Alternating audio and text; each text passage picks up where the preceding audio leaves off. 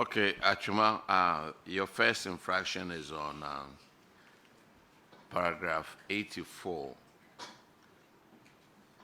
Number of defaulters was 41, and you haven't collected 40,710. What has happened to this money? Honorable Chair, as we speak, we've been able to collect 34,000 cedis. 34,000. Yes, Honorable Chair. What about the rest of the money? Please, Honorable Chair, some of the defaulters are on retirement, and some too, unfortunately, has passed. But the remaining one, we are still in talk with them to collect them. How long is it going to take you to collect the rest? Honorable Chair, about 3 months. 3 months. Yes, Honorable Chair. Auditors, could you confirm the amount that they claim they collected? Yes, Honorable Chair, they have collected an amount of 34,040 cedis. Okay, so 3 months, right? Yes, Honorable Chair. Okay, we'll be keeping an eye on you. The next infraction is on paragraph 107, and Honorable Simon. Thank you, Chair. Frida Danso, where is she? Please, Honorable Chair, as we speak, I actually don't know her whereabouts. Has she paid the money she earned while she was on study leave? We were finding it difficult to reach her, but we managed to reach the family members, and they made an initial payment and sat with us to agree on how we will proceed. They assured us that every month they will pay us about 3,000. About 3,000, that's not good enough. It's 134,000. So if they're paying 3,000 a month, you can imagine how long it will take. And are they paying with interest or just the basic salary, what she took? Because the law says that she must pay with interest, compound interest. Please, Honorable Chair, we use the figure that the auditor recommended for the negotiation. So we are yet to sit and look at the interest that will be accrued on. Auditors, does the figure include interest or just...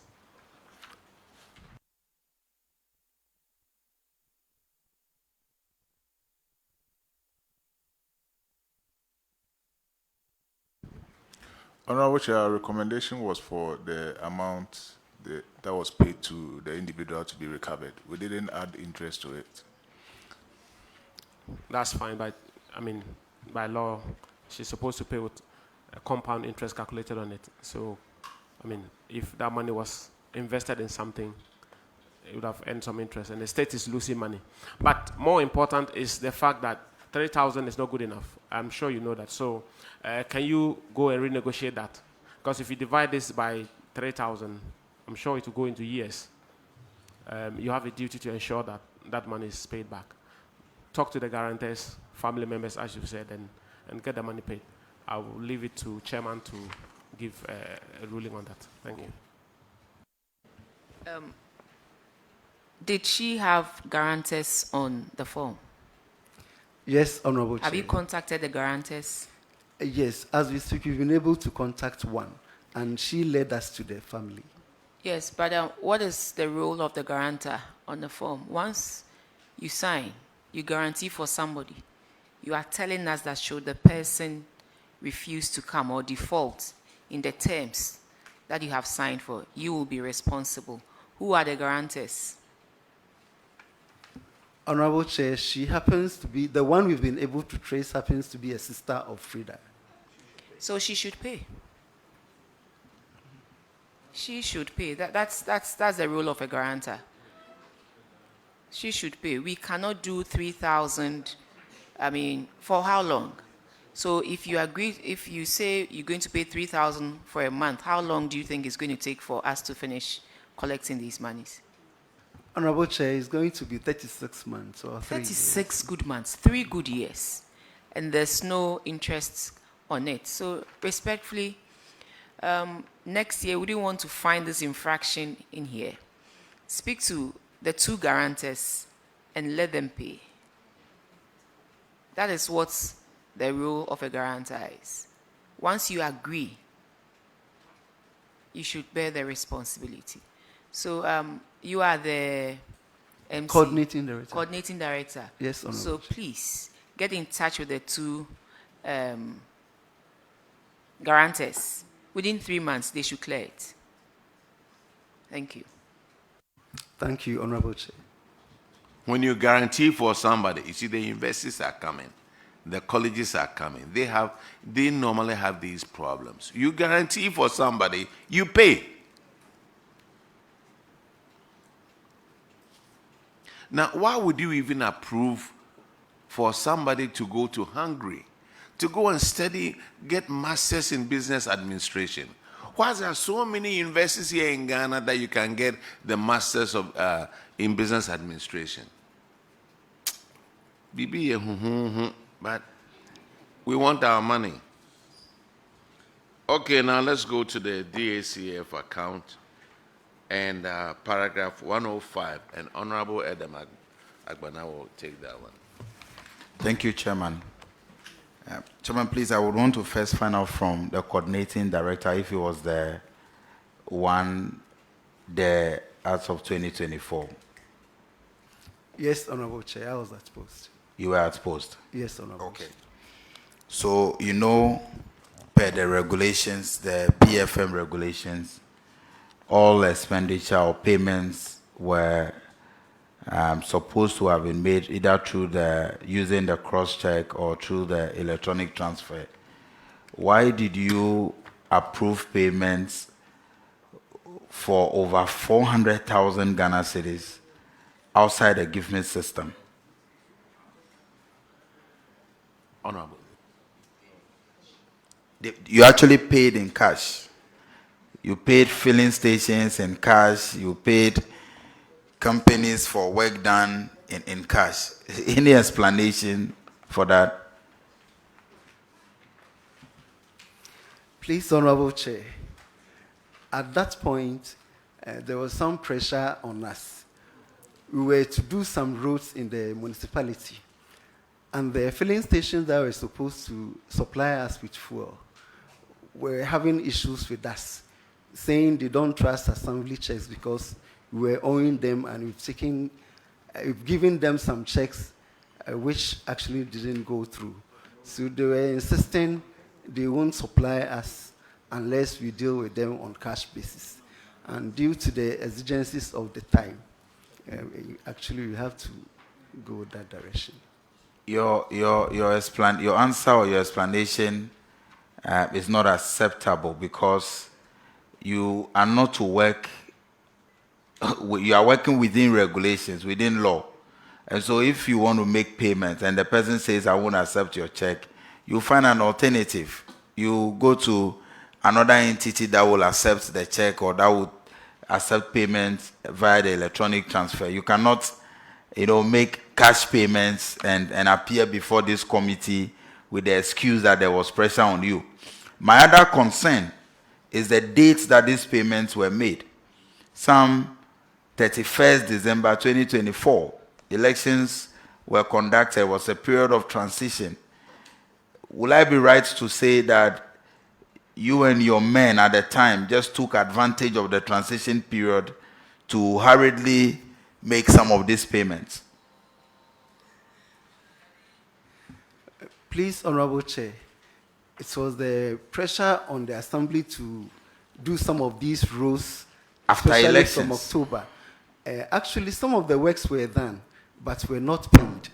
So we have to manage and pay them off.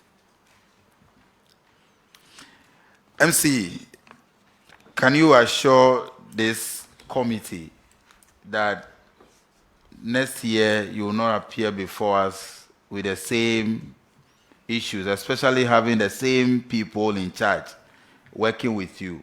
How has the Assembly been in terms of your payment structure? Honorable Chair, I can assure this August committee that we are not going to be here next year with the same issue. I can assure the committee. Because since I assumed office, I've been checking all the contractors that they are on the give mix before we deal with them. Chairman, that will be all, but I would want you to maybe, yes, okay, Madam Chair. I see one, in the first place, even if you want to do cash withdrawal, you can still go through the gift miss and do that. Can't you? Yes, we can, Yes. Honorable Chair. Even if you want to hold cash and use cash to disburse your arrears or your operations, you can still go through give miss and do that. It was just something they decided not to do, because you can still take cash, utilize cash, and go through the system. So I see payments for fuel, hiring of equipment for drip.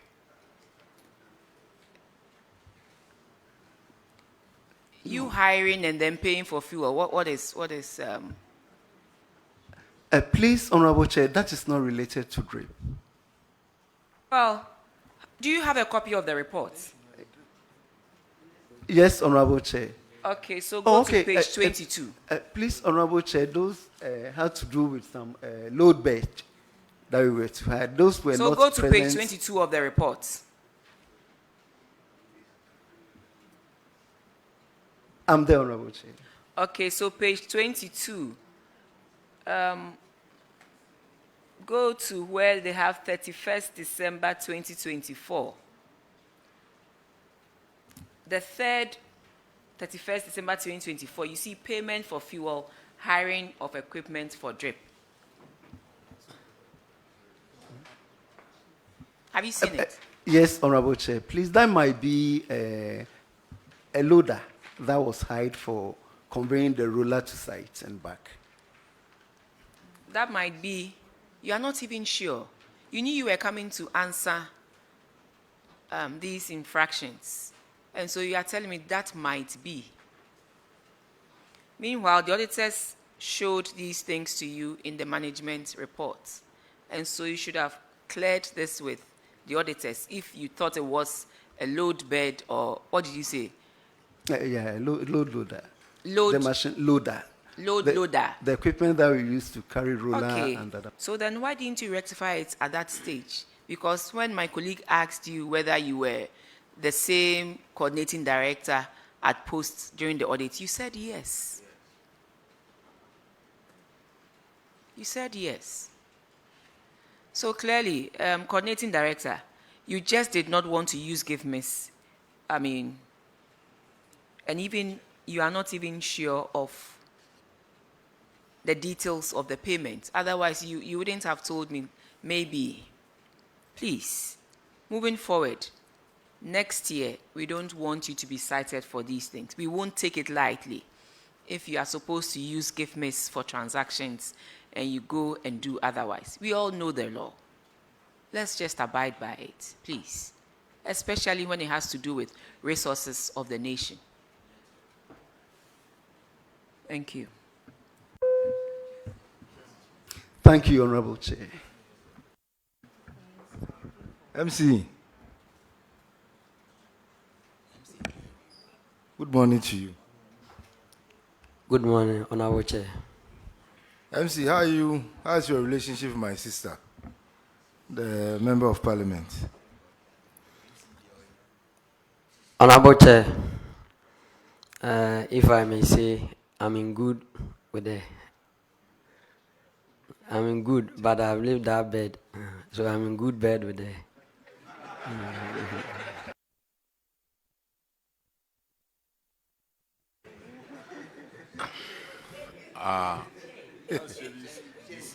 Okay. Who's DC? MC, they have to treat my sister well. Oh, that's your. Good bed. Honorable Chair, Good bed. I said I'm in good terms with her. I understand. Yes. Me, I won't Meaning comment. you are a good DC. You don't give her wahala. No, Honorable Chair. Okay. And I'm told you're a brother to Honorable Fred. Yes, please, Honorable Chair. Oh, okay. So it's all about development and nothing else. So you need to collaborate and make sure that development comes to the municipal. That's the most important. Thank you, Honorable Chair. Coordinating Director, Yes, you sir. made a remark here, and I think it's damning.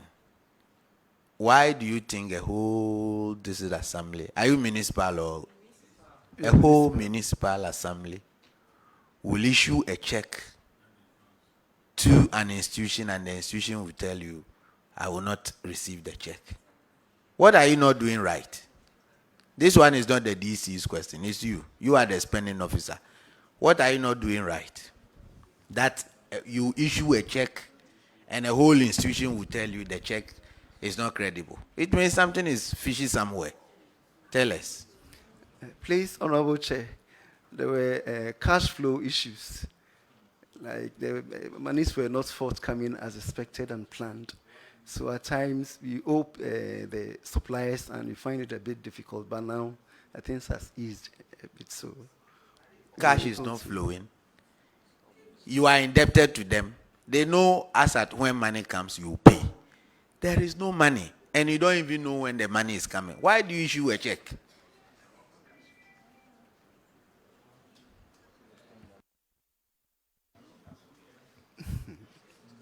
You see, all these cash withdrawals, you did them in November and December.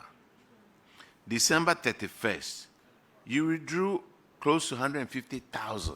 You paid cash close to 150,000. December 31st, 2024, about 200,000. This is fishy. Something doesn't smell good. Now, who's Nicolas Sedu? Mr. Nicolas Sedu, you just left Amanse South District. And let me tell you what you did out there. Unpresented payment vouchers of 338,000 Ghana cedis. Where are the vouchers? Honorable Chair, the vouchers are with the auditors. I'm sorry? The vouchers are with the auditors. When did, By you that give time, them, when did you give them to the auditors? we gave them immediately after the observation, when they raised their observations. Oh, sir. Are you sure of what you are saying? Yes. How many days after the observation did you give it to the auditors? You see, after the observation, normally when they raise the observation, Sir, I just asked a simple SHS question. How many days after the observation did you give it to the auditors? Honorable Chair, 2 weeks. 2 weeks. So then why would the auditors list you in the book over here that you didn't present them?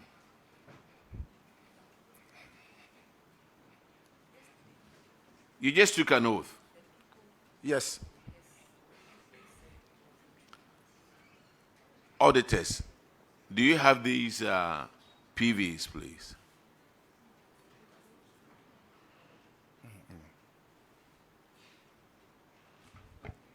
Honorable Chair, the PVs were presented to us after the 30 days. And because there is no way I would have received those PVs and so captured them in our management letter. And he had the opportunity to dispute whatever we may have indicated in the management letter within that 30 days. And that was never done. It was later on that those PVs were brought to us for verification.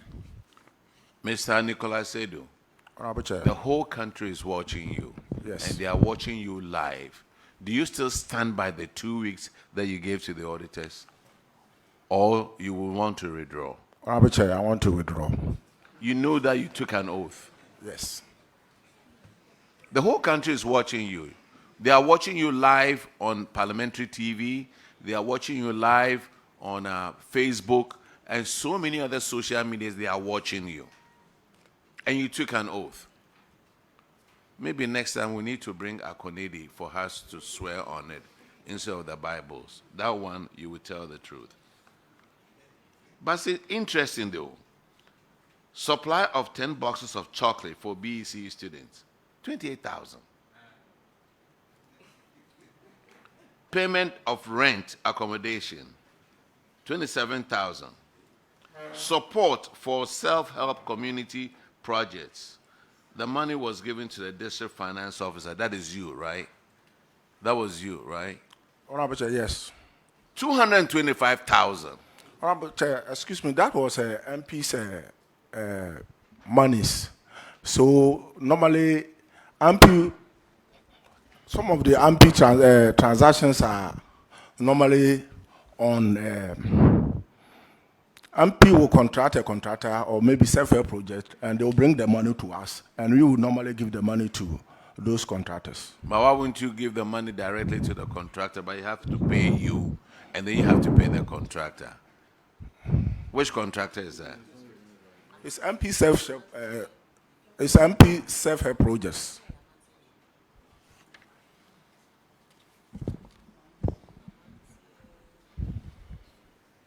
I must say that was South District.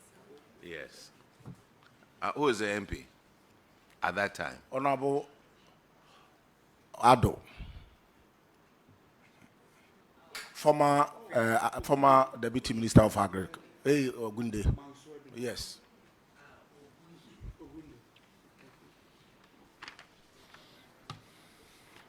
Master, you can run, but you can hide. The next infraction is on paragraph 110, and Honorable Eleplay Magrugu will handle that one. Thank you, Mr. Chair. I want to use this opportunity to greet the good people of Domikwa Benya, where I represent. Thank you. Yes, so your infraction abandoned the project. Can you update us as to what it is now? Please, Honorable Chair, the project has been re-awarded and it's nearing completion. Because as at the time the auditors were there, it was 80% complete. And you are still telling us that it's still in progress. How come? Honorable Chair, as we speak, there are artisans on site. We are fixing the WCs, electricals, and other equipment in there. So when are we expecting to be completed? In about a month's time, it will be done. The whole country is listening. Yes, Honorable Chair. Thank you. That's all for... All right, now let's go to paragraph 118, and it's for payment for no work done, 231,000.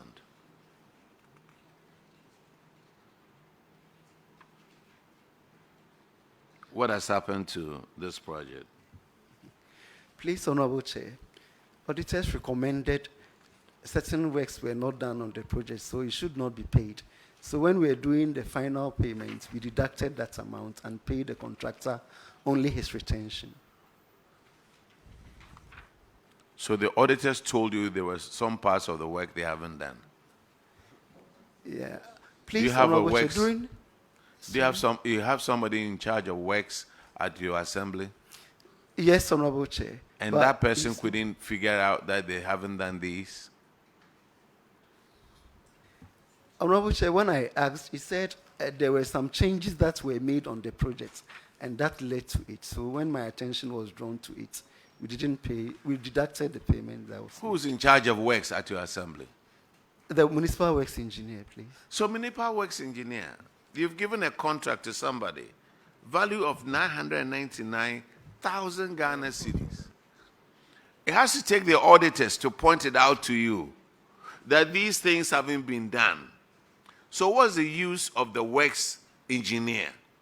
That who couldn't point these things out?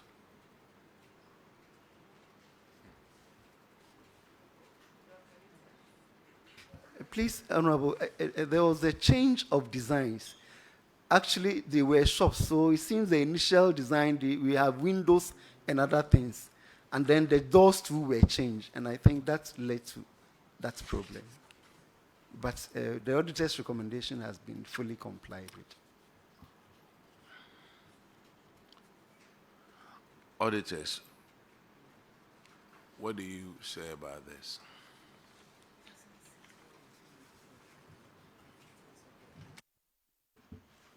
Yes, Honorable Chair, the matter has been resolved. The balance that they owed the contractor, they deducted this unexecuted portions of the contract, the value of it from the balance that was left. So the issue has been resolved now.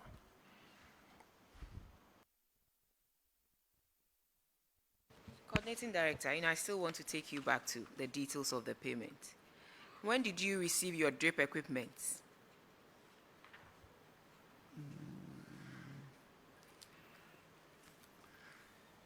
Honorable Chair, I don't remember the exact date, but we started implementing with the drips in October. I think the machines came in September. Okay. So as part of the details of the payments, I see hiring of equipment for reshaping of tunnels to feeder roads. If you had your drip equipment, why would you go and hire equipment again to reshape? And cost of grading and graveling. So that's around 37,000 Ghana cedis. Is it just the person using the equipment who is charging the 37,000 Ghana cedis? Because if it's for fuel, it is stated categorically that this is for fuel, but this is not for fuel. I see cost of grading and graveling, and that is 37,000 Ghana cedis. I see hiring of equipment, and that's why I asked you when you received your drip equipment. Please, some of the cost component was for cost of graveling, because for some of the roads which are in the municipality, like developed areas, we need to pile gravel and fill. So some of the cost elements were for gravels. So And the cost of grading and graveling, not the equipment, just that alone was 37,000. Or you had the money and needed to not spend, but find ways, because I don't know, but you have to add things up to get to the exact amount, because I don't really understand. When you had drip equipment, you are still hiring equipment to reshape your feeder roads, and reshaping of roads 35,000, cost of grading and graveling 37,000, hiring of equipment 56,000. When you had the drip equipment, please, are we on the same page? Yes, Honorable Chair.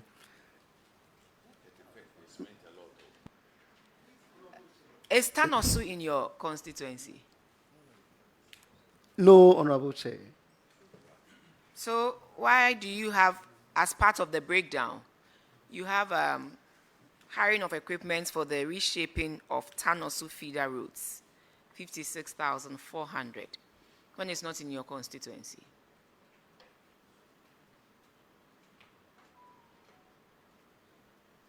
Honorable Chair, that might be maybe.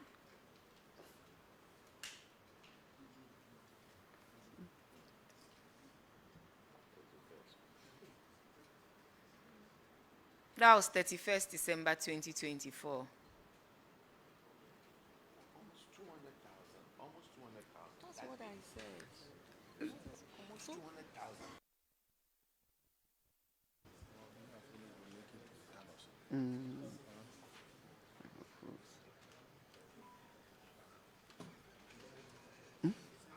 That 31st, what day was that 31st? Can somebody help me with 31st? For a bank to open that day and for you to withdraw 200,000. No. 31st December. It was 200,000. 2024. Yes, but coordinating director, I'm waiting. It was a Tuesday. Because if Tanosu is not in your constituency, why would you hire and reshape and then cost it to the constituency? I also mentioned that I asked of when you received your drip equipment. You received your drip equipment, you said somewhere in September, you started working with it in October. Why would you go and hire equipment again to do? Please, Honorable Chair, some of these works were works that were done by the former MP, but were not paid before even the drip equipment came. So I remember we received some money in the name of the MP around that time. And I think this is Not that you think. You knew you were coming to answer to these things. So I want you to be emphatic. If you say you think, meaning you are not sure. Please, So Honorable please help Chair. me. I'm sure, Honorable Chair, because it just occurred to me that happened, and that's why we made these payments around, some of these payments around the 31st. Tanoso. Tanaso is not in your constituency, I'm told. Honorable Chair, we share boundaries with Tanoso. So apparently, the road, the capturing of the project title, or the works that we did might be more than just Tanoso. Perhaps aspects of it were This is not left perhaps. out. You are the coordinating director. Who was the district finance officer at that time? Please, it's Honorable Adam Idrisu. Is he here with us? No, Honorable Chair. So, coordinating director, I mean, these descriptions that you gave to, I mean, you've given to the payment details, one, they are inaccurate, and two, I'm wondering why on just one day, you withdraw 200,000 Ghana cedis from an assembly that, I mean, cannot even pay. You claim, you just said here that sometimes you find it difficult for your checks to even clear, so people don't want to take money from you, checks from you. And then on one particular day, you go to the bank and withdraw more than 200,000 Ghana cedis. You are giving descriptions to the details of your payments and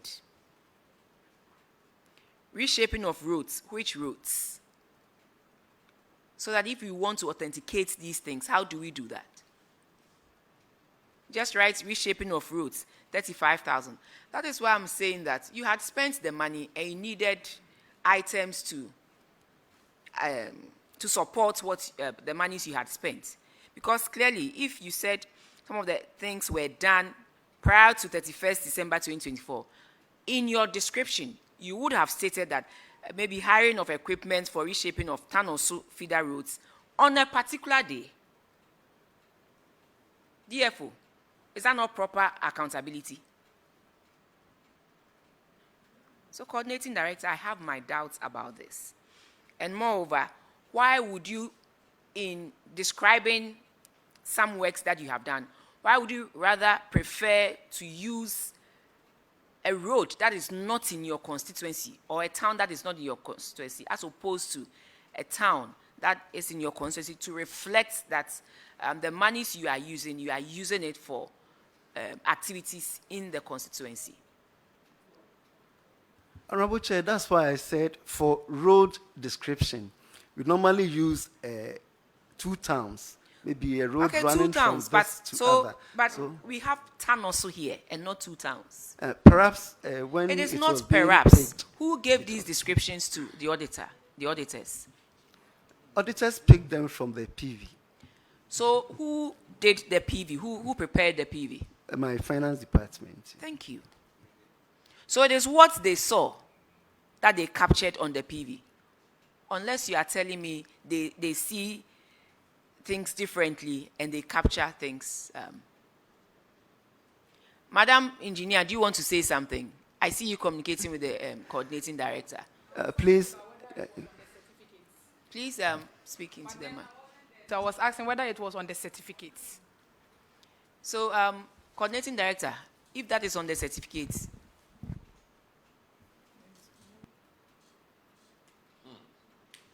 clearly something is not adding up here.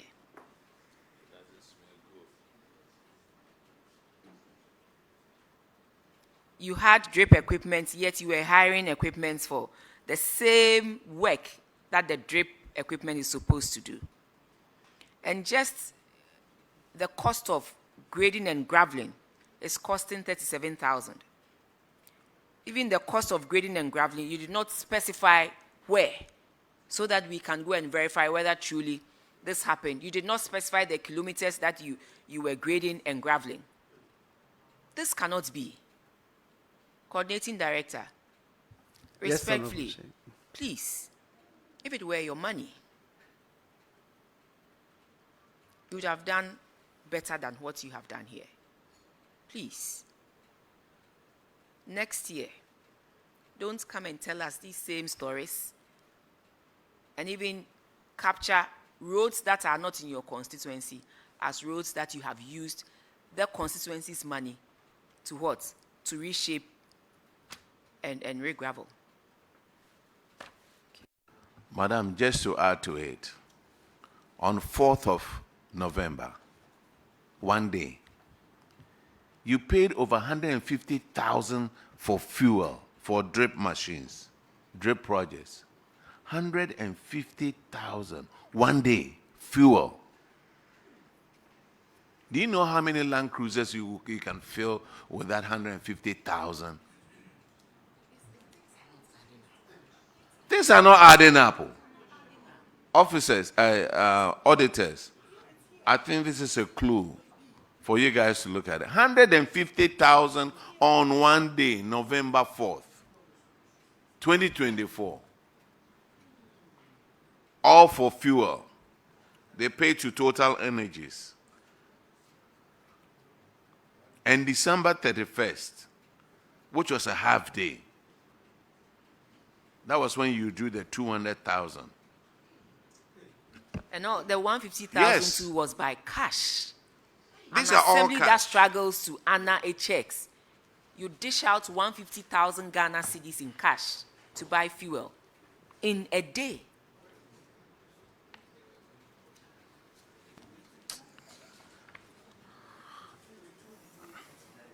Achema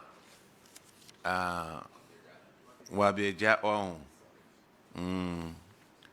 wanyinya menko. You are discharged.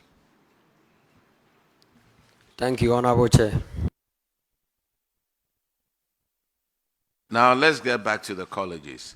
Wesley College, are you here? Did you take the oath?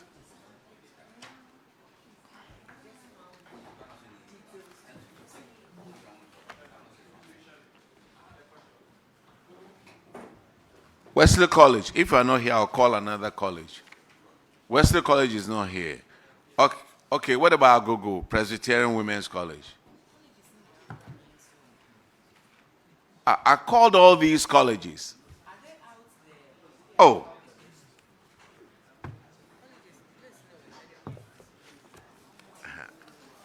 Wait.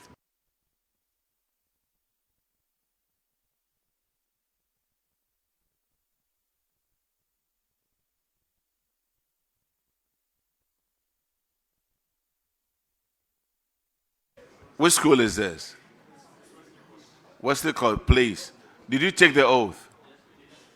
All right. Sit down, introduce yourself to the committee.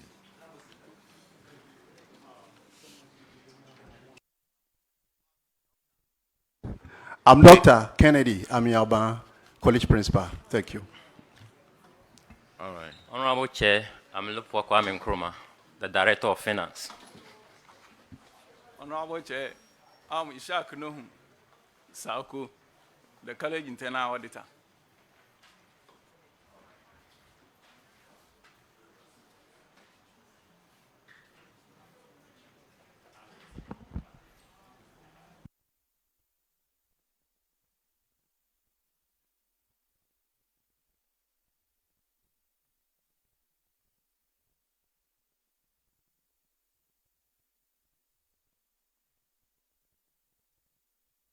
Wesley College. We will start from paragraph 581. And Honorable Abner Siasar will handle that. On your financial performance.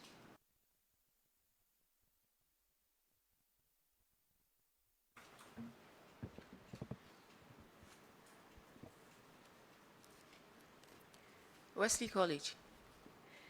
I noticed that I'm looking at your statements of financial performance, and I noticed that your compensation did not change much, but then there was quite a huge increment in your total expenditure. Usually, they tell you the difference has to do with compensation, but this time I see goods and services moving from 3.5 million in 2023 to 9.4 million in 2024.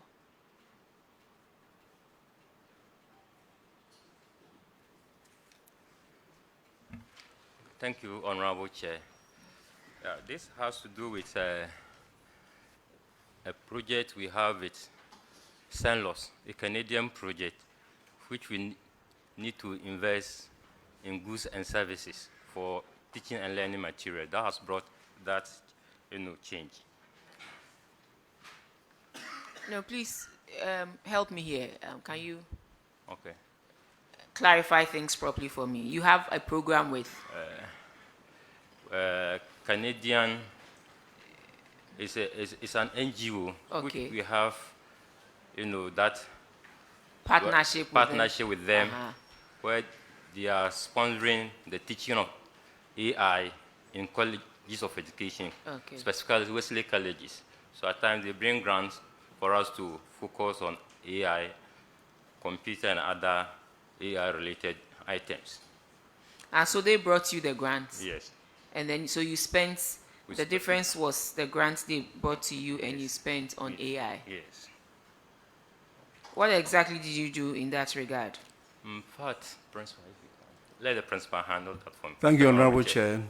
We are to set up AI lab, that is a generative AI lab, also train 25 of our lecturers and 110 of our student teachers. In addition to that, we are supposed to develop OERs, that's online educational resources in that regard. Thank you. And so you have done all that? We are almost ongoing? done. It's ongoing, sir. Sorry, madam. Okay, so what do you mean by specialized expenses?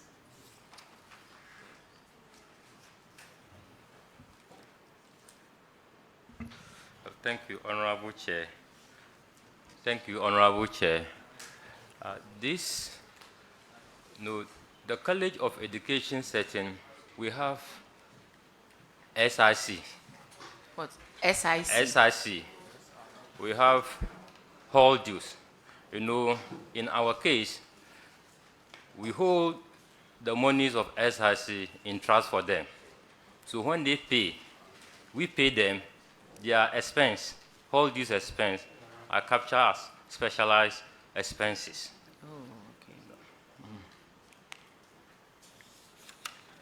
Thank you.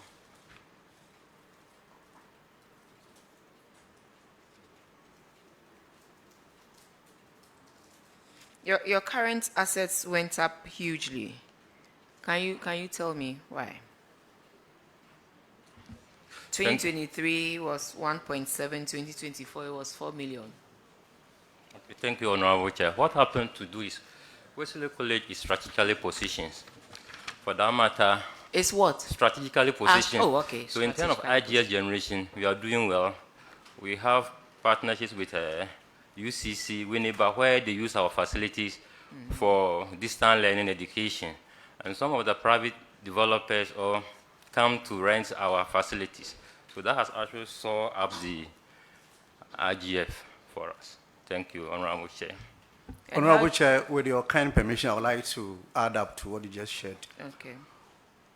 We have leased out 3.7 acres of our land to Rango Construction, the contractor in charge of constructing Swami Interchange, to keep their stockpiles and other materials. And as part of the MOU, they are supposed to also supply our building materials to construct our 2,000 capacity auditorium. So these are some additions to why there's that kind of increase in our revenue or our assets. Thank you. But I'm wondering why you are holding all in short term. Honorable Chair, it comes in the form of cash. Okay. Yes, so when it comes in the form of cash, don't you save some in long term? We do. Currently, we do. Some, we use them for renovations. So, because it's in, you have to spend at all costs. Not at all costs. Won't you save some for a rainy day beyond the normal 12 months so that that will also act as some form of investment for the college? Honorable Chair, let me clarify this. Yes, please. For the Rango construction, there was no financial compensation. They were supposed to supply building materials as and when we request for them. So that one never came in the form of cash. No, I'm looking at your financial position in terms of your current assets. That it's from 1.7 million in 2023 to 4 million in 2024. And I'm asking, would you hold all in short term? Honorable Chair, let me also establish that currently the colleges, we feed our students on credits. Okay. So sometimes you have to engage the suppliers, settle them halfway so that you can get food on the table for our students. So these are some of the dynamics in play in colleges. Thank you.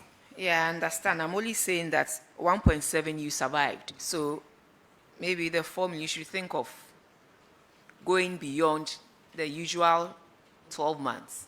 Thank so you. that even if you are still feeding your students, the investments can bring you some monies that you can also use whilst you keep the principal. Thank you. Well noted. Your current ratio is, well, in 2023 was 3.7 to 1, and it is deteriorating. It's now 3.1. So maybe you need to check all other things. I see your liabilities moved from 461 to 1.2 million. And so you need to check some of these things. Well noted, Honorable Chair. Thank you. Okay. Beyond that, I'm okay with. Yeah. Okay, now let's go to the next infraction, which is an abandoned project. Honorable Simon will take care of that. Thank you, Chair. Principal, what is the status of the three-story semi-detached bungalow? Thank you. We had support from Ghana Gas Company Limited. So the support and the contract amount, there were some differences. So the contractor along the line got stuck.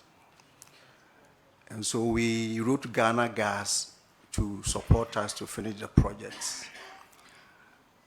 The letter was written to Ghana Gas. That was after cease of engagement on 13th October 2025. And on 20th November 2025, a team of Ghana Gas came to inspect the projects. The assurance is that they would release additional funds for us to complete the projects. So we are still in talks with them. Thank you. And so the project is still, the building is still leaking? Yes, please. But we manage with the leakages. The local artisans have managed to work on the leakages. Thank you. Since 2022. I mean, it was supposed to be completed by 2023. This is 2026. When was the last time you got in touch with Ghana Gas? Like earlier indicated, we did a lot of discussions with them in 2024. And 2025, we officially wrote to them, and they responded. We wrote to them in 13th October 2025, and they came on 20th November 2025 to inspect it. And assurance is that they will give additional funds to complete the project. Thank you. I think you need to do more. Find time, go to Accra, and follow up. This project is almost complete, 85%. I mean, you have a responsibility to ensure that you cut off waste. And this is waste, isn't it? So as much as possible, I'm sure you need that building to put to use. Follow it up and ensure that it doesn't waste away. Thank you. Well noted. Thank you. All right, Wesley College, you are discharged. Thank you, Honorable Chair. St. Joseph College of Education, are you here?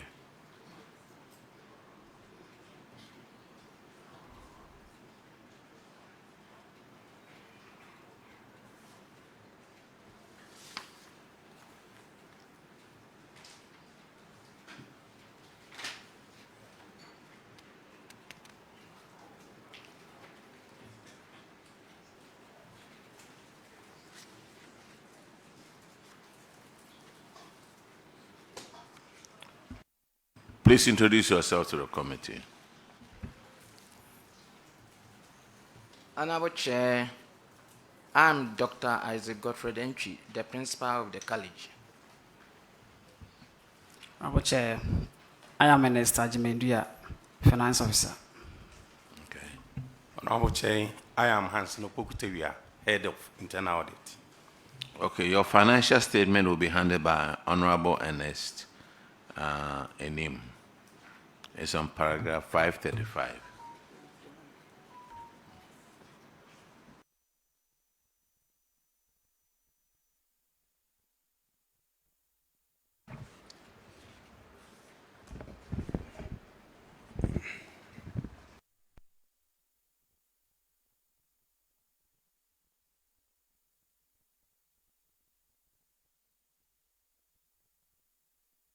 Education. We'll be considering your financials today. We'll first be looking at your financial performance, then we'll go into the financial position as well.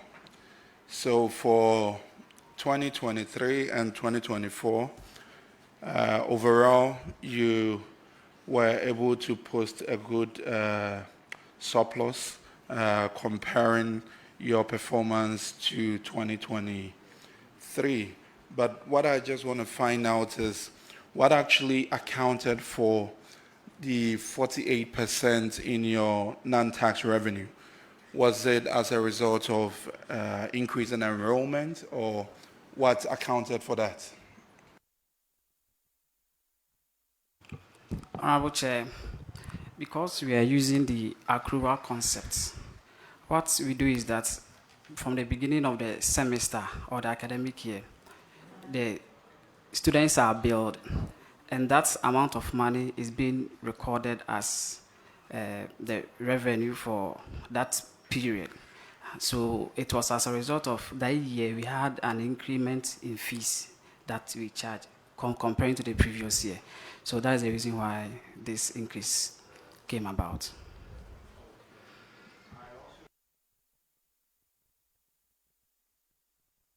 The differences, the two differences you have in your grants, the ones for the revenue side and the expenditure side, I see some differences there, and I just need some education over there. For your revenue, it dropped. Then on the expenditure side, it went up. So I just need some education there. I think it is the other way around. The revenue increased. Okay, yes, I've seen it. Yeah. With this one, for the 2024, we usually take the feeding fees that the students are supposed to pay. Mm-hmm. It is tied to their allowance. So around this time, we didn't receive it. So we couldn't capture that one. Then what about the expenditure side?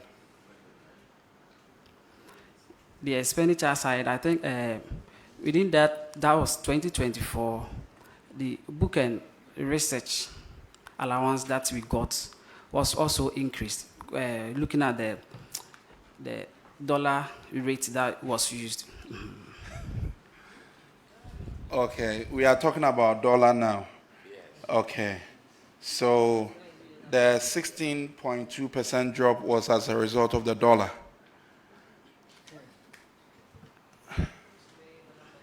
Okay. No, I'm saying this one, it's increased. It's rather increased.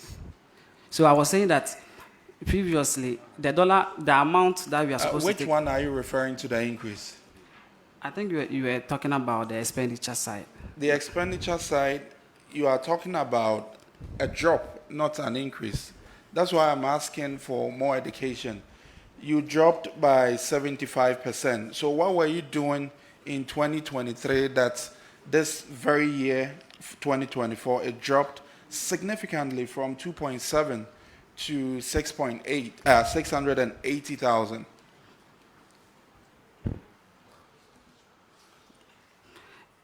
That was why I was also saying that when the feeding fee is received, we also, in terms of its expenditure, we classify that one as part of the grant. Okay, that's good to know. Like I already said, you did well for 2024 by posting an increase in your surplus by over 206%. So we'll go into your financial position. And with your financial position too, I see here you perform fairly well. Your ratios went up by 9.1, which is good. But then I would just encourage that your cash management, you look at it again and not keep so much cash and try to do some more as we go into subsequent years. I know 2025, you are going to post surplus and not deficit. Definitely. Okay. Thank you.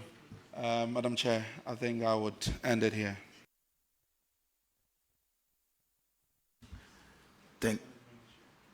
Okay. All right. Thank you, Mr. Chair. Mr. Chair, St. Joseph's, your next infraction has to do with your inability to collect fees from about 170 students. I just want to know the status of that, whether those students have paid now. Honorable Chair, not all of them, but as we speak now, we've collected about 71,000. Okay, so does your statement in your response that you will keep withholding their certificate until they pay, does it still apply? Does it mean all those students have not come for their certificates? No, they have not come for them. Help me, when you are going to write your licensure exams, are you required to submit your certificate or a transcript is enough?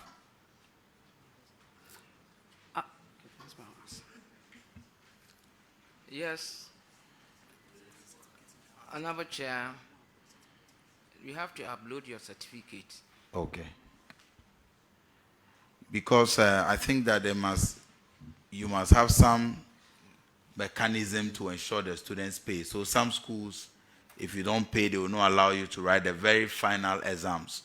So if it is the case that they are not required to present their certificate before writing the licensure, then there will be no motivation for them to come and pay. And the school needs funds to operate. So find a way of introducing another layer, maybe before their very final semester, so that they will be able to pay the fees before leaving the college. Thank you.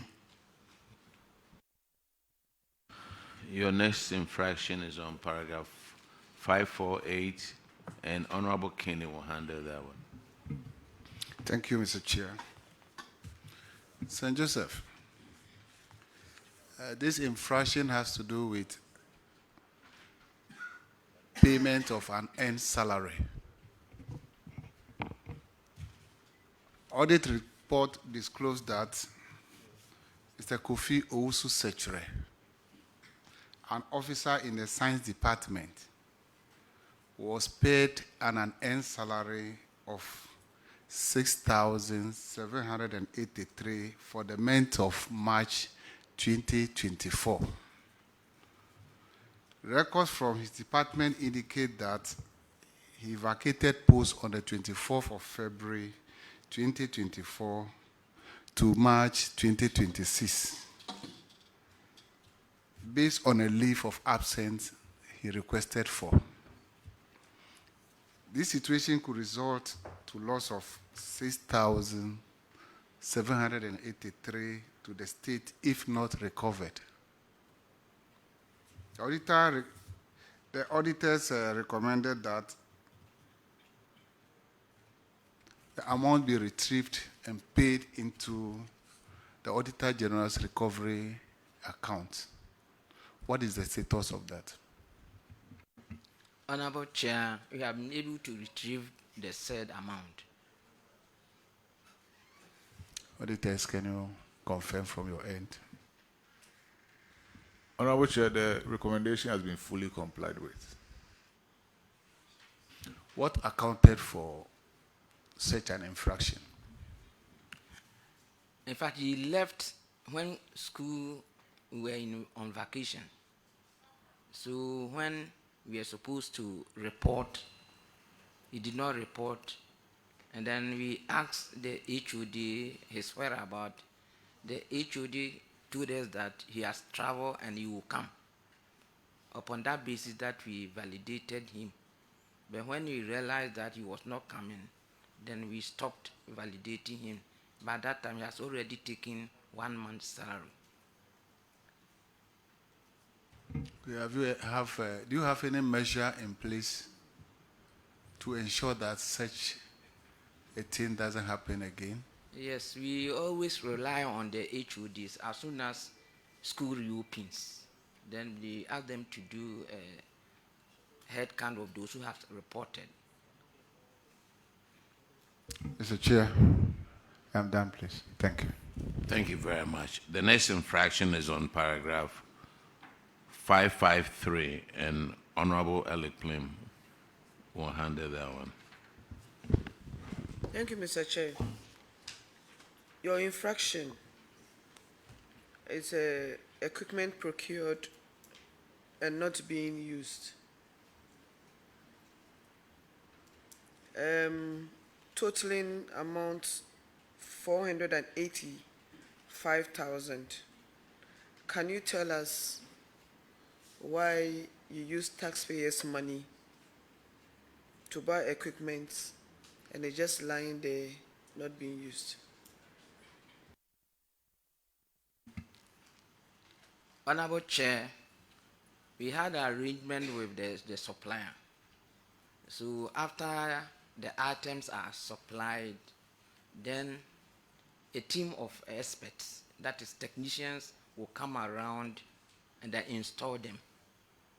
So at the time that the auditor came, it was in our store, it has not been installed. But currently, we have been able to get the technicians to install them. So all of them are fully installed and we are using them. Did you update the auditors? Honorable Chair, we've done that. Auditors, can you please confirm what he's saying? Honorable Chair, we have been updated about the current situation. The smart board has been installed. Honorable Chair. Thank you. Now, you have abandoned projects. Construction of an 8-unit staff bungalow, construction of a 2-story dormitory block, construction of administration blocks. What has happened to these projects? Honorable Chair, we've written a series of letters and done a lot of engagement to the GetFund through GTech. And then we have managed to get the contractor on site. So the contractor is on site. Our only issue is now the rate at which he is working is very, very slow. The GetFund representative is here. Dr. Achu. Oh, yes. You may want to come forward, please.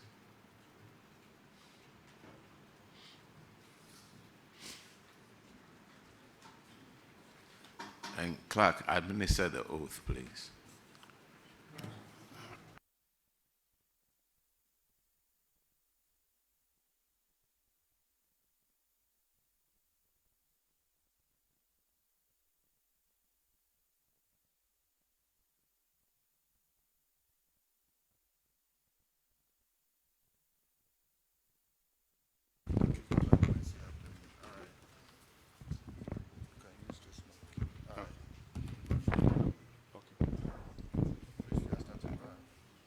I, Cornelius Achuda Femepo, Do in the name of Almighty God swear.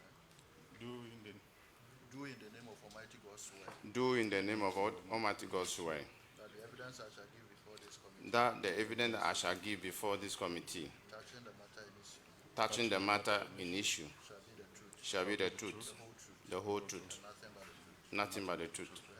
So help me God. Thank you.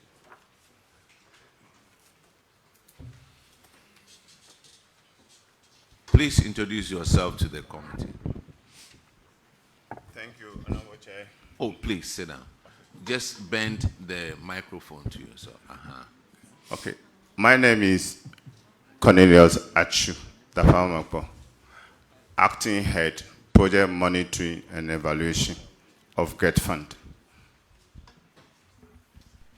Honorable Chair, I'm Victor Tihe, Deputy Director in charge of Project Monitoring and Evaluation. Thank you. Okay, you had, this is St. Joseph, and these 3 projects, they said they've written several letters. What is your comment on these? Thank you, Honorable Chair. Yes, it's true, they've written letters. So last year, we wrote to the consultants on these projects and asked them to submit to us cost to complete. So when we finished with the data, we presented it to management through to the board. We had a total of ongoing projects. Sir, please, what's your position at GetFund? Acting Director. Acting Director. Yeah, Project Monitoring and Evaluation of the GetFund. You finished. Thank you. So we did our presentation to the board. The total sum to be able to finish all the ongoing projects as a data that we received by 2024 is 65. That's 3,565. We managed to receive data from consultants and from all the stakeholders that are working on the project, close to over 2,700 on them. That will give us a budget of almost about 9.9 billion. But the board is of the view they can't. So they have approved about 4.35 billion. And so far, by the end of January, we've submitted approval to GTEC projects about 118. That's about 1.8 billion for them to be completed across the country.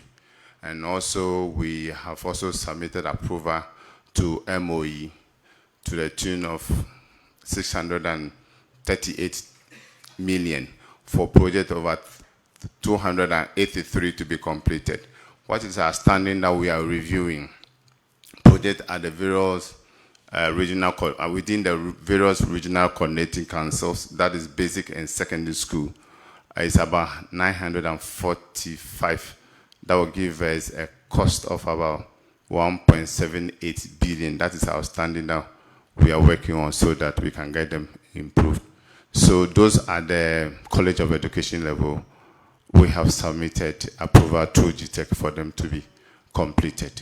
For those ones that we can be able to complete within our scope for now. Thank you.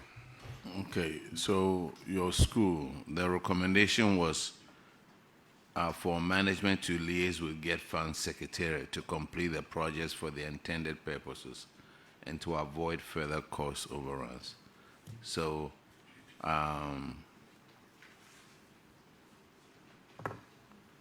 GTEC is not here, is it? Okay, so that's your answer.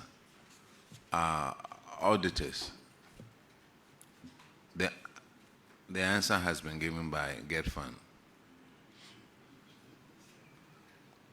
Yes, Honorable Chair, per our recommendation, we ask them to liaise with GetFund. Yes. Once they have done that, we are satisfied with that. But they have to then take it up from there. Thank you. All right. GetFund, where's your, is it your direct, your administrator? Honorable Chair, he was supposed to be with us, but an important emergency meeting. This is the song you sing every time. Every time Public Accounts Committee calls on GetFund, we have serious issues with GetFund, and we're hoping that as we are dealing with the pre-tertiary education and the colleges of education, at least the administrator will come, sit in and listen to, because you see, the auditors, their hands are tied. They can only recommend. But there are specific buildings, abandoned projects, that through what we are doing, at least GetFund can capture and make a conscious effort to complete them. Some are 10 years, 12 years, and are still in that state. We are asking the administrator to come. Let's sit and hear some of these things for yourself. And then they will prioritize these abandoned projects. Several reports of GetFund have appeared before us, and the administrator never seems to find time to come. Respectfully, the administrator is here to work, and this is also part of the work. What is the mandate of GetFund? These are some of the most important things they should attend to. And so they should be here. Respectfully, this is the last time we would take GetFund without the administrator. Ever since the 9th Parliament Public Accounts Committee started sitting, the administrator has never appeared before us. It is not a good sign. Honorable Chair, well noted. We will communicate copiously to the administrator. Thank you so much. Thank you. St. Joseph, you are discharged. Now let's call. Thank you, Honorable Chair. Yeah, thank you. Agogo Presbyterian Women's College.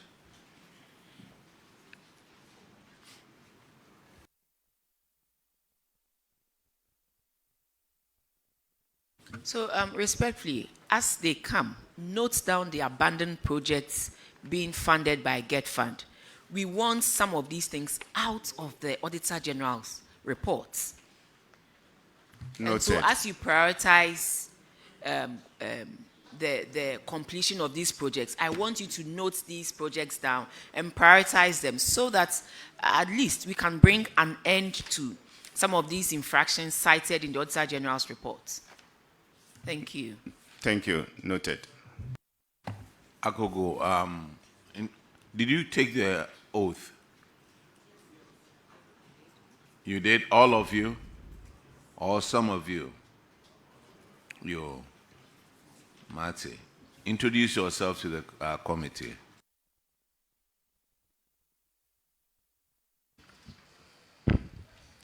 My name is Dennis Davis Oko. I'm the acting finance officer.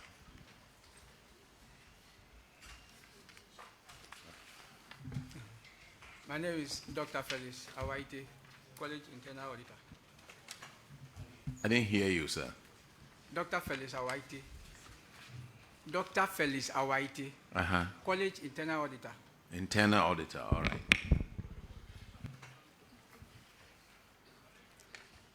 I'm Professor Lydia Aframia Denchi, the principal.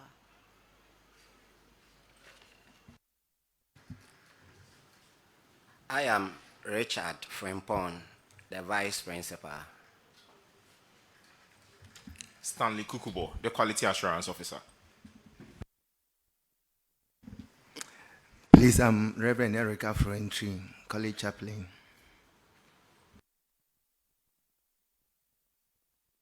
Okay, now let's go through your. All of you have introduced yourselves, right? Let's go through your financials over here. Agogo, Presbyterian Women's. I see a big jump in your GOG fund. What attributed to that? Thank you, Mr. Chair. In fact, actually it was due to increase in compensations. Increase in compensation. Yes.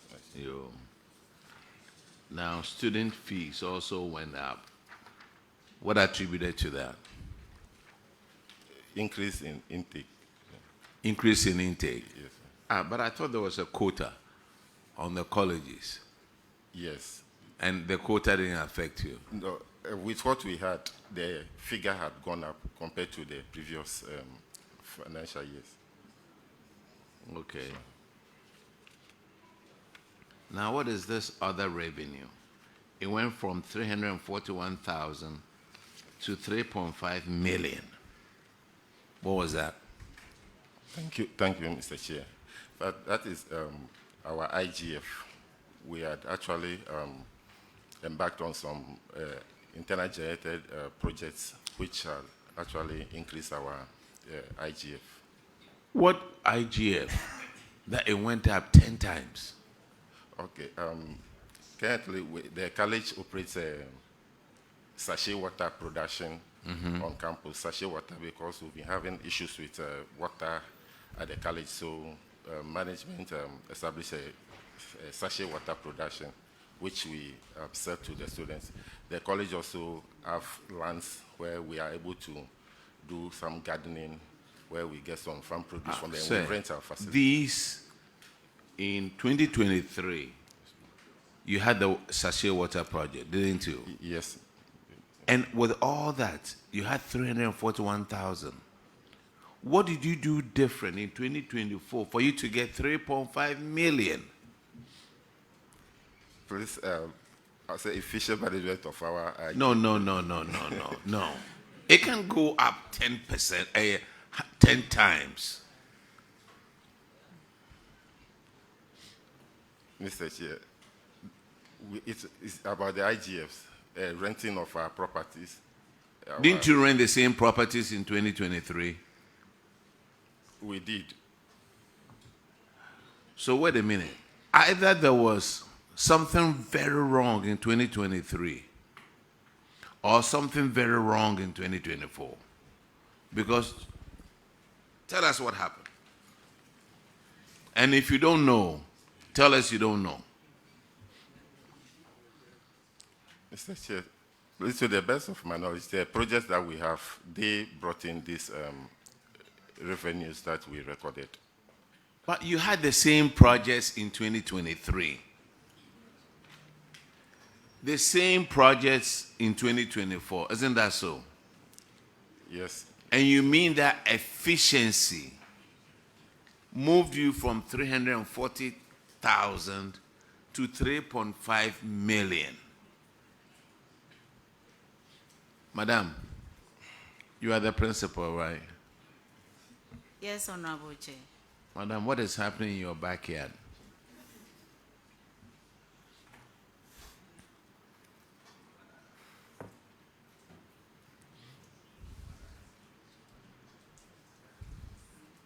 Or who knows? Who knows? Those of you sitting out there, who knows what happened? Did you buy another sachet water machine? No, please, Chair. So what happened? Okay. During the 2023 financial year, most of our machines were down. So the management then deemed it fit to make sure that they are up and running.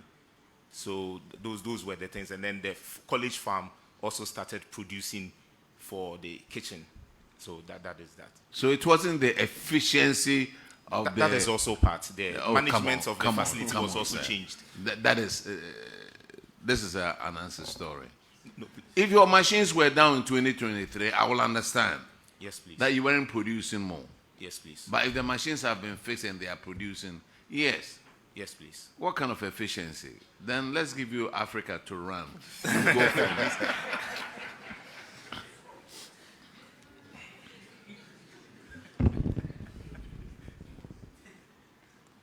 Now, goods and services. What accounted for this sharp increase in goods and services?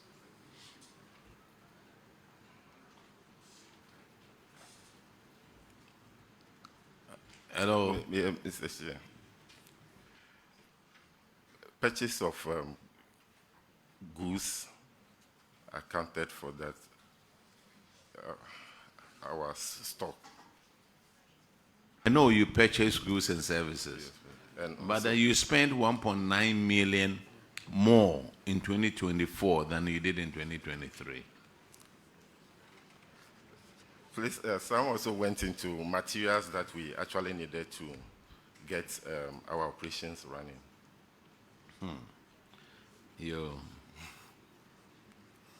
Now let's go to your financial position. 2023, it was 0.7 to 1. And 2024, with all your efficiency, it's still 0.7 to 1. Hello? Agogo. Mr. Chair. That means that in the short run, you may not be able to pay for your obligations. Yes. But since you've done a magic over there on your other revenue, do the same magic for your financial position. Okay, now let me go to the next one. Next one I go is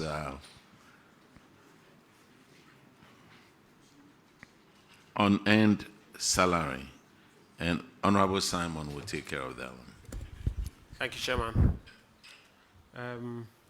You have two staff by name Bridget Phoebe, a tutor.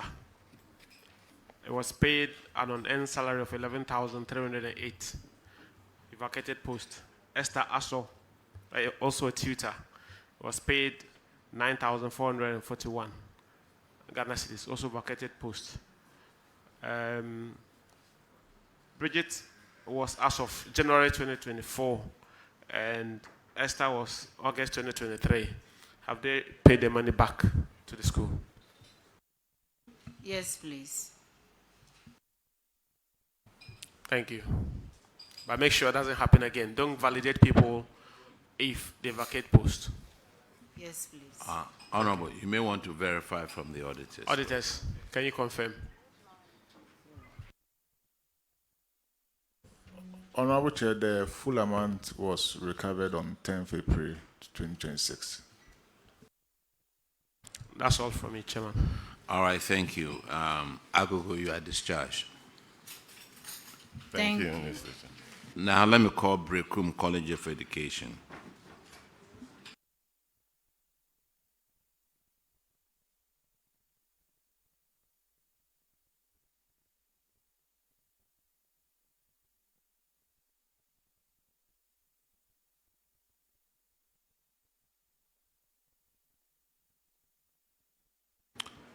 Okay, introduce yourself to the committee. Use a microphone. Honorable Chair, my name is Sylvester Donko. I'm the principal. My name is Dr. Asante Ifa, the finance officer. All right, Brekum. Honorable Enim will handle your financial performance, please. Thank you, Chair.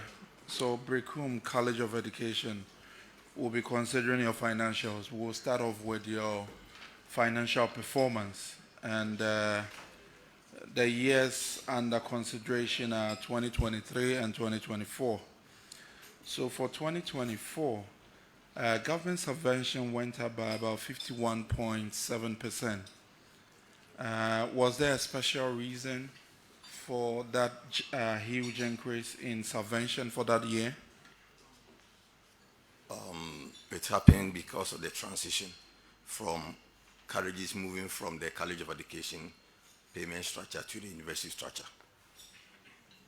Okay. I account for that. And one, okay, under your income, your IGF went down by about 7.5%. What accounted for the IGF drop in 2024? Honorable Chair, there was a decrease in the student numbers. In 2023, we had 611 students graduating. Then in 2024, due to the quota, we admitted 346, and that difference contributed to the decline. These justifications are not really tenable, because if for that particular year your wages had gone up, now you are doing well financially, that should impact whatever IGF you are supposed to be getting for the school. It's not just with the fees and other. There are several ways colleges generate IGF. So please, these excuses are not really tenable. So you need to be able to do well and do more to change things. Okay. So I think, and that, actually affected your overall performance, because for 2023, you did very well, but then for 2024, your surplus declined to about 31.8%, and this could be one of the reasons why you couldn't really do well with your performance for 2024. So please, let's work on our IGF and make sure that as lecturers and college workers are being compensated well, it's also reflecting in the other revenue streams for the school. So we go to our financial position, and on our financial position, current assets jumped significantly by 145%. What accounted for this?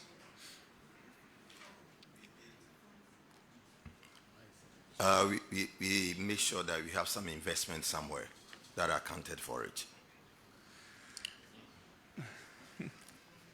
What kind of investments did you go into? Yeah, whatever we have, we need to set some aside.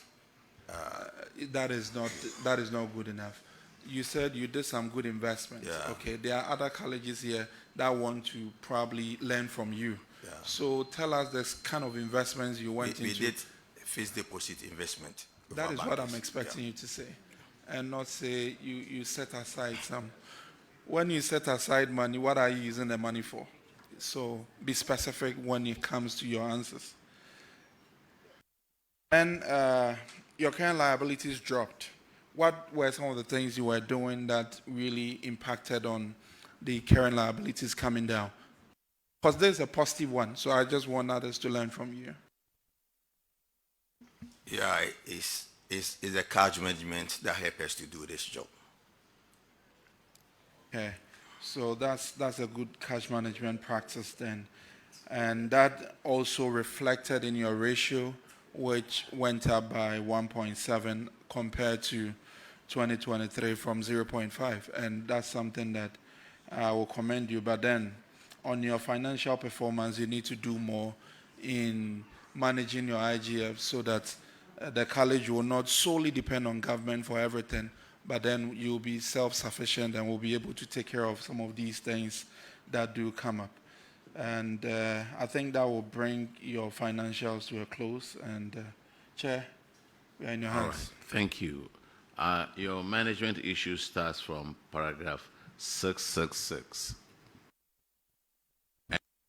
And Honorable Edemagman, I will handle that one. Thank you, Mr. Chair. Mr. Chair, the management issue here relates to some unearned salaries amounting to 34,764 for one Mr. Michael Chisechi. Have you taken steps to recover the monies from Mr. Sechi? Honorable Chair, the money has been recovered and paid into the Auditor General's Recovery Fund. I will ask the auditors to confirm, but before their confirmation, how are payments done? Who does the validation? Because for someone to, from January 2024 all the way to August 2024, the person vacated post but kept receiving salary. Who was doing the validation? Honorable Chair, is the human resource officer who does the validation. But there was a case, and because of that, the human resource officer possibly couldn't have done this. The officer in question requested that we grant him leave so that he goes to UK for his graduation. He was graduating with MSc in procurement. He was our only procurement officer. And so we granted him that leave, hoping that he will go and then go for the congregation and then return. And when he went, he wrote back to the college indicating that his graduation is has been postponed to somewhere July. And within the period, the college was still somehow relying on his expertise. But when he graduated, we noticed that he hasn't been consistent with his words to us, and that it wasn't possible. It was most likely that he wouldn't. Was the leave that you granted with pay or without pay? It was part of his annual leave. So he took his annual leave so that he will attend the congregation at UK and then return. And then he failed to return. That's what created that problem. Auditors, can you confirm if the 34,000 has been paid into the Auditor General's recoveries account at the Bank of Ghana?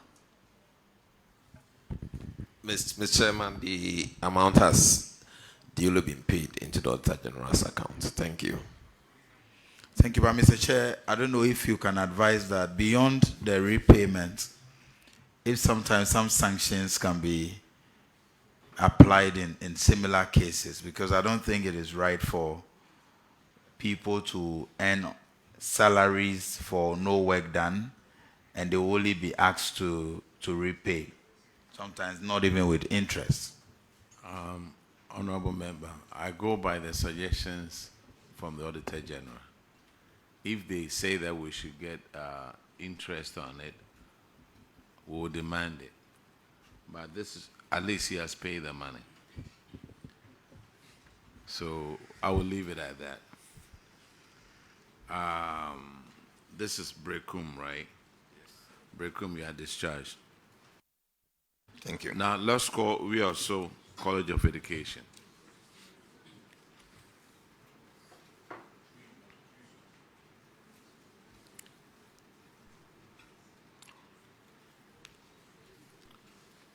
Please introduce, did you take the oath? You did not. Clerk, administer the oath, please. Where were you when I called you to come and take the oath?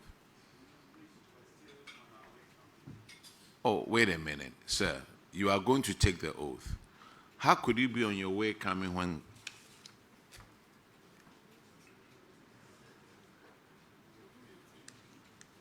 Okay, you go ahead and take the oath.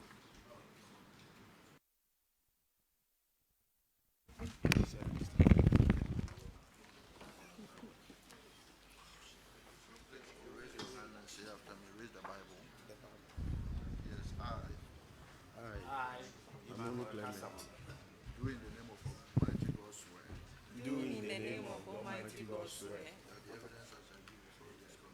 that the evidence I shall give before this committee touching the matter in the issue shall be the truth, the whole truth, and nothing but the truth. So help me God.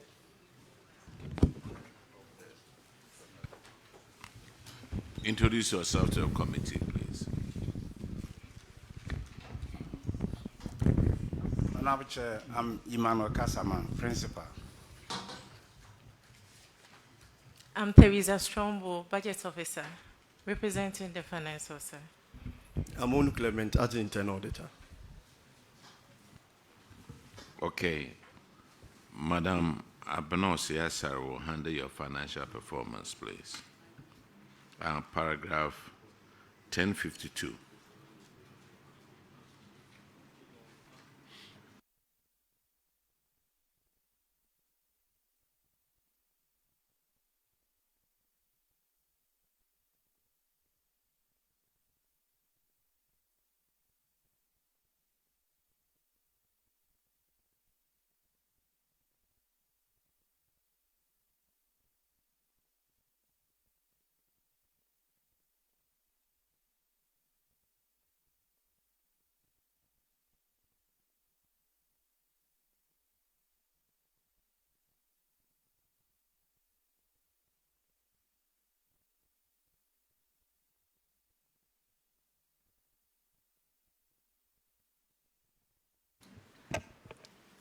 Madam, where is the finance director, finance officer?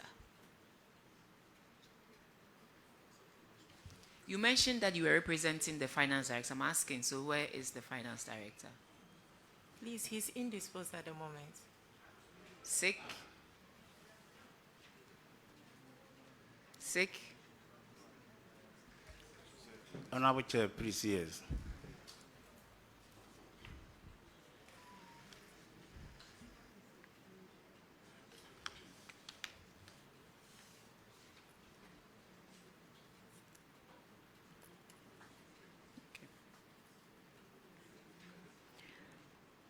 How do you generate your IGF?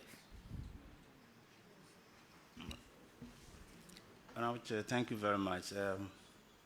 IGF comes solely from fees, student fees. And we do also, once a year, charge something small for the use of college facilities to cover electricity and sanitation. You don't have farms and pure water factories? Honorable Chair, please, no.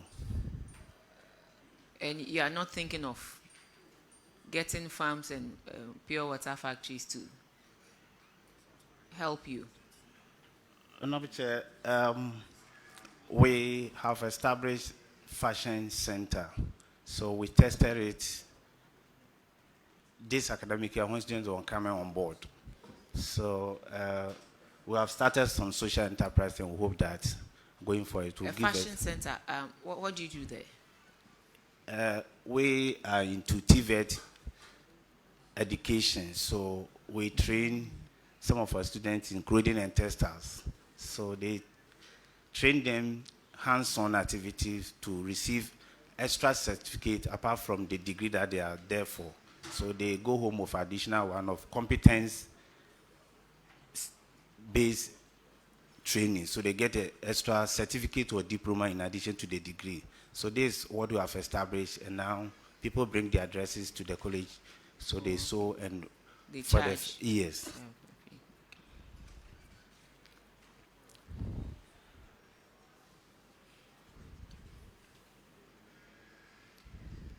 Your financials, at least from the reports, looks okay. But your position, your current ratio is still bad. That is why I was hoping to question the finance director. You are telling me the finance director is sick. So what are you doing to bring your current ratio to at least 1:1? We have submitted the fee payment policy to council, and council has approved it. And now we are having some of the students whose certificates were there. They rushed in for it when the GS portal was open. So we are making changes in this condition. Sir, do you know what the current ratio indicates?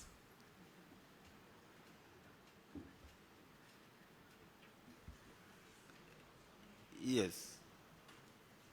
So what does it indicate? It indicates receivables and payables. It tells us whether you can pay your liabilities, your short-term liabilities, based on the income you have. that you have. So with this, how are you going to improve upon it? Because in 2023, it was 0.5 to 1, and it's come to 0.7 to 1. You still are not able to fully pay your short-term liabilities. So I'm asking, what is it that you're going to do differently to help you at least be at the minimum before you think of moving from there to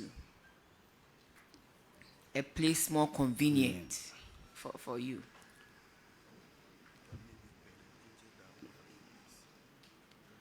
Or maybe you have to go and bring your finance director to help you.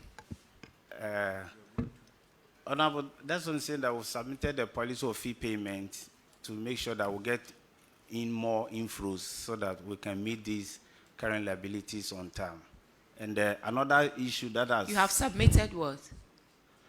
Fee payment policy to council so that when school reopen, then we are expecting the student pay at least 70%. Are you on your own able to fix your fee payment, or it goes through the fees and charges that comes to Parliament for approval?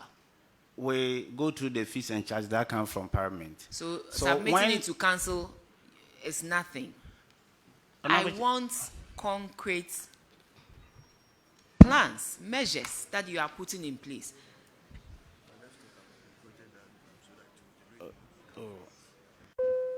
Come on, but Honorable, what I'm saying is that when school opens, students actually fail to pay their fees on time. And the issue is that when you sack them, you are not doing any good service to them. So we submitted that before we can register you, you pay something 70%. So this is what I'm trying to explain. So you see why you need a finance director here, because this is not the only way. Okay, so that is why you need your finance director. Madam Budget Analyst, you have to help. Since you said you were representing, in your introduction, you said you were representing the finance director. So how are you going to help improve upon your current ratio to get to the minimum of 1:1?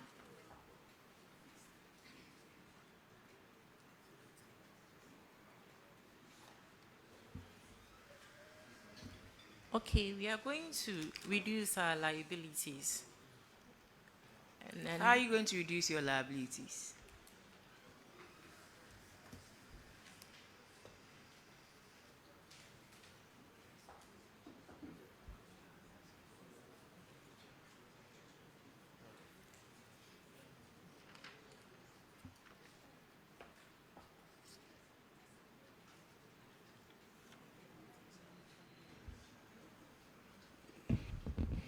Please, madam, before we can meet our short-term obligations, we need to increase our inflows.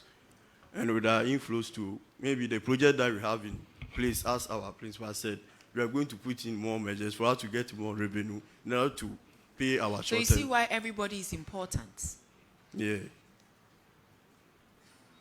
Every position that one occupies is important. The finance director is not here. There are certain things that maybe the finance director would have appreciated better. And so next time, please, when you are coming here, you come with a full set so that you be in a very good position to answer some of these questions. But yes, you really have to work on, one, increasing your assets such that you are able to address your short-term liabilities. Yes. Moving from 0.5 to 0.7 is not good enough. Honorable, thank you. Noted.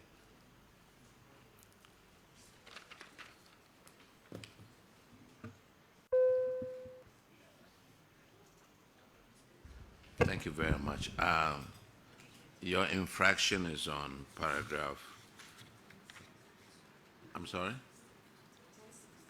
1060, and Honorable Shirley Che will handle that one. Thank you, Honorable Chair. Also, we noted that you have 1,016 students that owed the college a total of 587.397.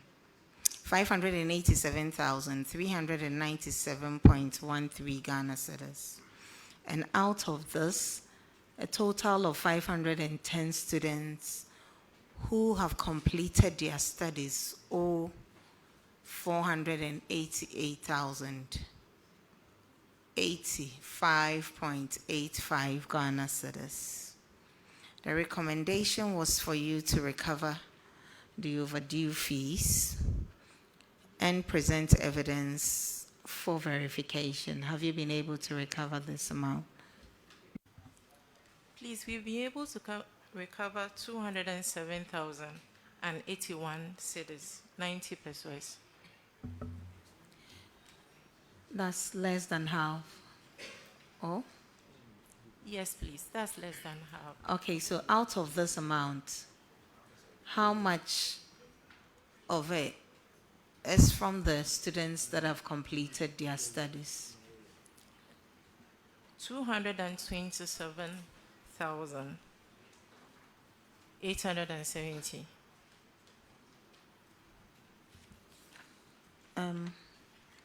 Can you share with the committee the challenges you are encountering in recovering this amount? Yeah, most of them are from the UTDP program that we had. I think in What's the year, UTDD? On trained teachers education, there was this program for tutors for them to come and have their certificate and diploma programs in the colleges. And then after they completed, we used the system that they will pay all their fees before they come for their certificate. And most of them didn't come for the certificates. So that's why we had this huge number of indebtedness. And it's not only the UTDB and the past students. So most of them was from 2024 to 2027. 2014 to 2017. That program that we had. So it dates back 2014. Yes, please. But we have some who came for the recoveries that we were able to recover. We had some who were able to come for their certificates and then pay their fees before collecting it.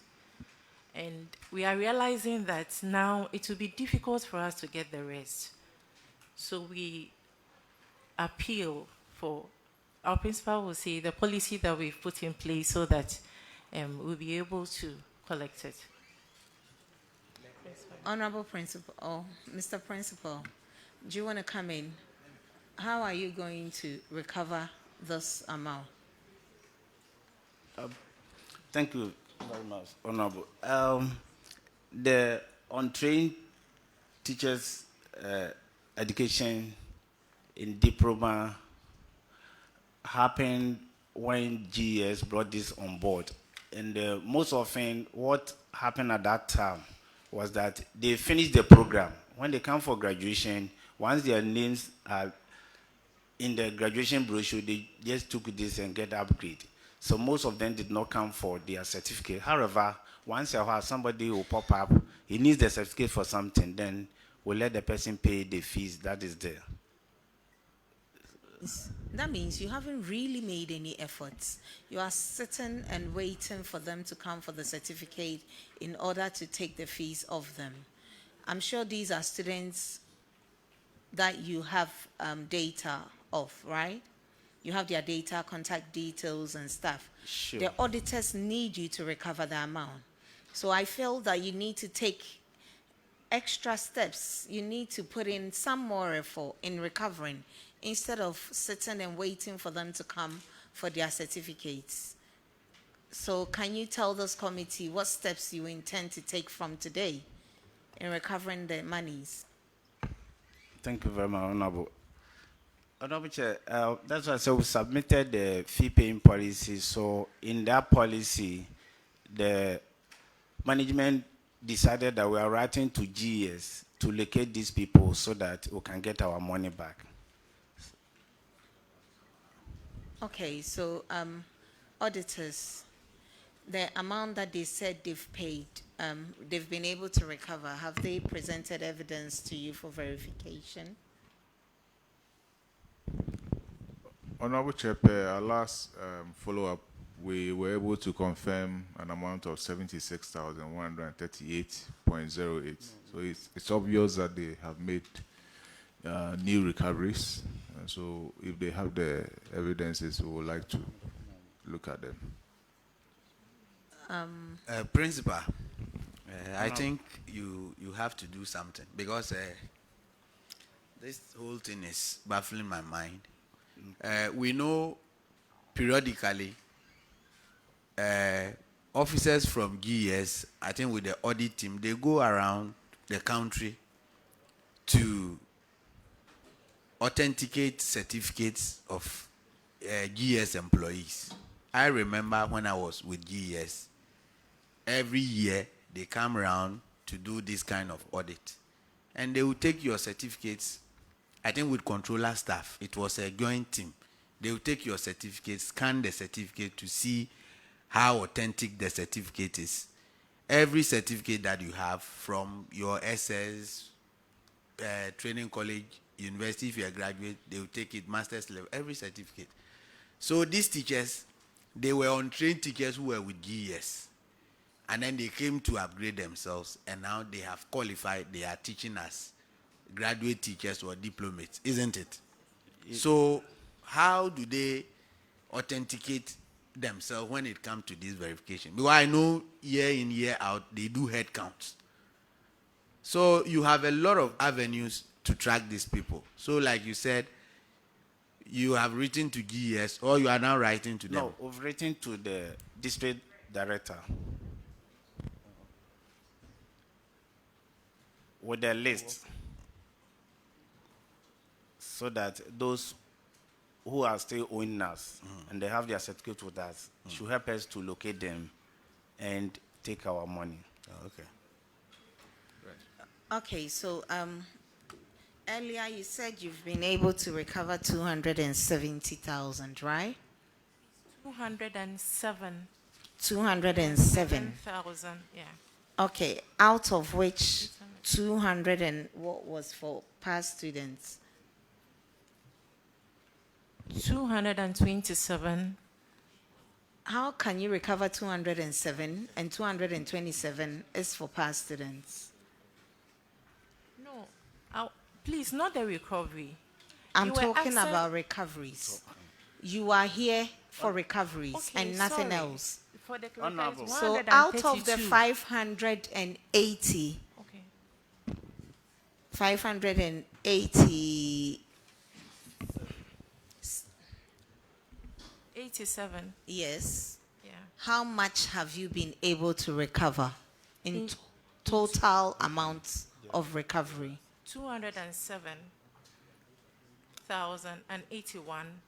207,081.90 pesos. Okay, and out of this, the students that have completed their studies, how much? We've been Rec- recovered. Mhm. 132,000. Okay, this and makes sense 64. now. But the auditors only have evidence for 76,000. Is there a reason why the auditors do not have evidence of your subsequent recoveries? The last time the auditors came for verification, that was in February. The figure we gave to them was 190,303.23 Ghana pesos. So that was the amount we gave to them. Okay, in order not for us to drag this, can you please, before you leave, do you have evidence of these recoveries with Yes, you? please. Yes, Can you please. tender it in with the auditors for them to verify before you leave? Yes, And then secondly, I think that sitting down and waiting for people to come for their certificates before you recover the monies is not good enough. You have been instructed to recover the monies. You need to come up with innovative ways of recovering. Like my colleague said, use GES if you have to. These are teachers that are still in the system and are being paid.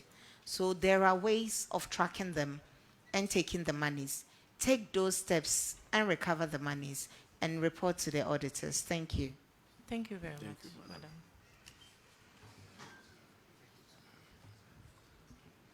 Okay. So you are recovering the rest of them, or you've given up? We have not given up, Honorable. We are still recovering them. Yeah, still what? We are recovering them. You are recovering them.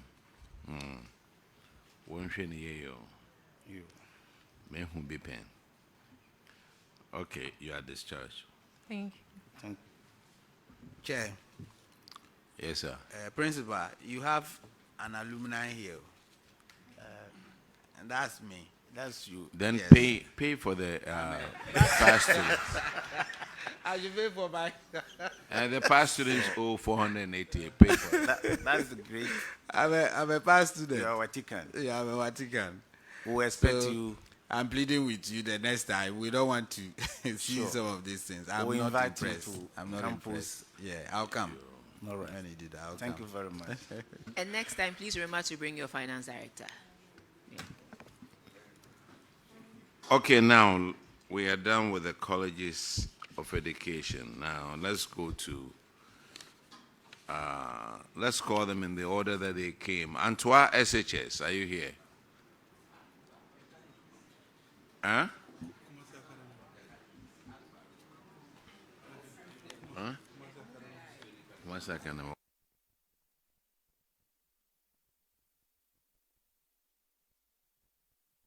Antoine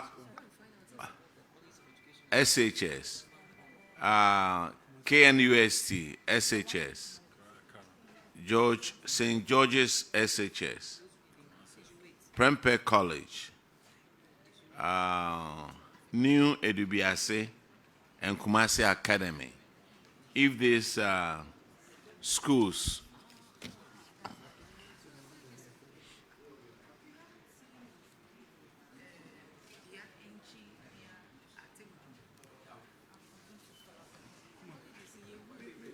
was it?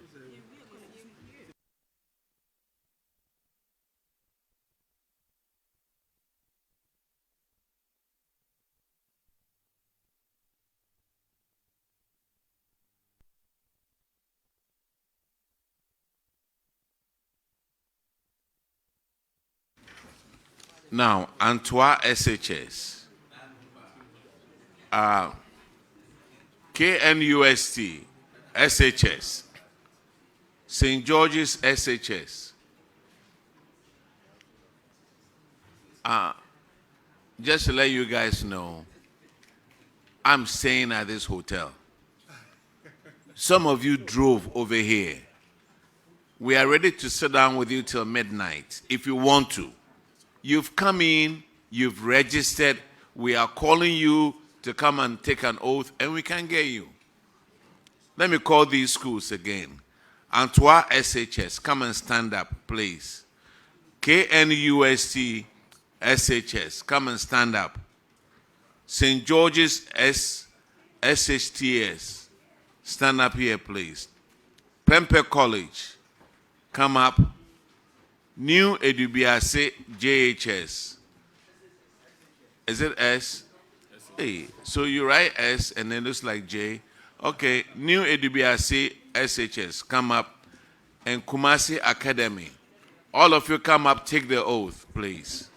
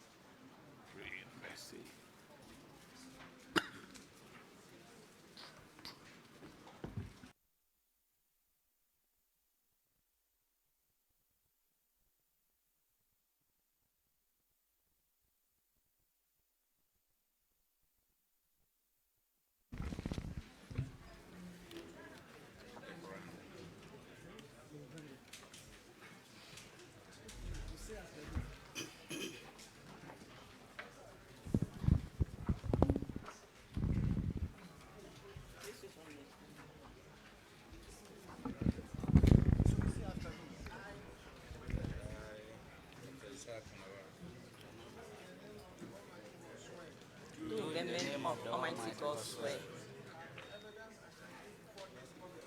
that the evidence I shall give before this committee, touching the matter in issue, shall be the truth, the whole truth, and nothing but the truth. So help me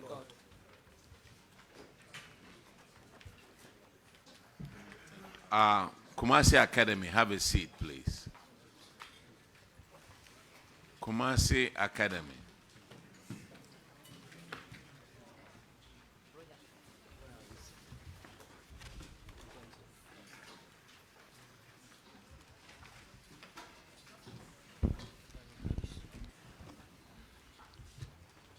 Introduce yourself to the committee.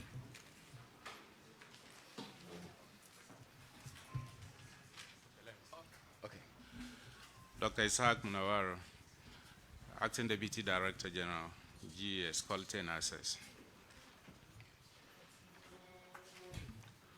I'm Dr. William Kwame Amankra Apia, Regional Director, Ashanti Region. Mensa Jerry, Internal Audit, GES Headquarters. Samuel Kwame Gato, the Headmaster of Kumasi Academy. Mavis Jesse Bar for Accountants, Kumasi Academy.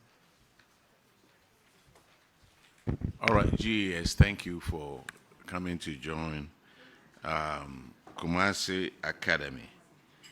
Your infraction starts on paragraph 67, and Honorable Adam McMahon will handle that. It's on misapplication of funds. Thank you, Mr. Chair. Mr. Chair, the auditors observed that Kumasi Academy, you misapplied funds to the tune of 223,188 Ghana cedis. Can you walk the committee through what caused this and what you have done about it since it was identified by the auditors?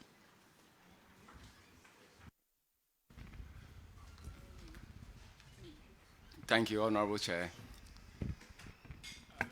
Yes, indeed. The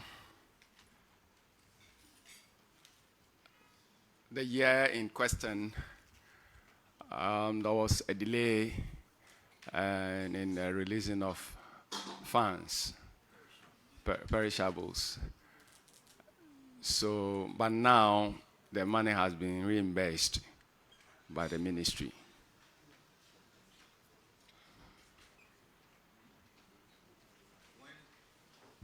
Mr. Chair, when there's a delay in the release of funds from government, what processes are available to you in assessing other funds that belongs to the school? Is it discretionary? Do you just decide that this is what I want to use the money for until government releases, or you pass through a certain process to provide adequate checks and balances?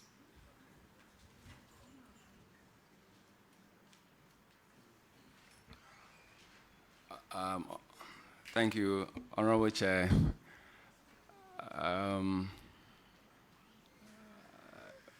We couldn't go through the process. So we couldn't go through the process.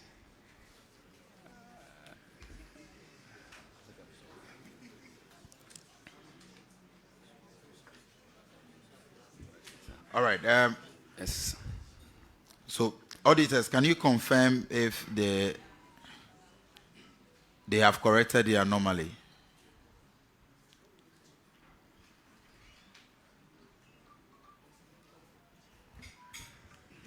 Honorable Chair, we know through the charts, notified GES about the delay of the release of the funds, but as to whether that has been, the funds have actually been released, we have not been updated on that. Thank you.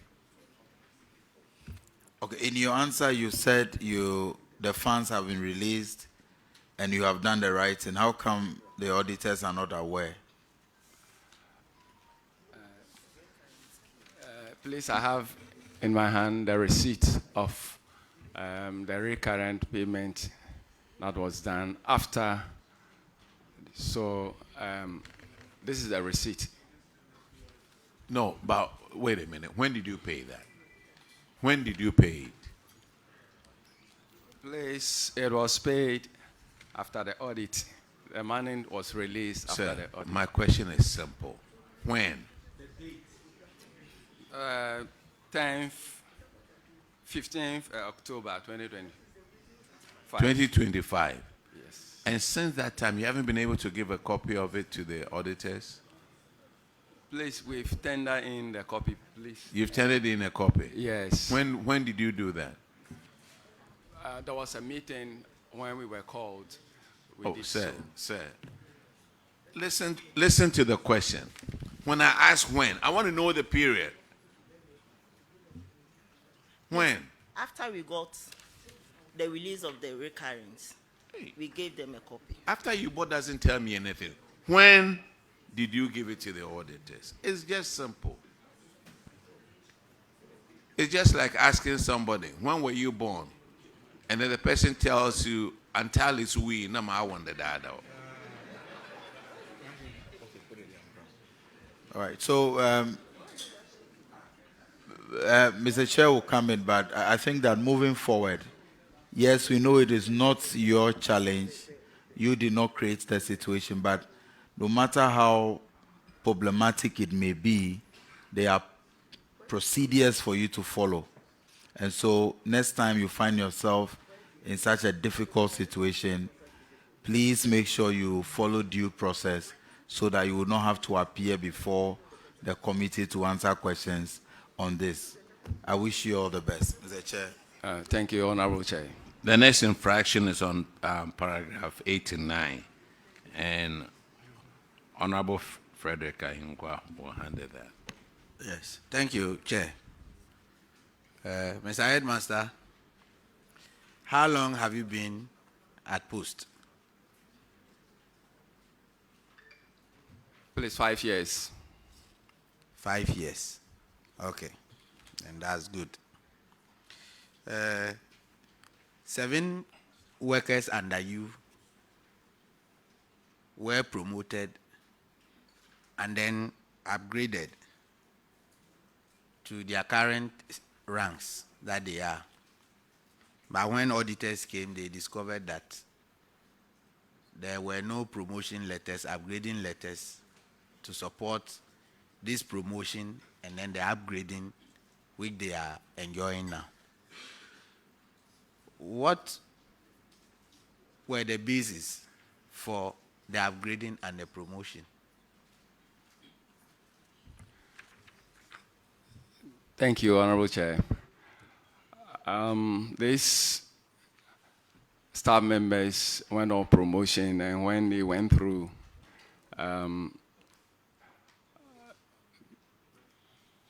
they were put on scale. It was later when the promotion letter was released to them. So we have the copies of the promotion letter.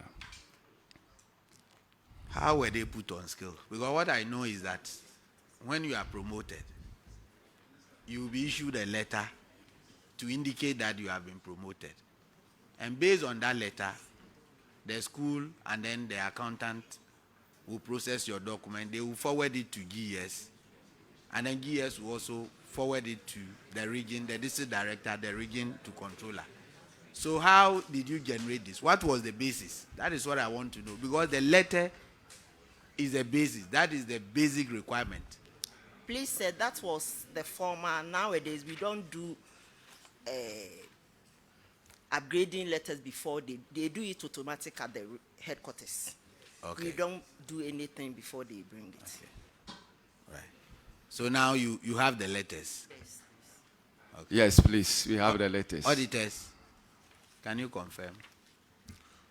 Honorable Chair, they have presented the promotion letters and we have verified them.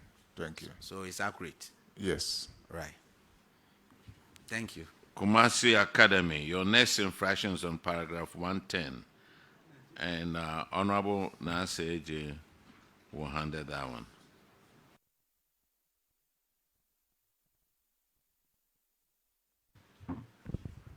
Thank you very much. Thank you very much, Mr. Chairman.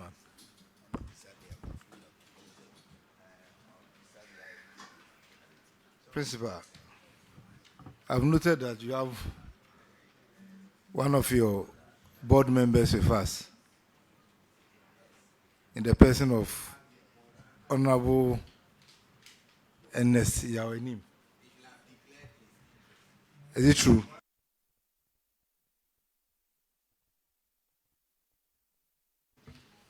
Honorable Chair, he's one of our old students. Madam Chair, a proud one indeed. And I was just appointed to the schools board last week. Yes. And we were sworn into office last week. And all these infractions that have come out are things that I'm dealing with. And I promise the committee that the school will not be here next year to answer these infractions. That is something I can assure you. Sir, you don't run that school. We'll work with management to ensure that all these... We'll work with management. All right, thank you.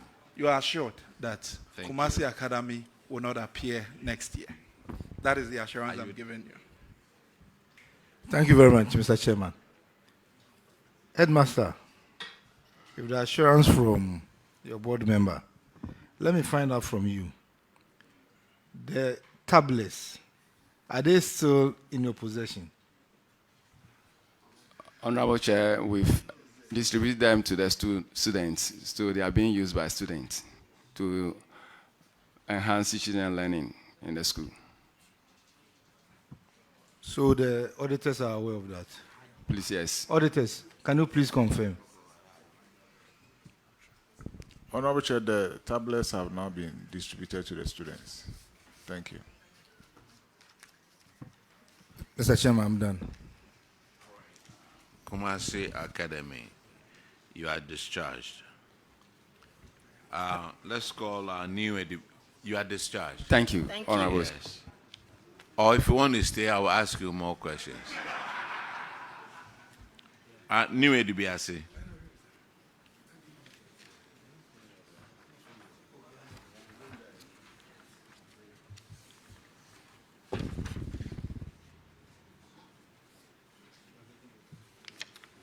Introduce yourselves to the committee. Thank you, Mr. Chair. My name is Apia Mensa Christopher, Headmaster New Edwiasi. Thank you, Mr. Chair. My name is Yao Omane Apia, School Accountant.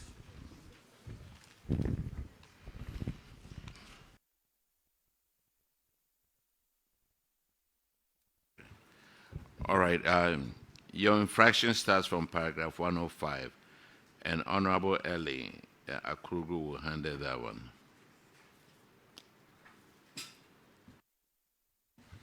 Thank you, Honorable Chair.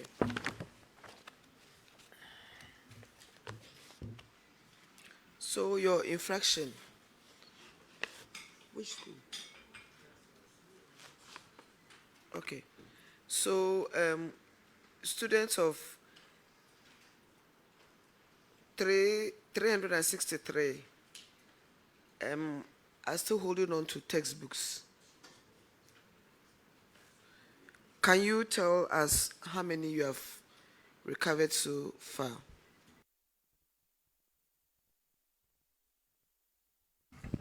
Thank you, Madam.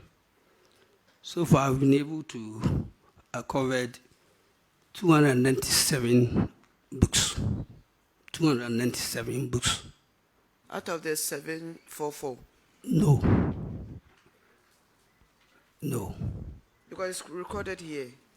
How many, please? 744. Please. Auditors.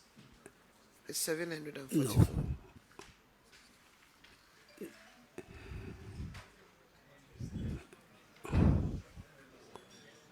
200.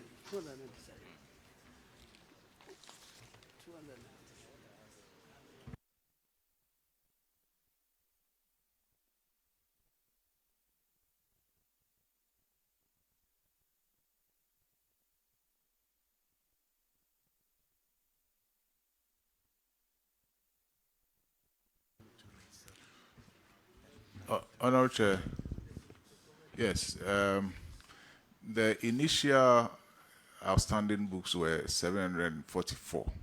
Yeah, but as at the time we completed the audit, it was 297. That was our outstanding. So we were supposed to have done that correction over here. Initially, it was 744, but later on, it was reduced down to 297. So actually, what is left is the 297, which they have actually recovered. Oh, they've recovered all? Yes. All right. Some came in the form of books, and the rest, the value of the unreturned books was paid. Thank you. Honorable Chair, that's it. Thank you very much. You are discharged. Thank you. Now let's call Prempeh College.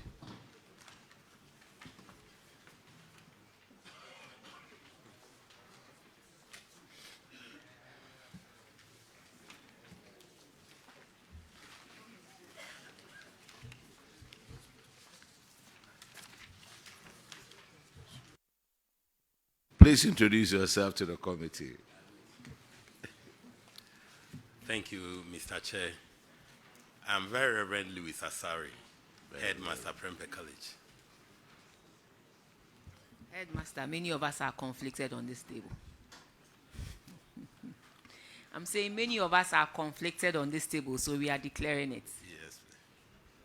My husband, my father, my brother, my son, they all came to Prempeh College. I'm Quenin Peter, accountant, Prempeh College. I won't say anything. No.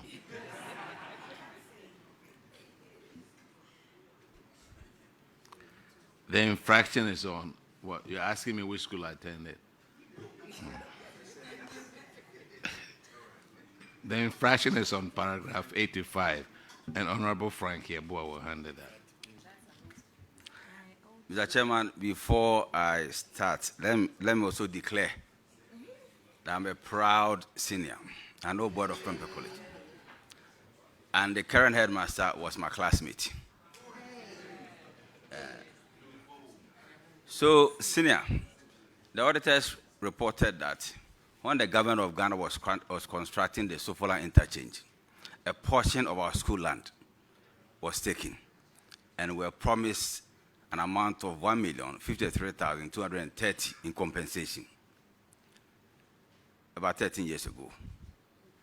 The government hasn't yet paid that amount.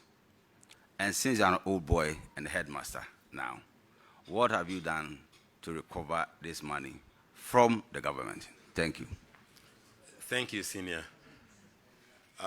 Taking over from the old headmaster, we wrote to the consultants requesting for such payments, because I saw that the correspondence had been through the consultant, which is Value Properties, principal consultant, Value Properties. So we wrote through them to Urban Roads, and assurances were given. In fact, when we write to them, they don't write back, they only give us assurance. And we have since been doing that. The last of that letter is dated 4th June, rather, 2025. And we've since, so far, we've written 4 times, reminding them, and anytime we wrote, assurance was given that the monies will be paid. Only it is yet to be seen in our accounts. So you just mentioned that whenever you write to them, they don't write, but they just give assurance. So yes, which form does assurance take? Is it verbal or what? Verbal assurance. So you have all the letters you've written to them? Yes, please. But you haven't received any letter from them? No. Education Director. I'm sure you have a, yes. I'll let Regional Director. The government, Regional Director. The government has taken over our school land for a good reason, for a good purpose. We don't have a problem with that. You've promised to pay 1,053,213 compensation since 2013. And you agree with me that 2013, 1 million in 2013 will be about 5 million today. So why have we not put measures in place to get our money for us so that we can develop our school? Thank you, Honorable. Honorable, you know, issues like this, we need to meet the...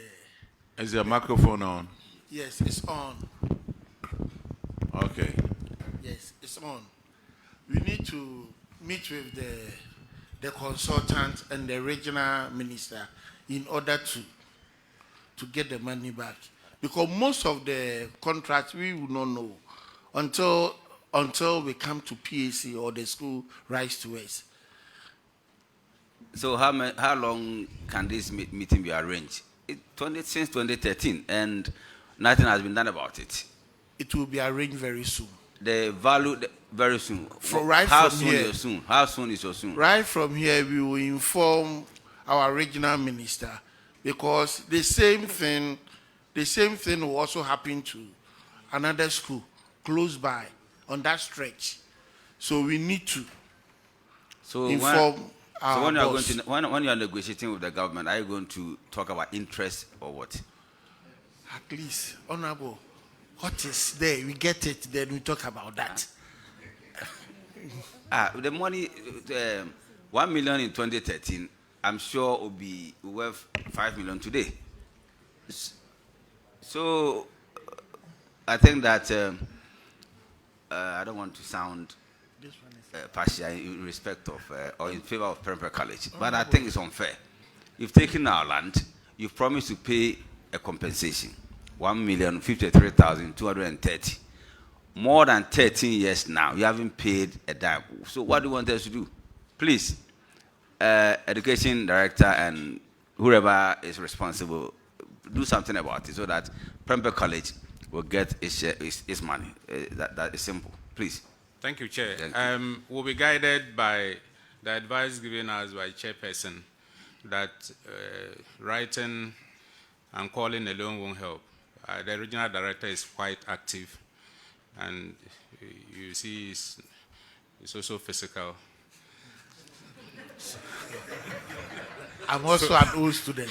So he's now saying he's also an old student. You're an old student, and Yes. you are just sitting down for this thing to happen.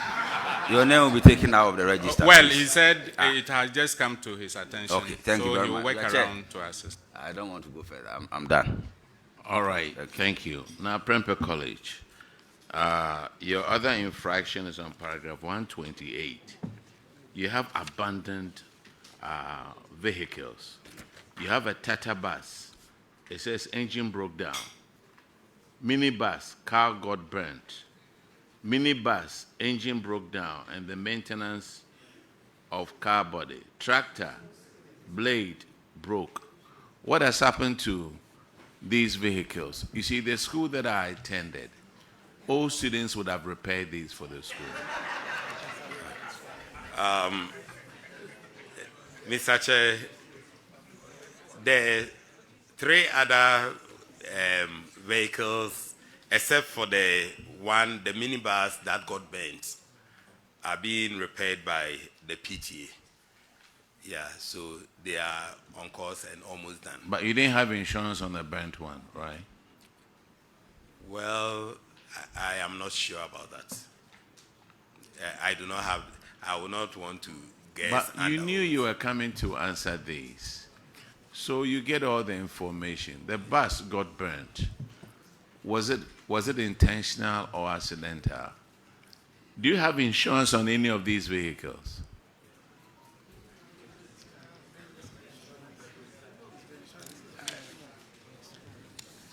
And this requires a yes or no answer.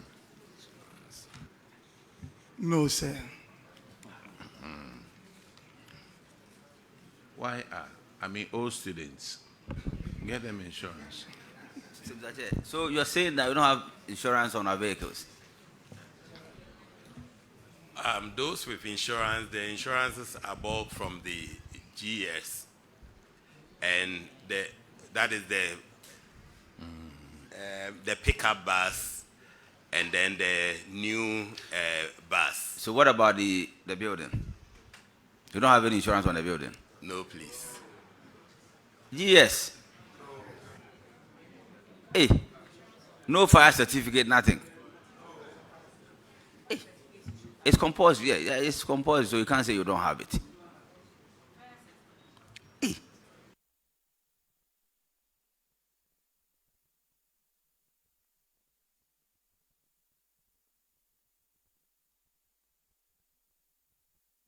One of your old students says the old students have the money, so they should repair these buses for you and get the insurance also for you. It will help. I will never reveal the school I went to. Okay, you are discharged.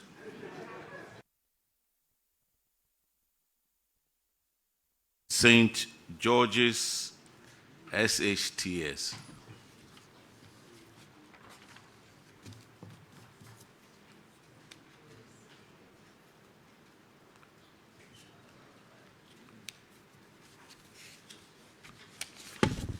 Please introduce yourself to the committee. Thank you, Chairman. Please, I'm Miss Marianne Bremba, the headmistress of St. George's Senior High. Honorable Chair, I'm N.S. Kwaku Owusu, the accountant of the school. Is it the same as St. George's Catholic? Yes. Okay.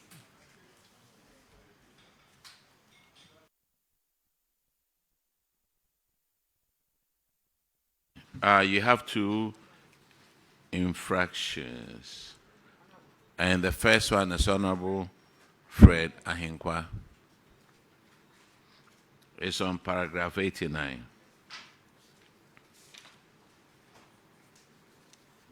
Thank you, Chair. St. George Catholic. Is that so? Right. You upgraded 16 workers under you without evidence of their promotion letters and upgrading letters. How did it happen? Thank you, Mr. Chair. Please, the upgrading is done by is done in Accra headquarters, so they are put on scale automatically, and then later on letters will follow. So as at the time the auditors were around, their letters had not come, but right now all the letters are in. Thank you. Okay. I think that's all. Okay, so everything has been settled now, Yes, right? please. Good. Except I want to ask the Deputy Director General whether this arrangement is good, where people are, promoted without letters being sent to their supervisors. Chair, I think Honorable should disclose that I'm his senior brother. Oh, really? Wow. You should have disclosed that. Yes, that's my senior brother. Yes, it's always with good intention. The issue that management decided to upgrade automatically was to avoid some other problems that we try to resolve. That somebody has not, if they are 100, somebody through the processing, somebody may have his salary not coming on time, then there will be arrears and other things. And so the decision was that if these are, once the work is done at headquarters, the list is there, upgrade them at that month and let the regional directors write the letters, the upgrading or promotion. It depends on which one, because if it is based on further education, it's upgrading. And if it is then going through either interview or aptitude test, it's promotion. So, Honorable Chair, that is the decision.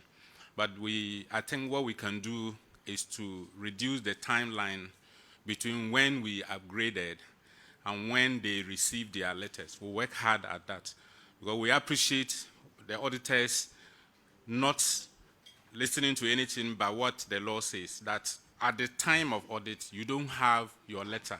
And so what you have earned cannot be explained. They are also right. So we need to reduce the timeline to ensure that there is congruence. Thank you, Chair. All right. Thank you. Chairman, is it without the letters, somebody is upgraded automatically at the headquarters. The person later is being transferred. Maybe he was performing a certain role that warrants or demand that he should be given some allowances. If such a person is moved or transferred to a different unit, that he doesn't have that responsibility. Without the letter, it means that the person will still be collecting his salary by way of his former position. So the letters should come in time. That's what I want to say. Thank you. All right, but Honorable these issues Chair, have been resolved, right? There is an issue here. Even one of the things that as educational managers, what we get frightened seeing you is on earned salary, because we know you treat it like procurement. But it has come with various characterization. Some of the people that you say they receive monies that they don't have responsibilities for are people who have served this country well. Except that, again, the auditors have the right to say, by promoting somebody, the person's, if you are promoted to a deputy director, and as a result, you are no longer a basic school head, your allowance goes off. It doesn't mean that he was taking it on end. If you move from particularly Savlugu to Tamale Metro, if you were playing certain roles, you now come and you don't have those responsibilities again. So the time lapse between when the system will be able to take off the responsibility from your head is what the auditors will take us on. But it's not for those issues about upgrading, promotions, and responsibility allowances. The people have already served, except that the auditors don't take stories. They want the various letters, documents to show. And if we show patience to each other at that point, it helps. Thank you. Good. So you have enough time to get your house in order. Just one. The next infraction is on paragraph 132. You are not done. I'm just asking. Per your narration, there's a delegated function in terms of the letters that the regional directors are supposed to write the letters for the teachers. Some of them. Some of them. Yes, so please. why will it take that long period? Because for now, they don't have that. But the regional director, just a click of button, even you can replicate one letter, the same content, and then the signature. So why will it take that long period? Everything you must receive authorized instruction. So if the instruction that comes from headquarters delays, the regional director will not have the authorizing delegated opportunity to do that. So we take responsibility, and we again want to work hard at closing the timeline between when we do automatic upgrading, just to secure the motivation for the teacher based on condition of service, and also meeting the transparency and accountability timeline that auditors will come and won't find them. Thank you. All right, the next infraction is on paragraph 132, and Honorable Shirley Che will take care of that one.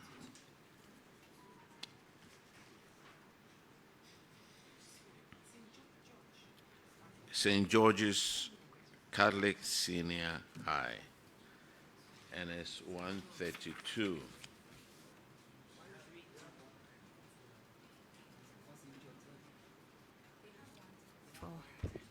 Okay.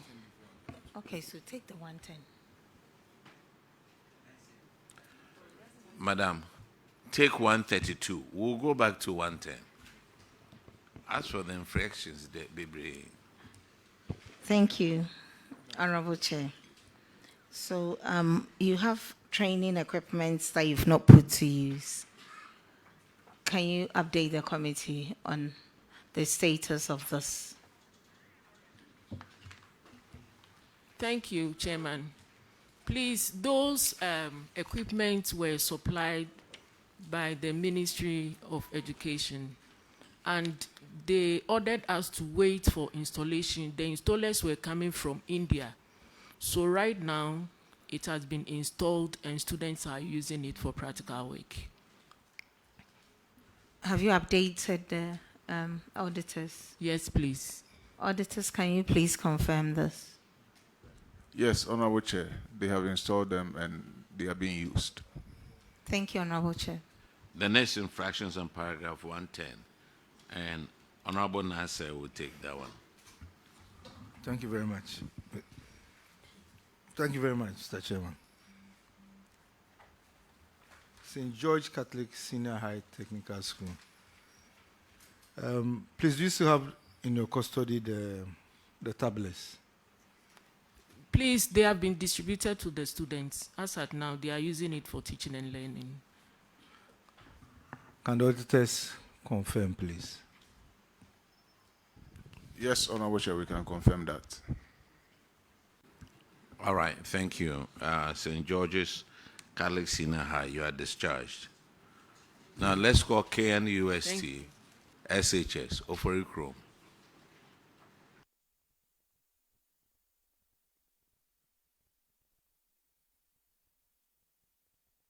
Please introduce yourself to the committee. Dodu Entry Bosiako Anthony is my name, Headmaster KNUST Senior High School.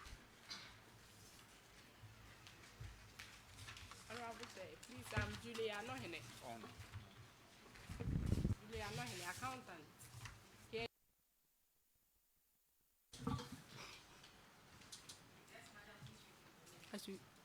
Please, I'm Julia Nohene, accountant, KNUST Senior High School.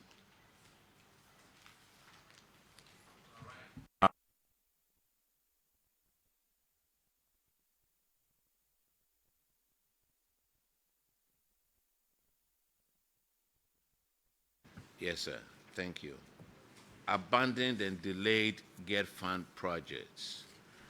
And KNUST, you have a 3-story classroom block, which is 55% complete, and periods of delay is 20 years.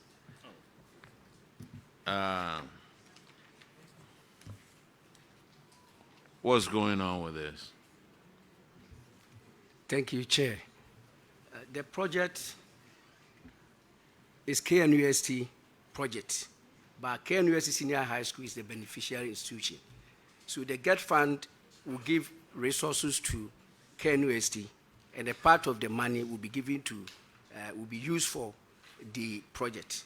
So since 2008, we've not heard anything much from the university. So we've written a series of letters. When I took over 2021, I wrote to the Vice Chancellor requesting for special funding for KNUST, that it should not be part of the university's allocation for GetFund resources.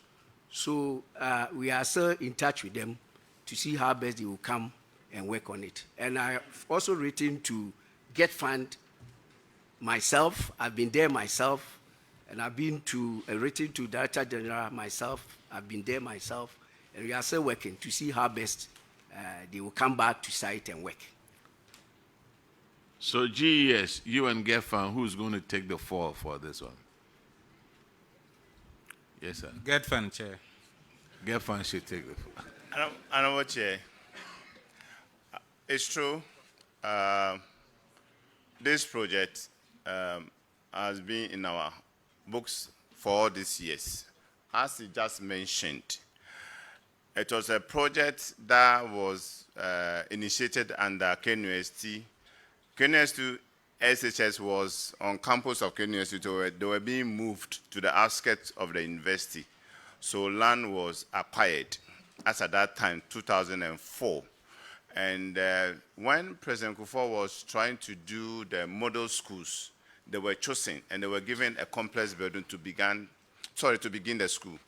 And as at now, KNUST do not have funding for that because they think that the school is taking a chunk of their funding, so they withdraw funding.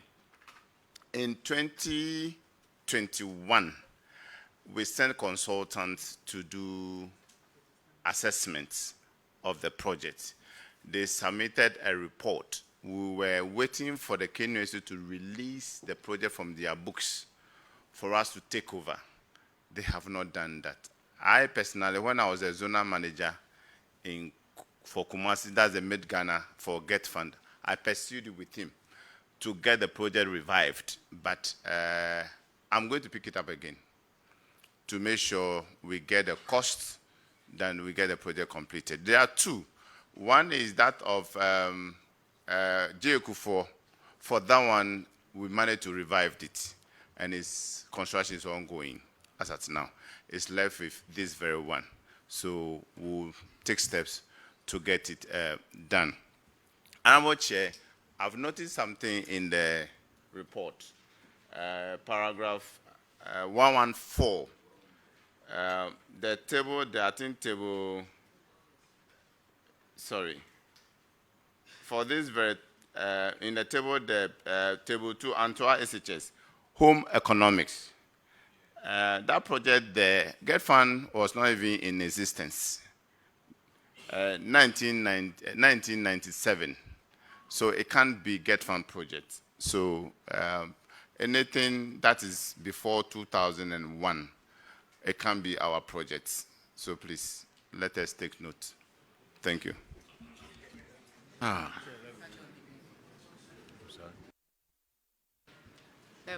GetFund, please, what would it take KNUST to take this off their books to enable you complete the project? Thank you, Honorable Chair.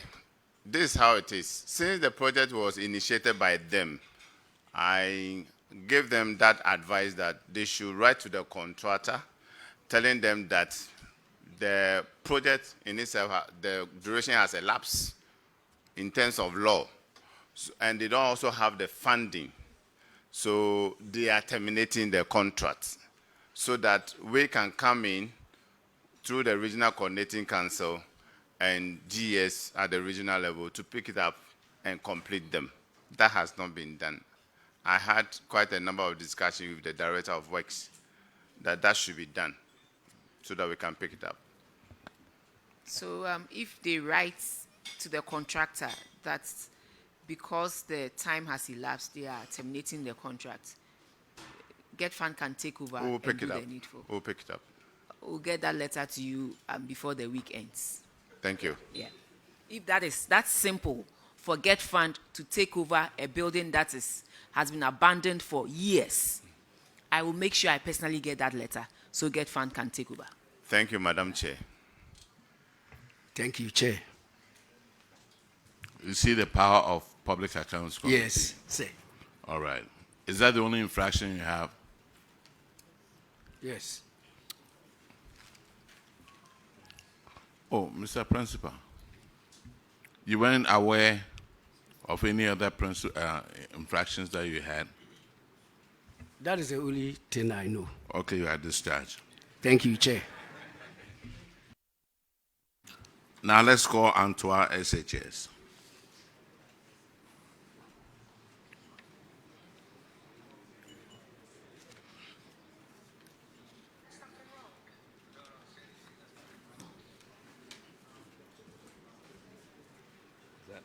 What is that? Was that public accounts? I had the lady who was filing yesterday.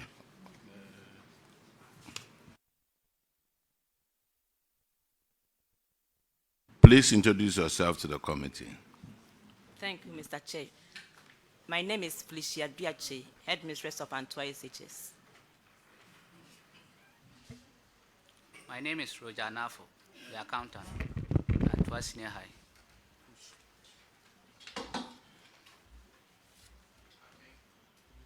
I think, Antoa, yours is also an abandoned project. And the GetFund officer over here has answered one for you. But you started a building, Home Economics Block, 1997. Wow. Is the structure still around? Please, it's the foundation level. Oh, the foundation level. That's what Okay. they did. And then the next one is a construction of a two-story boys' dormitory. You started that one in 2007. Yes, please. How far? It's not fully completed. But it was 75% completed in 2007. Yes, please. So they were left with some carpentry works and then construction of the toilets and everything. But because it wasn't completed, and looking at the number of students that were growing at that time, the then headmistress made some provision for the building to be used by the boys temporarily. Madam, what is the level of completion now? Now it's about 75% complete. 75%. That was the same thing they saw in 2004 audit. 75%. So Yes, please. nothing has been done with Yes, this. please. So what do you plan on doing with it? We've written letters to GetFund, and they also come to. Is that a GetFund project? Yes, please. You've written letters to GetFund. And then they've come on the ground, taking pictures of them, the building, and we hope that they will come and complete it for us. So, Honorable Doc, GetFund, what are you going to do with this? Honorable Chair, it's true. I personally visited that project. It's one of the things we've captured. So, as I mentioned early on concerning our processes, these are projects under the various coordinating councils. So, we're going to make the next move to get them on board, especially those at that level, to get them out. There are about 1,300 across the country, so they can get them out. Thank you.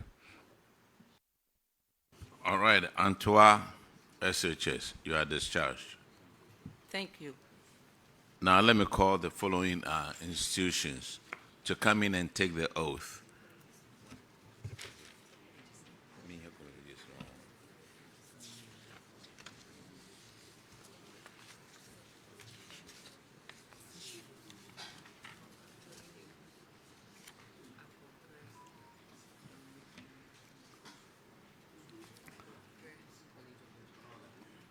Let's call Akrokre College of Education.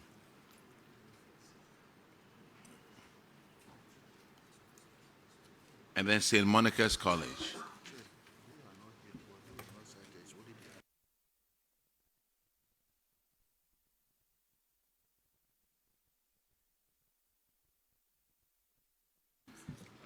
St. Monica's College, are you here? Akrokre College, are you here? Okay, then let me go to the high schools. Madam MFA, I thought you brought us the list saying that these people were here and so we should call them.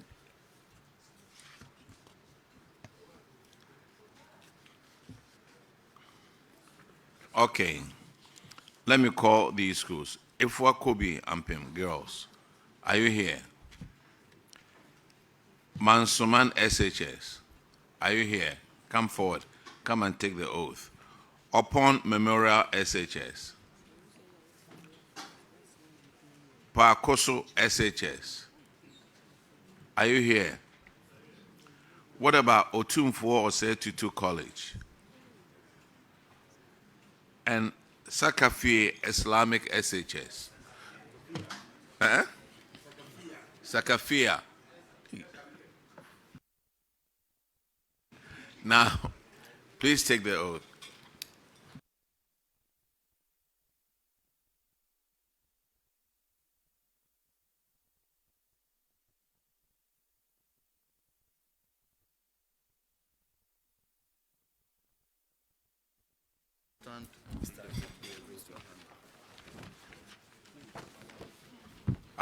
Don Bosco, join the group. And Brave 4 SHS, join the group.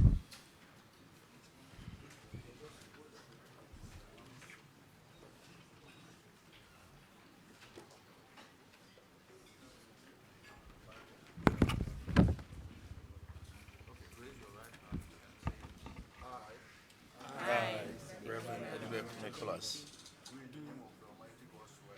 Do in the name of the Almighty God swear that the evidence I shall give this committee touching the matter and issue shall be the truth, the whole truth, and nothing but the truth. So help me God. Okay, let's have Don Bosco, special school.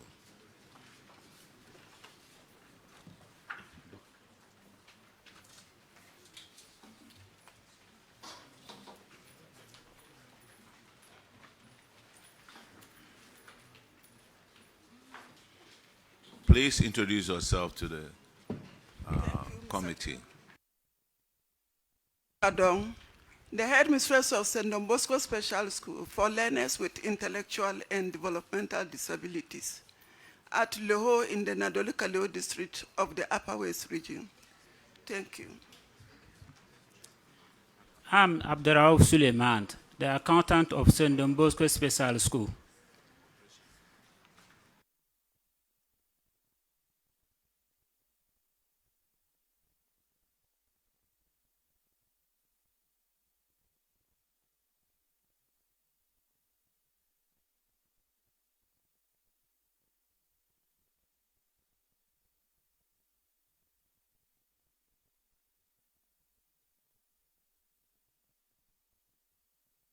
What brings you here, Don Bosco?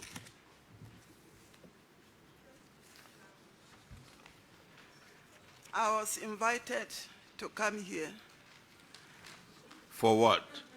Thank you, Mr. Chairman. So you don't know why you are here? I know, Mr. Chairman, please. So that's what I'm asking you. What brings you here?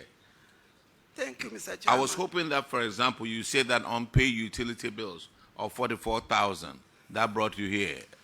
Isn't that the story? That is true. Have Mr. you Chairman. paid it? Yes, please. It has been cleared. And is that the only one that brought you here? No, Mr. Chairman. Okay. The other issue is on tax clearance. Tax clearance, have you paid it? Yes, please, Mr. Chairman. Auditors, could you confirm, please? Yes, Honorable Chair, their issues have been resolved. Person, I see you are worried about her voice. She underwent operation. I'm sorry? I asked her. Oh, the voice. Oh, okay. Sorry about that. It's fine, we're okay. All right. Don Bosco, you are discharged. Brief for SHS. Madam, do you have an assistant headmaster or headmistress? Headmaster. So why didn't you allow that person to come to Tamale? Then you had to come all the way. We feel very sorry for you, but please, next time, you can delegate to your assistant to come. Because when we came to Tamale, you couldn't make it. But they didn't say that you were under any, they just said you were not available. Thank you, Mr. Chairman. Sorry.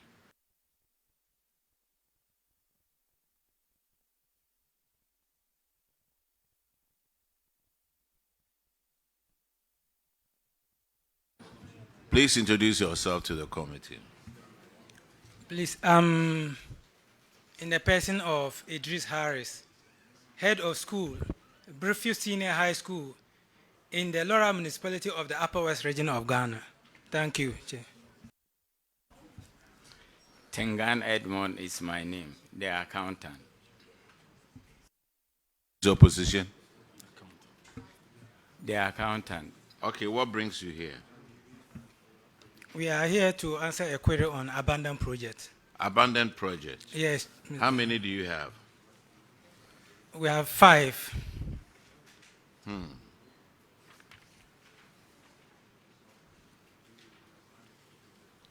Now, GetFund, what are you doing about those 5?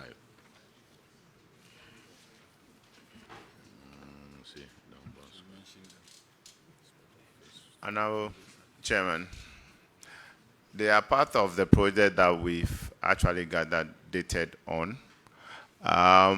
But these very ones, they are under phase 2.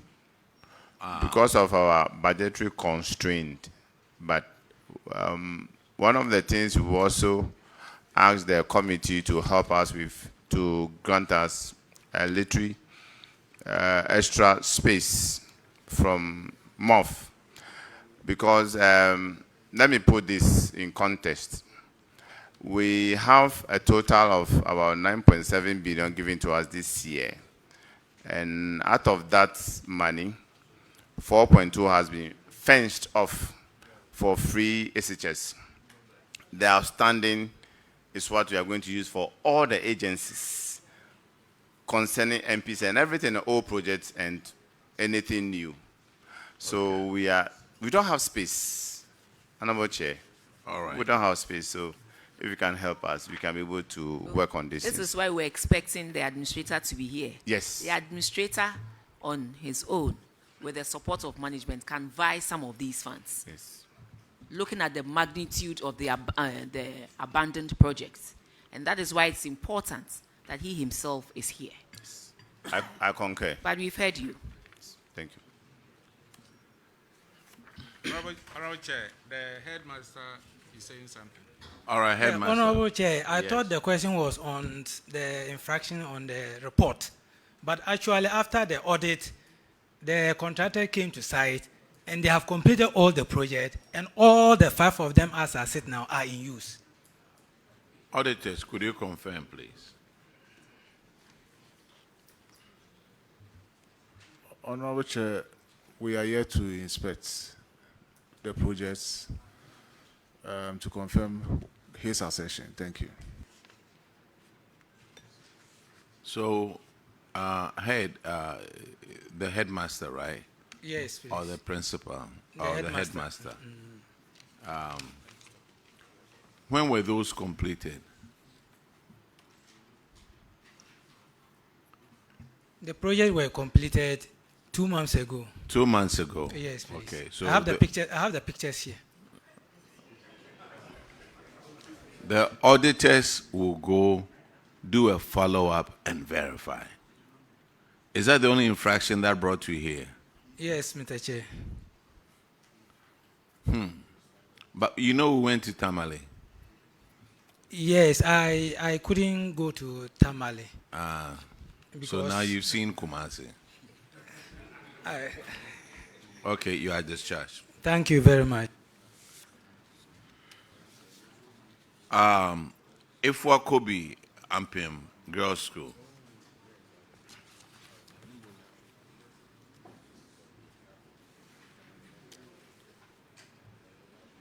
Shirley Chain.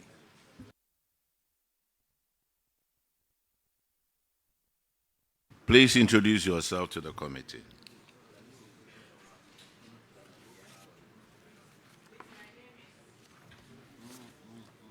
Please, my name is Miss Emilia Denucci, the headmistress of the Efiakobi Ampim Girls SHS. My name is Hilda Ifakramwa, the accountant of Efiakobi Ampim Girls SHS. Okay, Honorable Shirley Chair will take care of your issue on paragraph 72. This is to do with unsubstantiated payments. And Efiakobi, you had 3 PVs that amounted to 995.92, and you accounted for 170,268.50, leaving an outstanding of 31,727.42. Have you accounted for this amount? Yes, please. We have paid it and the remaining amount, and then we have submitted the receipt to the auditor. Auditors, can you please confirm if they've done that? Yes, Honorable Chair, that has been done. Thank you, Efiakobi. All right, the next infraction is on paragraph 81, and Honorable Kinney will take care of that one. Yeah. This one has to do with unaccounted revenue. It was noted that a non-tax revenue amounting to 28,000 Ghana cedis was collected, but only 21,070 Ghana cedis was lodged into the school's bank account. The auditors recommended that the remaining balance of 6,930 be retrieved and paid into the school bank's account. Has that been done? Yes, please. It has been retrieved, and then the receipt has been sent to the auditor.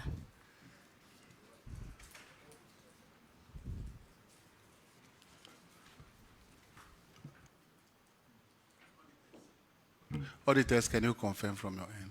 Yes, Honorable Chair, we can confirm that. You've also been asked to ensure that subsequent payments are collected and paid immediately into your account. What measures have you put in place to ensure that this doesn't occur again? Yes, we have discussed that, and we have decided that prompt payment should be done. I mean, what measures? You have discussed it, but what measures have you put in place? Yeah, I have discussed with my accountant, and we have decided that we become consistent and we supervise this kind of payment and make sure that it is done at the right time. So, Mr. Chairman, I'm done, sir. Thank you. Thank you very much. The next infraction is on paragraph 98, which is on payments of unjustified responsibility allowance. Has this issue been resolved? Yes, please, Chair, it has been resolved. Auditors, could you confirm that, please? Yes, Honorable Chair, that has been resolved. All right, the next infraction is on paragraph 124, and Honorable Bauer will take care of that one.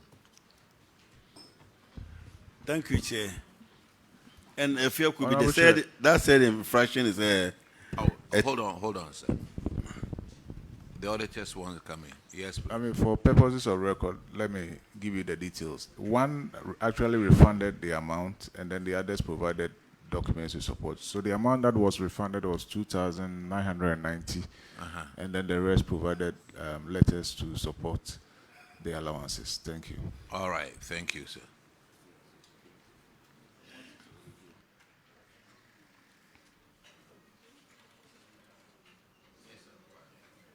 Thank you, Chair. If I could be, you failed to remit taxes on 16 PVs, spanning the period January to August 2024. And the total tax due was 14,222.67 Ghana cedis.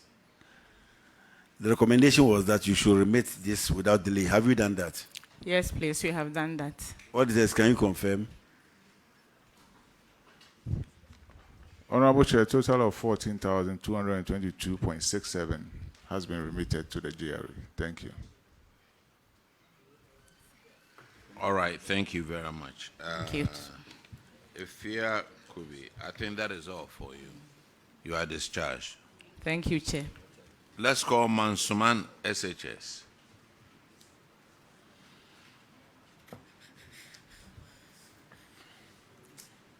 Please introduce yourself to the committee. Please, Chair, my name is Reverend Nicholas Adibeko, Headmaster Mansuman Senior High School. My name is Azibwache Champo, Mansuman Senior High School. Accountant. Accountant, speak loudly. Azibwache Champo, Accountant, Mansuman Senior High School. All right. Your infraction starts from paragraph 72, and Honorable Shirley Che will take care of that one. Thank you, Honorable Chair. Mansuman, your PVs are 13 in number, and you've not is altogether totaling 27,359.20. But you've not accounted for even a peso of that amount. Have you been able to do so now? Please, please, madam, we have done that. You've done what? You've done it in full? Yes, please. Auditors, can you please confirm?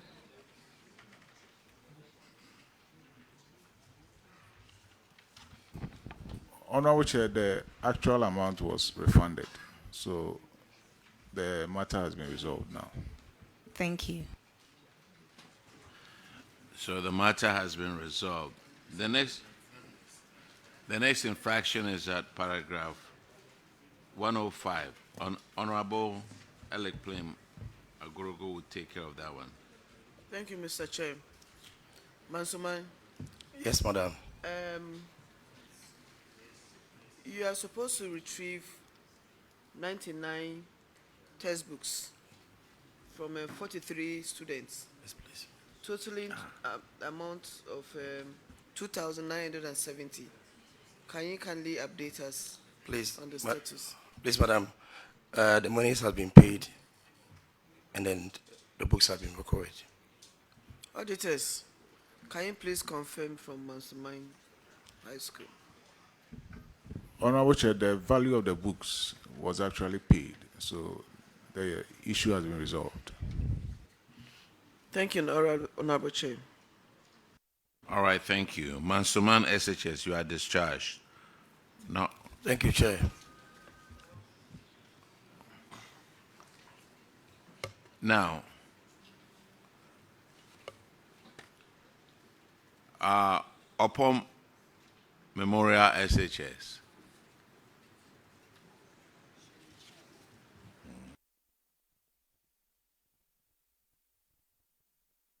please introduce yourself to the committee. My name is Richard Ahenkra, Headmaster of Upon Memorial Senior High School. Benjamin Ousukojo, accountant of the school.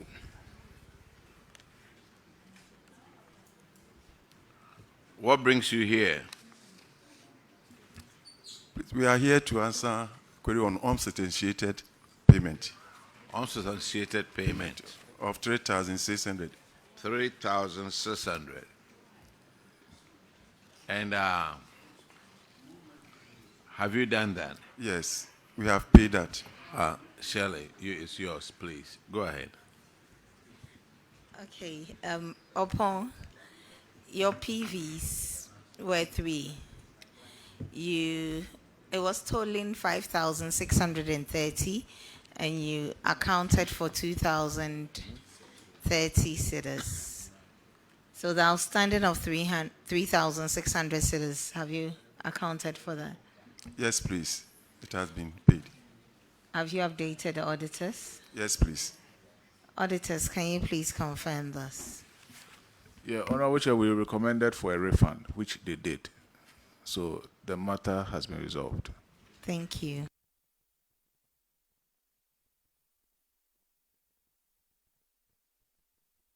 All right, sir. Upon Memorial, you are discharged. The next one is Pakoso, SHS. Are you here? All right.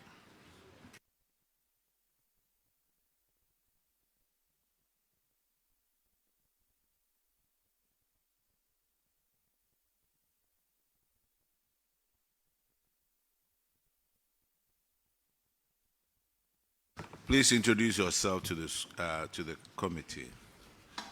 Thank you, Honorable Chair. My name is Paul Kinsey Atta, the headmaster of Pakoso SHS. Thank you, Honorable Chair. I'm Abdullah Abdul Jabbar, the accountant for Pakoso Senior High School.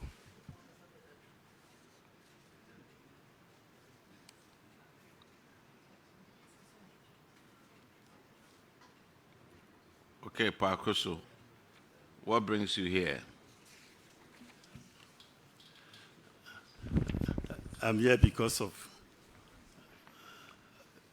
the upgrading letters were not ready I'm sorry? Upgrading letters were not ready for 3 teachers, 3 of my teachers, before the auditors came. And they are ready now. Oh, okay. I see it. I see it right here. Honorable Fred Ahinkwa. He has answered it. Yes. Ask the auditor. Auditor, they said their letters are ready. Have you received them? Pakoso, the upgrading letters and the promotion letters. That they have produced the letters. Is it true? Honorable Chair, we would like to have a look at them because I don't have I don't have the updates. Then tender them in. But wait a minute. When did you get these letters? It came just this Monday. This Monday? Yes, please. Ah. Wow. Is it not because you were coming to meet them? No, please. So what caused we were all the time on the teachers to bring them, but they were not ready until this Monday that they brought them. So who brought them? Who brought them? The teachers. But the audit was more than a year ago. The teachers? The teachers in question. In fact, we were on them all the time to go for their promotion upgrading letters. So it was only this Monday that the letters were ready and they brought them. Ready? Yes. You see, initially, there was the impression that is the regional director, for that matter, the director general, they were delaying the letters. Yes, please. But now there is another assumption that the teachers have received the letters, but yet they fail to submit the letters. Which is which? Honorable Chair, I received a WhatsApp message that was on Thursday that letters from 2022 and 2023 were ready. So I called the teachers, the affected teachers, to go to the municipal office to confirm as to whether theirs were part of the letters. So it was on Friday evening that they told me that they had it. So I asked them to bring them to school on Monday for today's program. Thank you, sir. Okay. That's okay.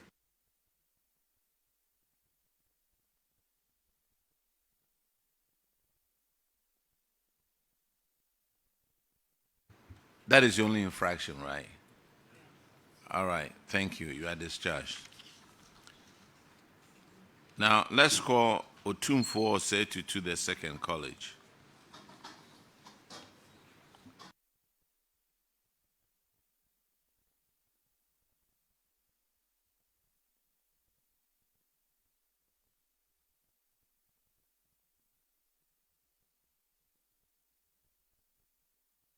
Please introduce yourself to the committee. Honorable Chair, my name is Samuel Kwame Adama, Headmaster Otumfo to the Second College. All right. I am a Siedu Brimpon, the school accountant. Okay. Honorable Frederick Yao Ahinkwa will take care of that one too. Chairman, is the same infraction of their inability to produce the promotion and then upgrading letters to the auditors. Do you have them now? Honorable Chair, thank you. Yes, we have them and produce them to the auditor. With you now? We've already produced it to the auditor. You've given it to them? Yes, please. Auditors, let's have your attention. Auditors, do you have them? Yes, Honorable Chair, the person does not qualify for the rank on which is he a he? It's a he. He has been placed. So there has been some plan to recover. We have been able to recover 7,000 from that person. So there's no promotion letter given to us for the person because the person doesn't qualify. There is no letter to that effect. Please. So where is that person? Headmaster. Honorable Chair, the young man in question is on a vacation, Madam, I think we were asked to produce the document to the auditor, and we sent it to him. So I'm a bit surprised. No, the auditor is also raising another issue that, yes, this person was upgraded, promoted, but with his current rank where he is not qualified to be there. That means he's earning salary which he shouldn't take. Honorable Chair, thank you. What is his rank per your documents? Per the documents that you have in your possession. At least you are the headmaster. You have a track of all teachers and then their qualifications and their ranks.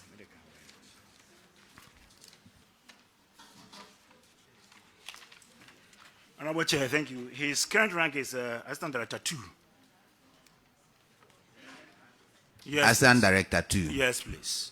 So that is the rank on which he's enjoying the new salary. Yes, please. But for since November 2024, his salary has been off up to today, though he is becoming to school and working all right.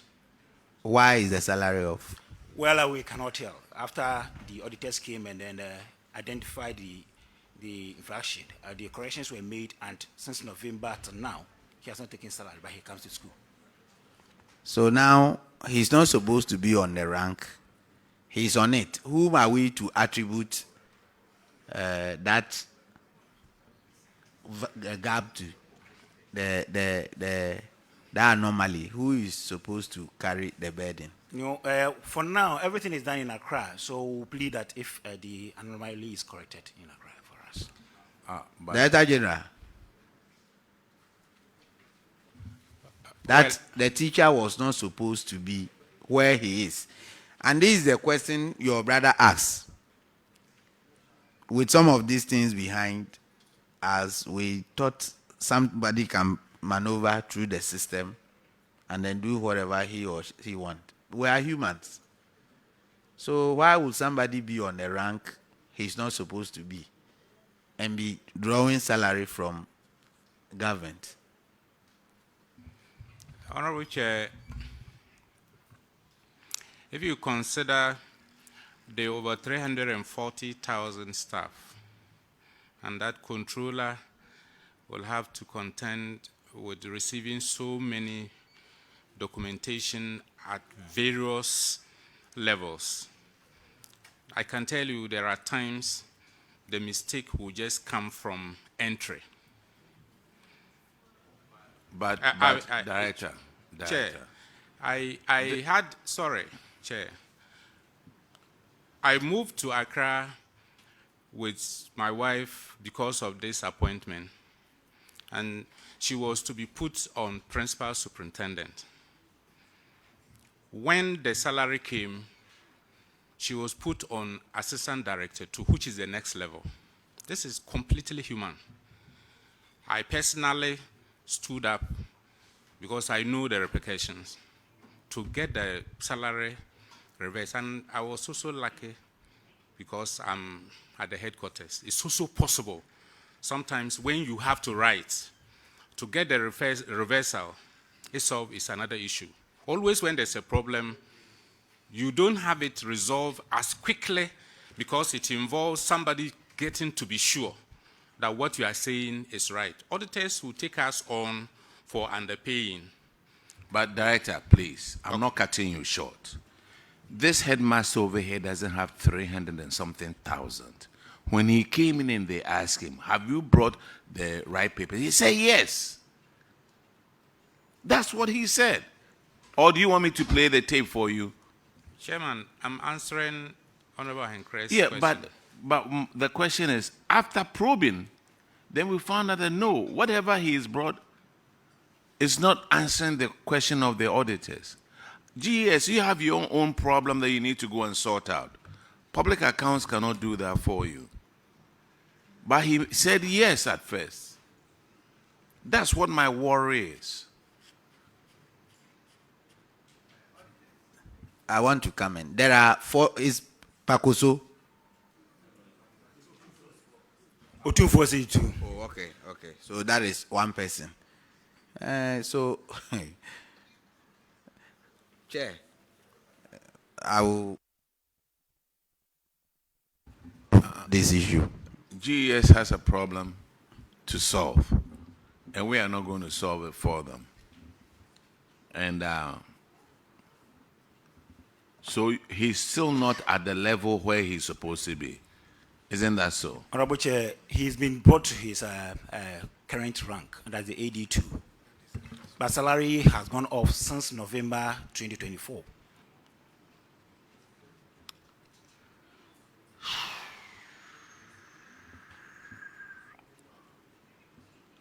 So, auditors, he says he's brought the letter.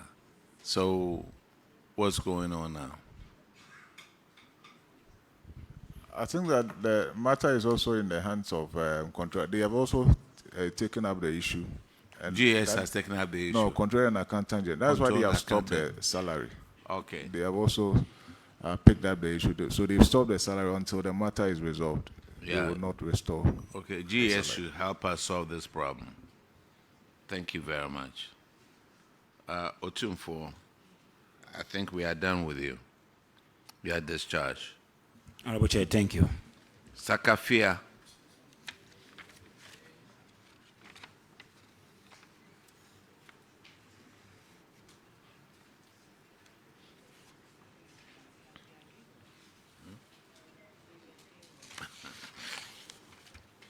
Please introduce yourself to the committee. Yes. My name is Mohammed Shahid, Headmaster, Sakafia Islamic Senior High School.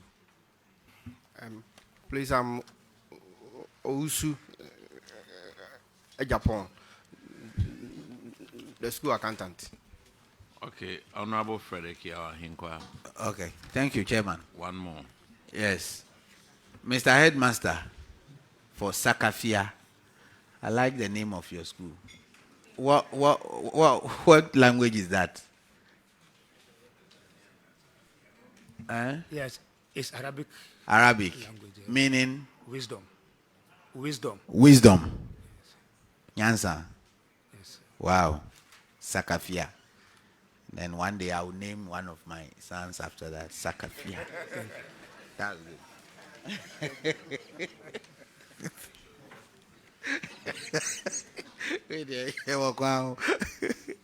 Okay. Headmaster, Yes, sir. your infraction is that teachers were promoted, upgraded, but there were no letters to support this. How did it happen? Thank you, sir. I think these teachers, after school, they have been automatically upgraded. They are processed, then later they were automatically upgraded. But as at the time the letters came, by then the letters were not ready. But as I'm talking to you now, my able director is able to resolve the issue by providing us with the letters, which are also submitted to the auditors. So you can confirm that these teachers, Yes.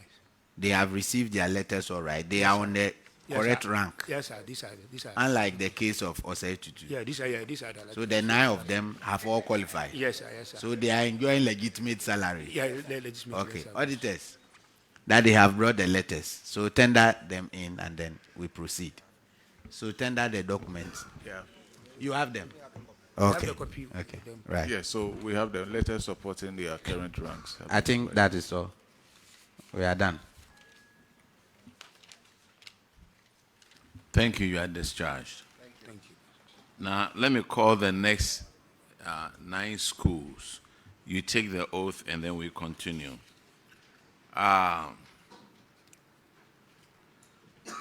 Joaso SHTS, Kumasi Girls SHS, Manso Edubia SHS, Presby SHS, Bompata, Mansell Girls,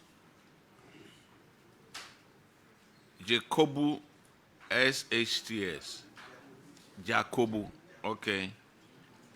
Enum Asamoah SHTS, Chipiase,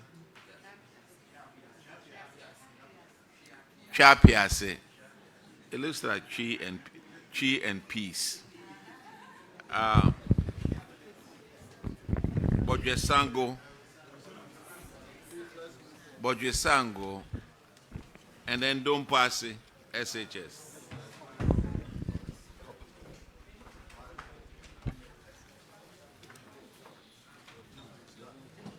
And Tawid. Is it Ja or Tawid? Yes.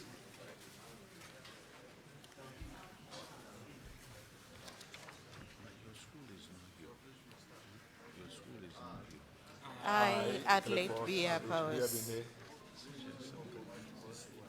do in the name of the Almighty God swear that evidence I shall give before this committee touching the matter in issue shall be the truth, the whole truth, and nothing but the truth. So help me God.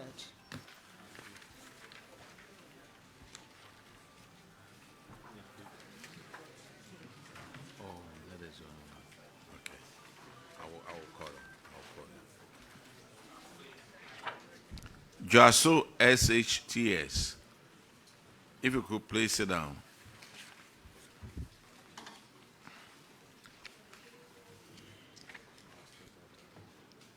Don't go too far. Please introduce yourself to the committee.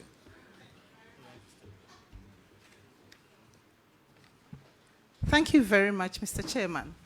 Please, my name is Ishmelia Krenzel, the headmistress of Jasu Senior High Technical School. Mr. Chairman, I am Peter Koju Jesse, the accountant of the school.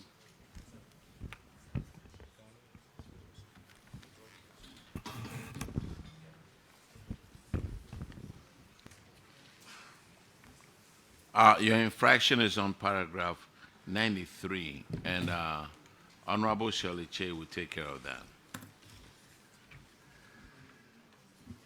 Jasu Senior High, you are welcome to the Public Accounts Committee. Thank you very much, Madam. From February 2024, no, the effective date was 1st of February 2024.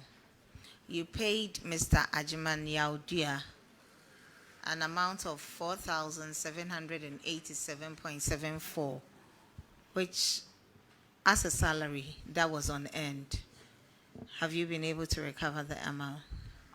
Thank you, Madam. Please, the said amount has already been recovered and paid into the Controller and Accountant General's Department's recovery account.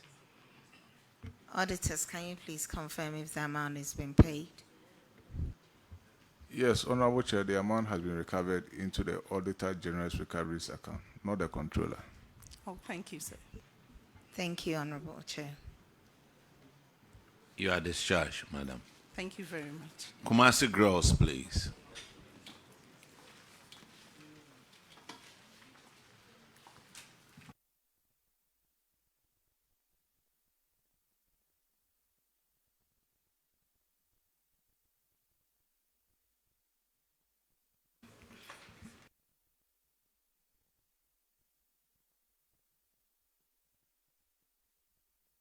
Please introduce yourself to the committee. Thank you, Chair. My name is Adelaide Bia Powers, Headmistress, Kumasi Girls Senior High School. Thank you. My name is Gloria Ohine Owusu, Accountant, Kumasi Girls SHS. Kumasi Girls, you also have some unearned salaries. Honorable Shirley Che will take care of that. Kumasi Girls, welcome. Thank you. You have 4 staff with unearned salary. Gloria Osei Ajiman with an unearned salary of 6,390.63 Ghana cedis. Isaac Osei, 7,175.14. Raymond Kwabena Ajiman, 6,146.73, and Francis Mafu, 5,588.52. Have you recovered these amounts, please? Yes, please. In full? Yes, please. Auditors, can you please confirm this? Honorable Chair, the full amount has been recovered. Thank you. Thank you, too. All right, Kumasi girls, you are discharged. Thank you, Chair. Let's call Manson Edubia, SHS.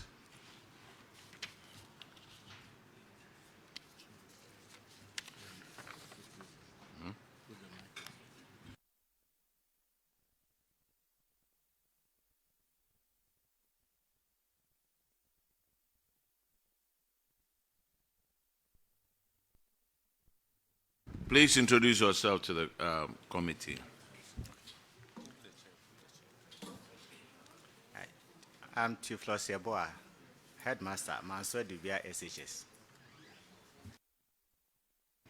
Honorable Chair, Kwabna Adumakon, School Accountant. Thank you. All right, the same issue with Honorable Shirley Che. Mansour Dubia, Priscilla entry was paid an amount of 4,413.70 Ghana cedis. Have you recovered on end salary? Honorable Chair, that the said amount has been retrieved and paid into the Auditor General's recovery account. Thank you. Auditors, can you please confirm? Yes, Honorable Chair, the amount has been recovered. Thank you. Are discharged. Let's call Presby SHS, Bompata.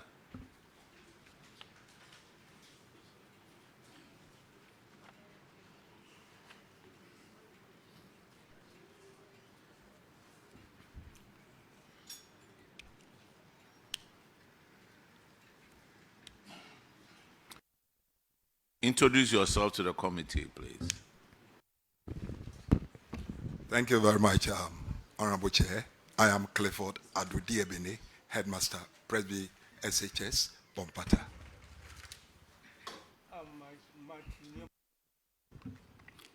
Accountant, Bompata SHS.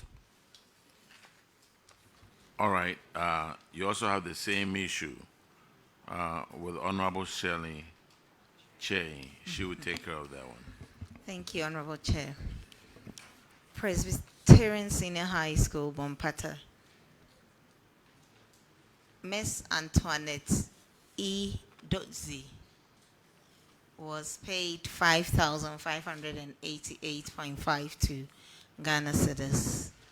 Mr. Boateng Isaac, you gave him an on-end salary of 4,807 Ghana cedis.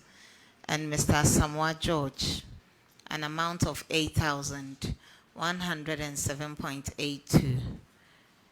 Have you recovered these amounts from the individuals?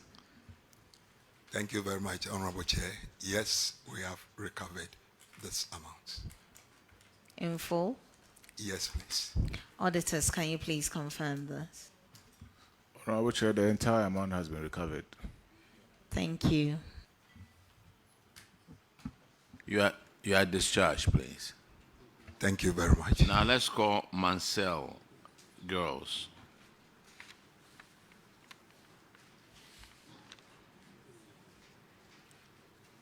That's you.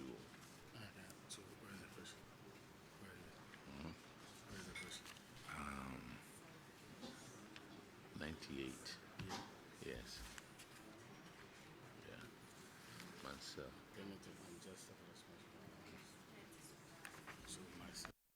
Please introduce yourself to the committee. I'm Mary Donko, Headmistress, Mansell Girls. Honorable Chair, I'm Edise Daniel, Accountant, Mansell Girls Senior Technical School.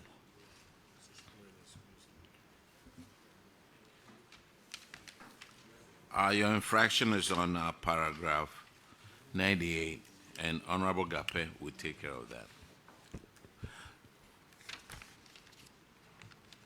Myself, Master Girls, you are welcome. Thank you, sir. Your infraction basically is contravention of Regulation 86 of the PFM Regulation 2019. The auditors have noted that your institution, you have transferred some institution as a result of non-performing your responsibility. You wrongly pay responsibility allowance. You wrongly pay responsibility allowance to Portia Odum in October 2024, and all these are 2024. Yachia, George Queno, Perpetua Ajiman, and Albert Ofori. And amount is totaling 3,000, all the amounts. In terms of Portia Odum is 2,635, George 3,317.25, Yachia is 2,635, Perpetua is 2,635.25, and Albert 3,244. This transfer of the money to them, which they don't warrant, what is the status regards to? Thank you very much, Honorable Chair. Yeah, we've asked them to pay back the money, and then almost at the moment, 61% is paid. We've given them up to next month ending to finish everything. So Portia, out of 2,635, how much did she pay? For Portia, she has paid 1,100 at the moment. The remaining, how much? 1,000? 96. When is she going to pay the rest? We've given her up to the end of next month. End of next month? Yes, sir. What about George? George is left with 464.39, and we've given him up to the same time. Remaining 400 Ghana cedis to pay? Yes, sir. So he's paying at the end of this month? Probably for him, at the end of this month, he will finish paying. By for Portia and EHR, end of next month. End of next month? Yes, sir. So what about Perpetua Ajiman? Perpetua is done paying, and then Ofori too is done paying. Auditors, can you confirm that?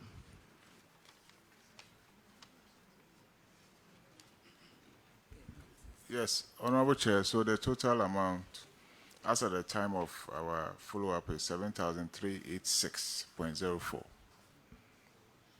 So there are still balances that are supposed to be covered. Oh. Chair, I mean, your hand to direct. The rest of it, when are you going to collect them? Honorable Chair, by the end of next month, they will finish paying. Next month is May. Ending. Ending of May. We'll hold you up to it. Otherwise, you pay out of your pocket. Honorable Chair, it shall be done. Good. Auditors, take note of it. You are discharged. Thank you very much. Now let's call Jacobu.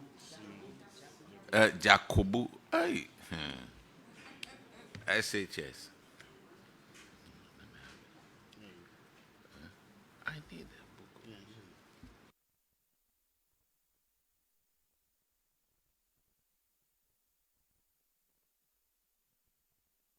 Introduce yourself to the committee, please. I am Joseph Justice Osaikra, the headmaster of Jacobu Senior High Technical School. I'm Helena Boateng, the accountant of Jacobu Senior High Technical. All right, your infraction starts at paragraph 98, and Honorable Gape will take care of that one too. Jacobu Senior High, you are welcome. Thank you. Your infraction basically is about one Agana Faustina from January to December 2024. You pay 12 months responsibility allowance to her, which totaling 8,747.28. What is the status with regards?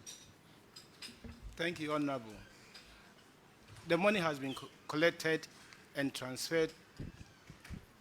The money has been collected and transferred to the Ghana Auditor General's accounts with the details submitted to the auditors. So if the auditors were not there, I mean, this person would have taken the money free. In the first case, why did you pay the responsibility amount? Thank you very much, Honorable. The lady was given house mistress position.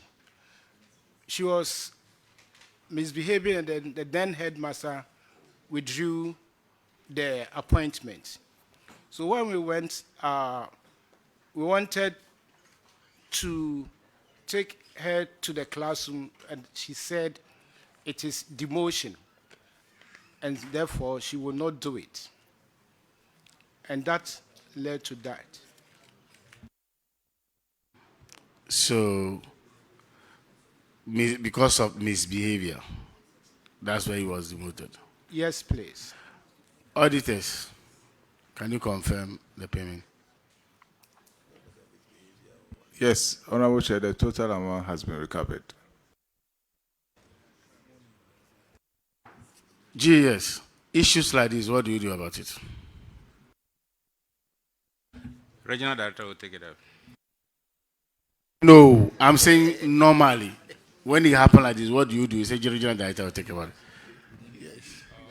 Yes. Chair, respectfully, I was just trying to enjoy some delegation, but the point is that I earlier on explained that the allowance is given to you based on assigned responsibility. So whatever will cause you to move out of that responsibility, sometimes promotion, sometimes transfer, and in their case, it was a decision taking that the person no longer qualified to serve as senior house mistress. And so once they appoint somebody, two people cannot take the same allowance.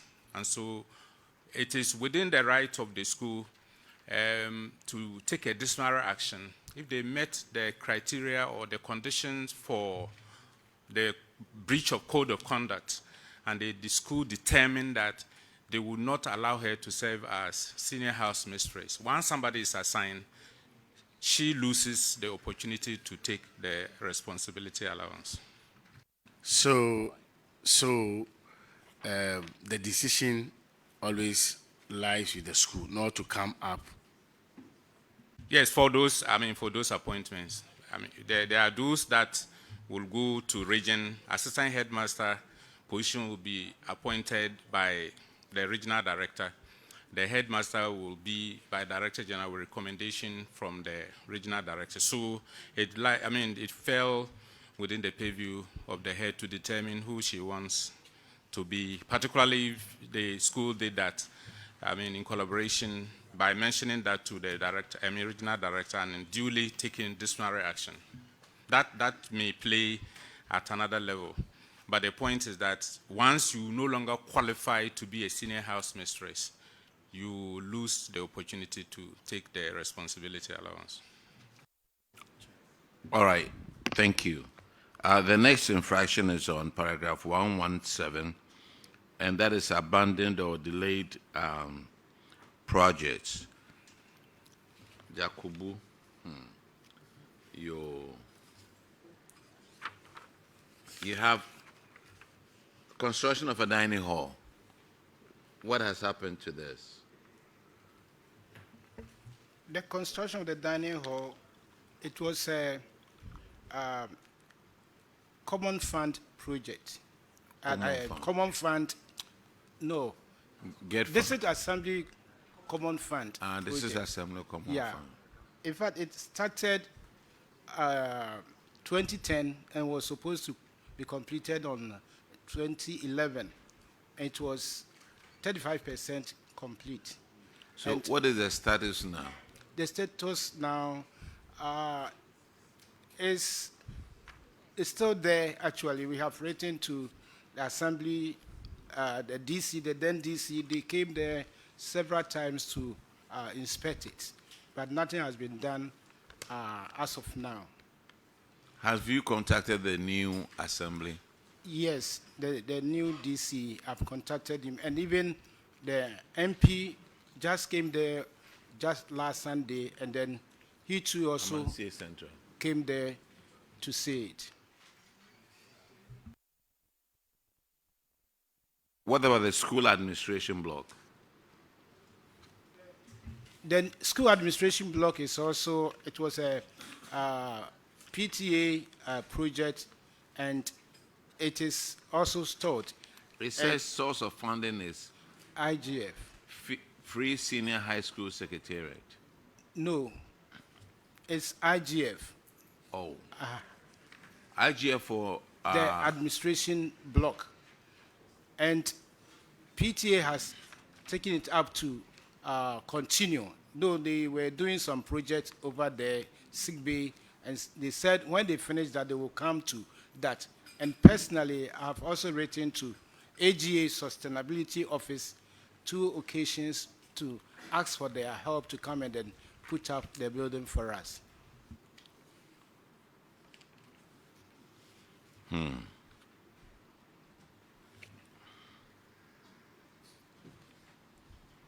The other one is an abandoned vehicle. Yes, we have about 3 of the abandoned vehicles: Mahindra pickup, Icha bus, and then Isuzu pickup. The board recommended that we should liaise with the regional directory so that they can help us to auction it. We have written to the regional division for that. GES. Regional Director is here. Yes, sir. Say, when they write to us, we forward it to our headquarters. A time will come, the auctioneers will come and inspect if they can buy or not. So if 2016 it has been sent, so we are waiting for the auctioneers to come. Sir, you see, I don't want to go through this lengthy thing about talking about how to auction cars. We need to set up a board of survey. Have we done that? Yes, sir. We've done that? Yes, sir. And you know the values of the vehicles through, has somebody come to value the vehicles? For that one, I know, yes, sir. It's been done? Yes, sir. So what are we waiting for? So usually we wait for the auctioneers to come from Accra.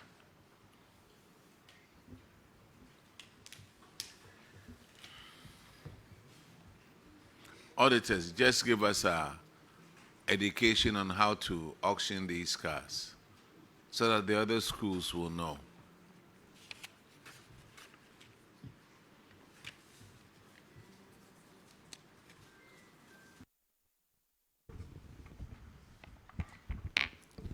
Honorable Chair, so an initial inspection would have been done to locate all the unserviceable items, and then a board of survey will be composed, and they will do their work and come up with a report.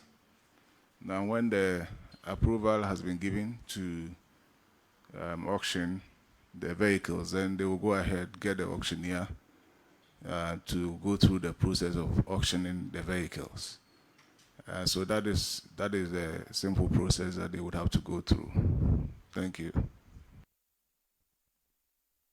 All right, Jacobu, you are discharged. Thank you. Let's call Anum Asamoah.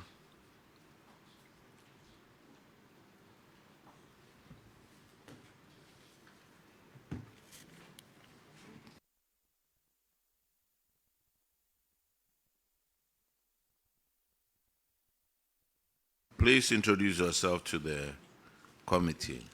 Honorable Chair, my name is Ms. Florence Apia, Enu Asamoah Senior High Technical School, Headmistress. 98. Please, I'm Ose Samuel, the accountant.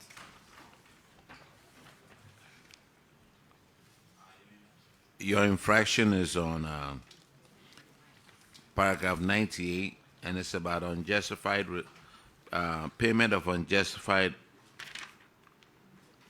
responsibility allowance.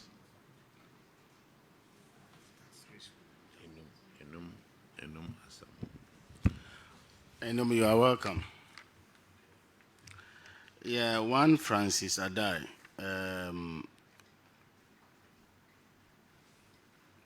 From January to December 2024, have taken responsibility allowance an amount of 5,638.20 for 12 months, which is not entitled to. What is the status with regards to this? Thank you, Honorable Chair.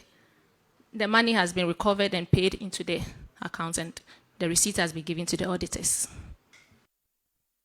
So, why did you pay if it's not entitled to it? I think it was a transfer issue. It was transfer issue. He was transferred to our school, and then at that point we were now looking for responsibility for him. So we have gotten one for him, and then the money has been paid. Auditors, can you confirm? Yes, Honorable Chair, the amount has been recovered. Chair. Thank you very much. The next school is Chipiase. Chapiase. Emimiri Chapio, Miri Sari. Chapiase. Please introduce yourself. I am Kojo Obenapia, headmaster at Trapiasi Senior High School. Crunchy Michael Kwesi, accountant for Trapiasi SHS. Trapiasi Senior High, you are welcome. Thank you, Honorable. Thank you. Your infraction is with regards to one Dominic Junior Asari. On the October to December 2024, he was paid 10 months allowance, responsibility allowance, which he is not entitled to. An amount of 1,295.60. What is the status with regards to this? Thank you, Honorable. The amount has been retrieved and paid into Auditor General's recovery accounts. In the first place, where was this money paid to him? Why? He was a transfer from Volta region to our school. So when they came on the pay slip, he was enjoying that amount. So they asked us to retrieve that money, and then he also responded and he paid the money. So the transfer, he came to your school, he was not playing that role. Yes. So it was transfer issue. Yes. Auditors, can you confirm this? Yes, Honorable Chair, the amount has been recovered. Issue resolved. All right. The school that will remain nameless. You are discharged. Thank you, Honorable. Thank you. The next one is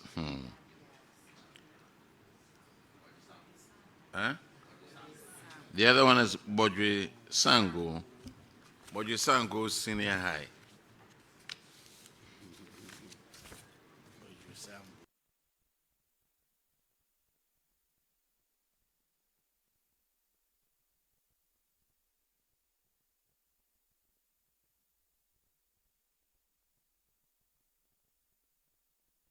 Please introduce yourself to the committee, please. Yeah, thank you, Mr. Chair. My name is Amwati Emmanuel, headmaster, Bojusango Senior High School.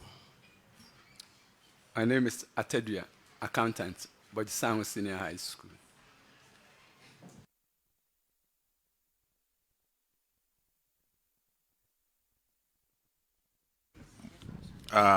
Honorable Frankie Ebo will take care of that. And so on paragraph 101. Yeah, thank you, Mr. Chair. Boji Sango Senior High School. And you're welcome. This one goes to the accountant. Do you have working knowledge of the Public Procurement Act 2003, Act 663 as amended? Yes, please. Okay. So, do you know the provisions under section 35(1) of the same act? Yes, please. What does it say in summary? Yes, it talks about alternative quotation.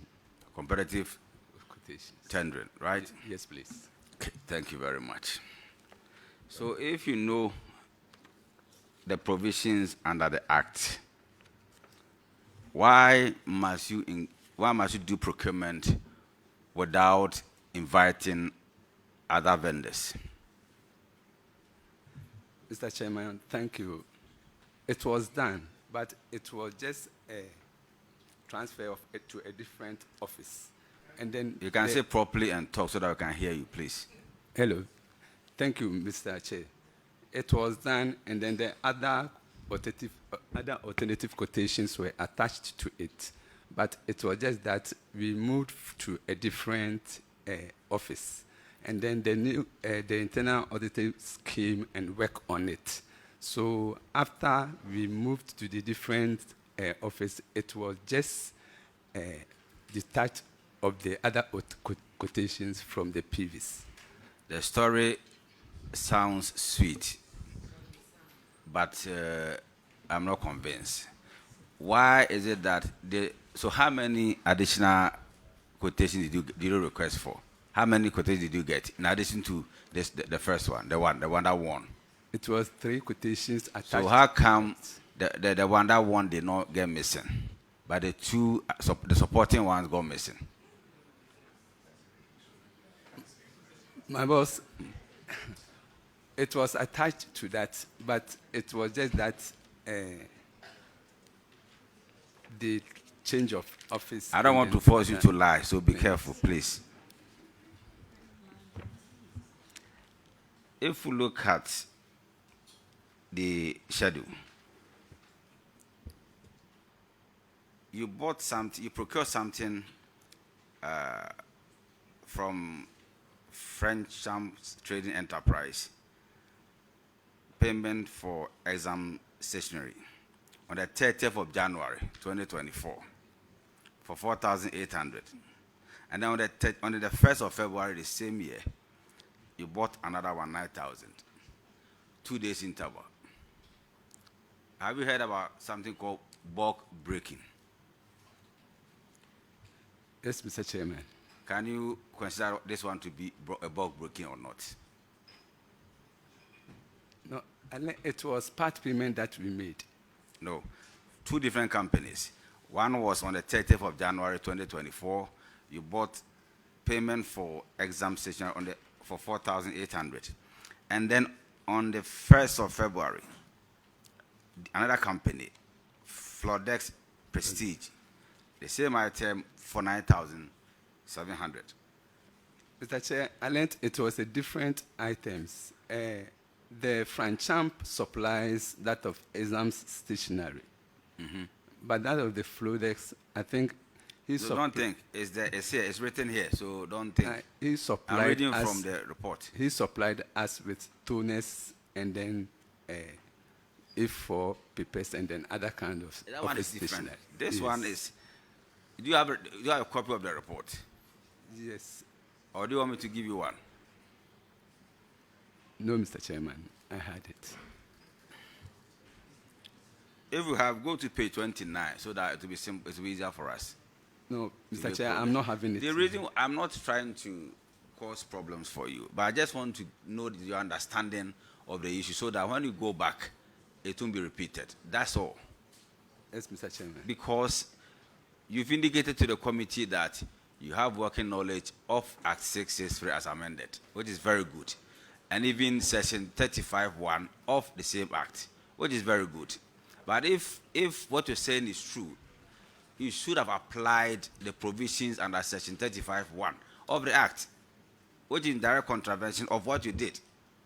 And that's my problem. So don't try to convince me to accept what you're saying if you know very well that what you're saying is not right. That's my point. I'm not here to worry you. Thank you, Mr. Chairman. Because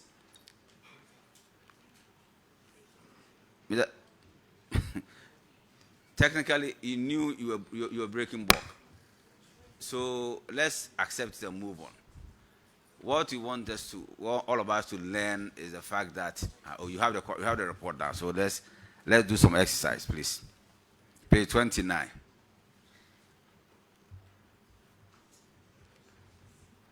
Can we move on now? Page 29. Yes. Okay.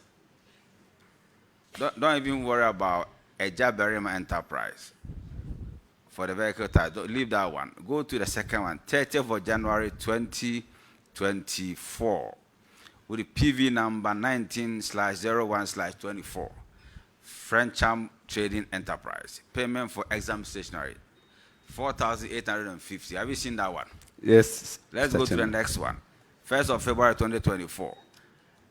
PV number 01/02/24. Flodex Prestige. What do you see there? Yes, payment for exam stationery. Is it different from the first one? Yes, it's different from the first one. The first one is that of the question papers and then the answer booklets. And then that of the Flodex is office stationery. What about the Access Web one? The first of the same day, 1st of February 2024. Access Web is also printing of files, students' files. For the school, that was students' files. You see, and office files. now Access, there are two of them. One is spelled ACC. Yes, and one AS. ESS. Another one is spelled ASS. ESS. Yes, the ASC, the ASESS is wrong spelling, but that of the ACC ESS is the right one. Hey, and both of them you bought payment of printing of your. Yes. Okay, so let's go to the last but one, and I'll be done. 24th of November 2024. With PV number 30/07/2024. Chum Selection Enterprise. Purchase of 4 vehicle tires. We have 3,593. Can you confirm to this committee that you got value for money for this amount? Yes, Mr. Chair. In 2024, buying 2024. one tire for 900 cedis, you think that you got value for money? Mr. Chair, it was that of the new Dragon Bus blue vehicle tire. What's your name again, please? Atadua. Huh? Atadua. Atadua, please. Since you know the provisions under section 35(1) of Act 663 as amended, please try and comply so that you won't come here next year. That's it. Thank you, Mr. Chair. Thank you very much. All right. Bojosango Senior High. You are discharged. Thank you, Mr. Chairman. Now let's call Dompoase SHS.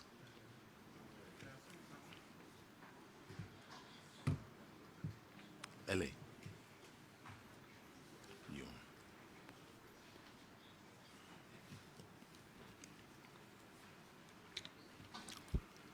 Please introduce yourself to the committee.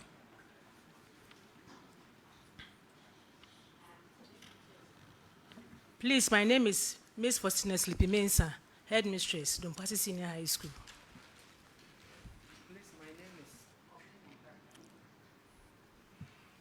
Please, my name is Obimin Takinsley, Accountant, Dompasi Senior High School. All right. Honorable Ellie, Agurugu will take care of that one. Your infraction is on paragraph 105. Thank you, Mr. Chair. Let me borrow your word. What brings you here?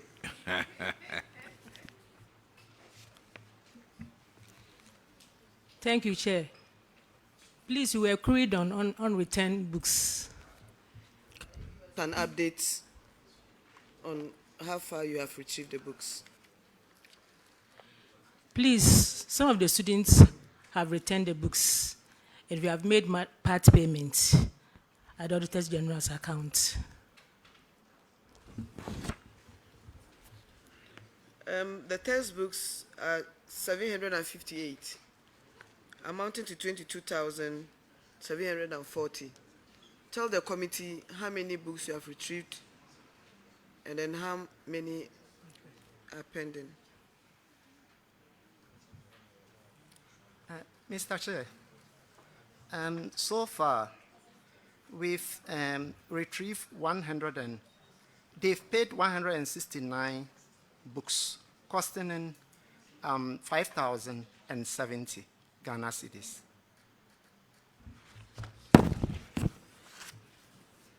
This is very poor. What measures have you put in place to retrieve the rest of the books? Please, the measures that we've put in place to retrieve the books are, we've decided that if they are coming for their results, you have to make payment before your certificate will be given to you. I had a lot of classmates till today, they've not gone for their results. So those who are not able to come, how are you going to reach out to them?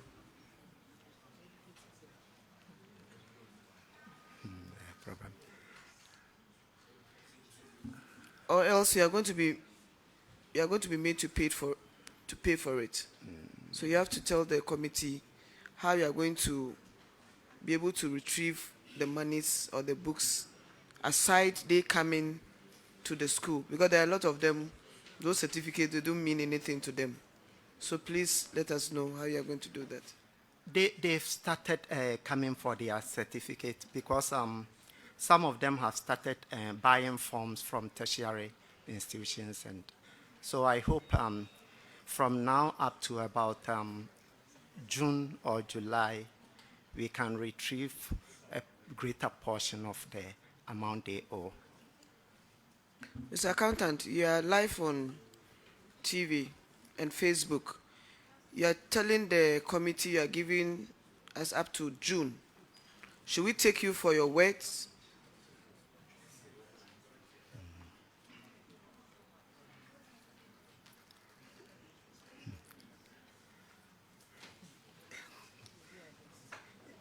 Well, please, we'll do our best. We need timelines, please. Please, I hope that maybe by the end of this year, we will collect about more than 60% of the amount owed. Mr. Chair, that will all be.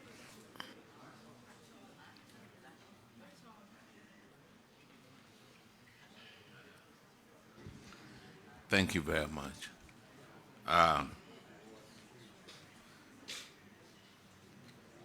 This is Don Kwasi, right? Yes, sir. Okay, you said by June you will get it done. No. By the end of this year, we hope about we'll By the end of this year? Yeah, this year. Why end of this year? All depends on certainties. Depends on what? Certainties. What do you mean by certainties? Because if the person do not perform, if the person perform poorly. Come closer to the microphone so I can hear you. If the person performs poorly, I don't think that you will come for the results. Make sure everybody passes.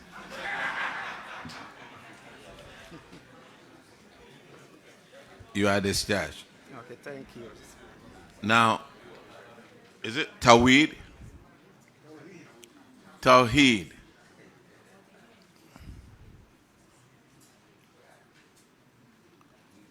Please introduce yourself to the committee.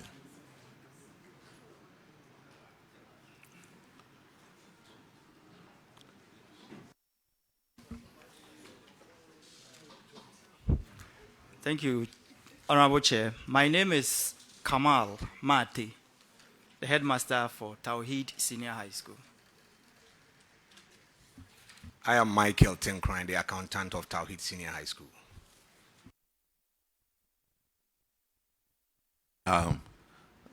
Honorable Shirley Che will take care of these unearned salaries. Tawhid, please, where are you located? Akwatia line, opposite the Kumasi Central Mosque. Okay. In Kumasi. All right, because I'm hearing about you for the first time. Wow. Yeah. I'm an old boy of the school. I see. That's good.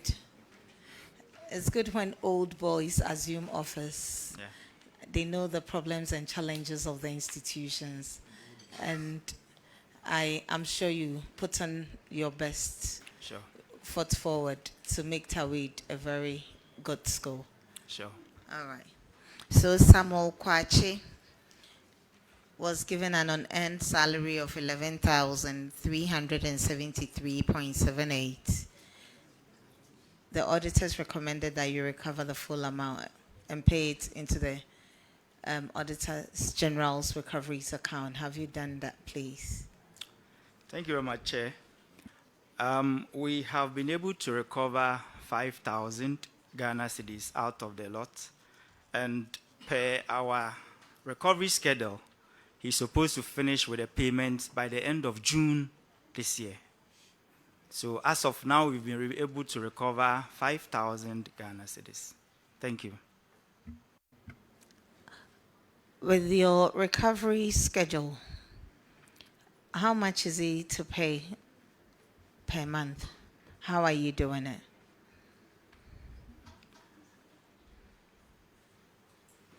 Okay, we started with the recovery from July 2025, and it was supposed to be 3,000 a month per quarter. Per quarter. So that is the plan we have. Did you seek approval from the auditors in terms of the schedule? Did you seek their advice, their input? Because it looks like it's going to take quite some time for him to finish. It's only, well, it's not only, it's 11,000. And this was done as far back as 2024, end of 2024. So if you had started recovering earlier than July and given him a different payment schedule, I'm sure you'd have been done by now. Did you check with the auditors?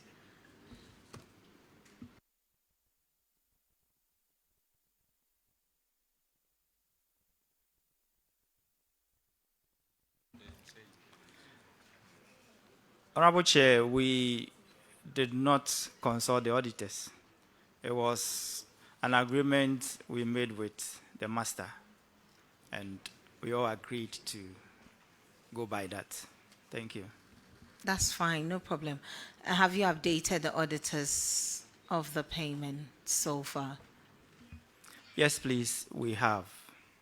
Auditors, can you please confirm the 5?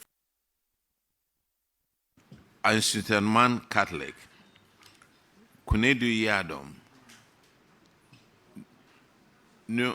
Nuru Amin Islamic School, Yenehini Catholic School, Ejura Technical, Aguna Technical,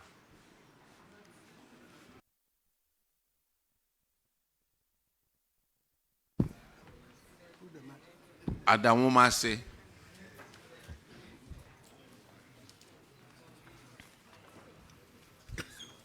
and any other school that is here that I haven't called, please join up and let's take the oath.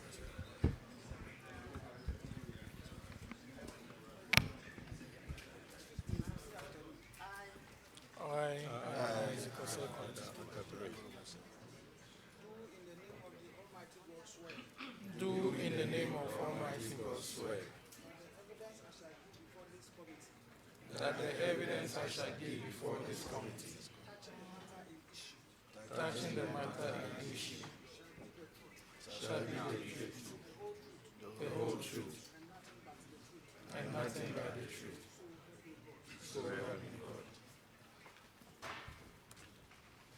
Enche,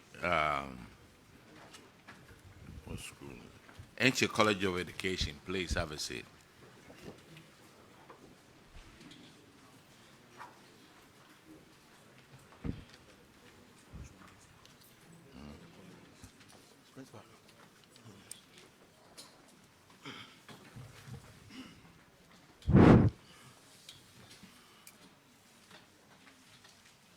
Please introduce yourself to the committee. Thank you very much. Thank you very much. And good afternoon, Honorable Chair and Honorable Members. Please, my name is Professor Francisco Ando, College Principal. Thank you. Nda Akabre, College Finance Officer. Right, Crunchy Apple, at a registrar. Bernard Pobi, Account Officer. All right, Enche, College of Education. We are looking at your financial performance. Let's see here. I see that your total income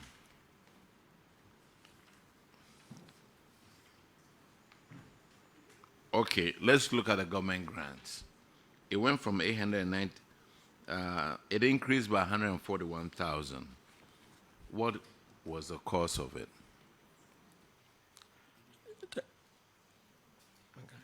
Thank you, Mr. Chairman. That's increase in compensation of employees, book and research allowances, and other related costs. Thank you, Mr. Chairman. Okay. Now, internally generated funds, what do you do for the internally generated funds? With our records, the internally generated fund, they are fees from students, and there's an end we have done something to improve the IGF. Now, there is revenue mobilization. We have set up a committee to come out with water sachet factory. Then now we have printing press. Even now, there is a partnership between the college and one university from USA that they are going to help us even. Which university from USA? Principal Virginia Tech University. I'm sorry? Virginia Tech University. Virginia Tech University.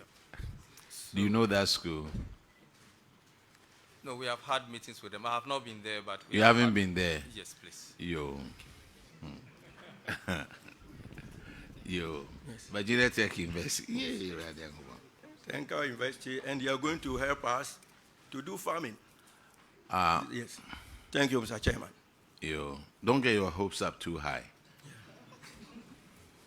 Mr. Chairman, did he say they were going to help him do farming? Yes. Yes. Mechanized farming or what kind of farming? So we have vast land, and we want to farm on the land. So some of the measures we have put in place is college will invest a little bit, but they are coming in with some ideas, help us to not mechanize, because they don't do mechanized farming, but they are more into community agriculture. So that is where but community agriculture, we can do it better. So they are not really coming to help us do the farming, but they are coming to help us, as you said, with funding. Yes, so we are still discussing with some kind of funding. So what exactly are they coming to help you do? Because if it's the farming, I know we do it better than. It's just that maybe we may not have that huge funding to undertake very innovative ways of farming. Yes, so Honorable Chair, that is what we are discussing now. That is what you are discussing. Yes, we'll come please. back next year and give us an update. I hope it will not be still on the drawing board, but then we'll see some actual things on the ground. Yes, please. Okay. Thank you. You see, just Google Virginia Tech University. Look at the school compound. I don't want to say anything bad about anybody, but don't get your hopes up too high, you could probably even help them with the community farming.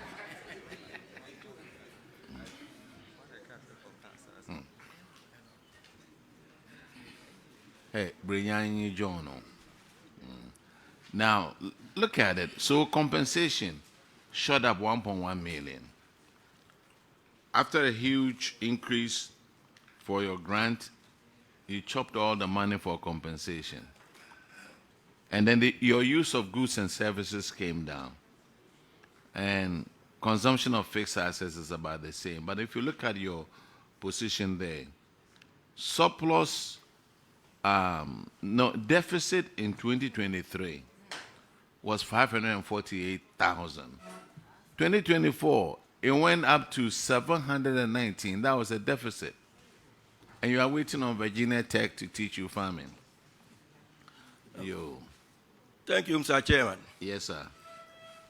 With NC College of Education, we prepare our final accounts in line with international public sector accounting standards. Yes, sir. That is IPSAS. And we take into consideration accrual system. And looking at the system, in the ISAS, it takes into cash and non-cash items. So, with our financial statement, we took into consideration non-cash expenses like depreciation. And depreciation is non-cash outflow. Sir, yes. Everybody is using the IPSAS now. Yeah. Okay, what do you need to be concerned about is your current ratio. It went from 0.8 to 1 to 0.6 to 1. Yes. What does that tell you? Yes, but what does that tell you? The meaning that the college is insolvent. But going into the details, say, with a liability of 1,940,000. The meaning is not that the college is insolvent. Take your time. Yes. Relax. Yeah. What does the current ratio say? Yes. With the it says that yes. Concerning what you have currently, you cannot fully pay your short-term liabilities. Yes. That is what the current ratio tells you with your current assets. Yes, madam, that's what I'm explaining. So nobody has said the college is insolvent. Yes. So correct yourself. It's just saying that you cannot pay your short-term liabilities with what you have. Please. Thank you, Madam Chair. If Virginia Tech hears this, they will withdraw their support. Yes. So I'm just trying to help you. Yes. The college is not, it's not insolvent. Yes. Yes. What I'm saying is this. You see, this is what you are saying. This is what you are saying. Yes. You have a script. Yes. And you have meant to tell us what you're going to tell us. Yeah. Regardless of the questions we ask you. So the floor is yours. Keep on preaching. Yes.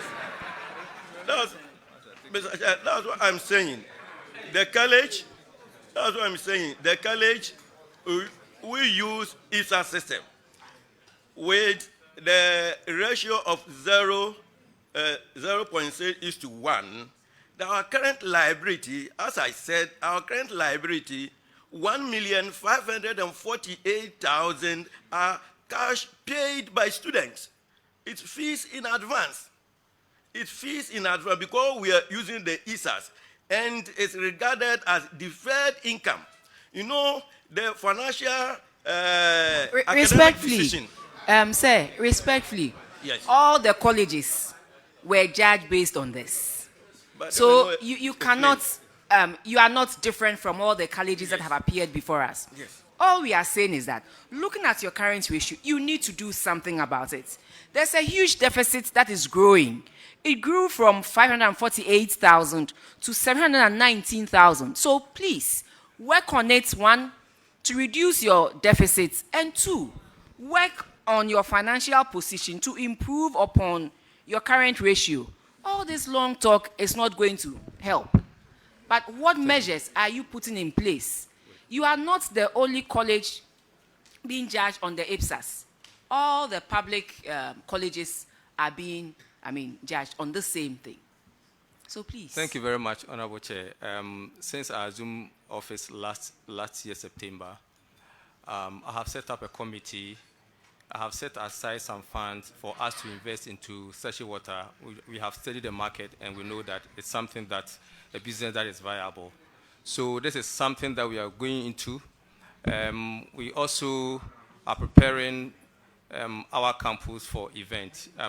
One of the auditors suggested that we have a very beautiful campus, and so this is something we could make some money from. So we have put in place certain measures to go into some investment in businesses to improve our revenue. Thank you.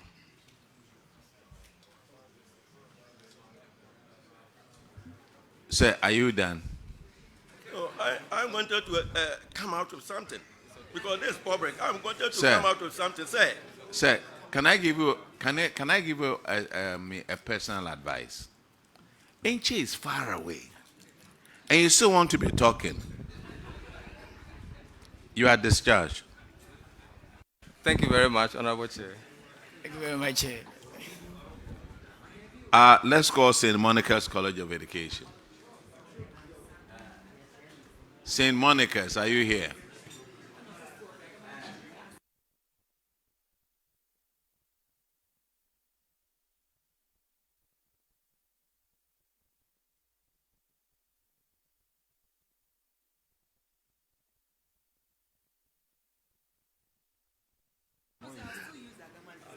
Please introduce yourself to us, sir.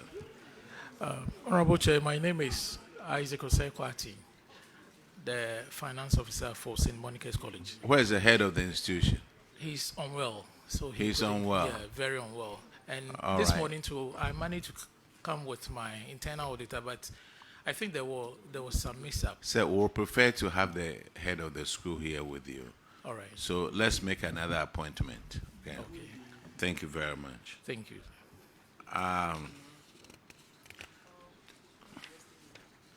We'll be going to Western Region, so you can come out there. Agona SDA College of Education. Are you here? Yes, sir.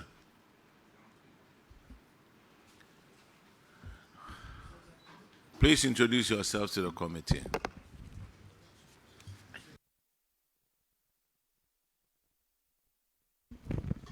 Thank you very much. I'm Dr. Peter Takra, the principal of the college. Please, I'm Richmond Owusu, account staff.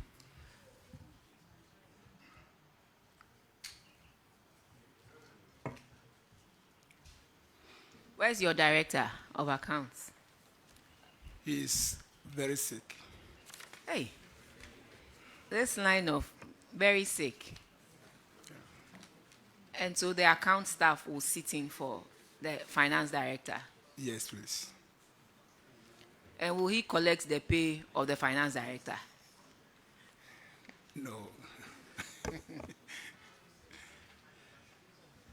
Honorable NSNM will handle your financial performance. And it's on paragraph 642.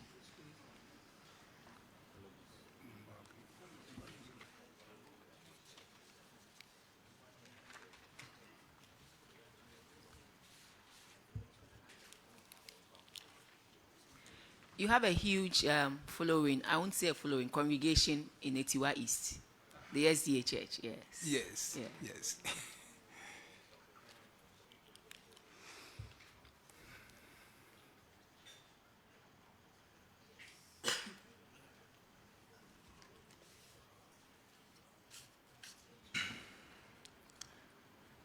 SDA College of Education we'll be looking at your financials today.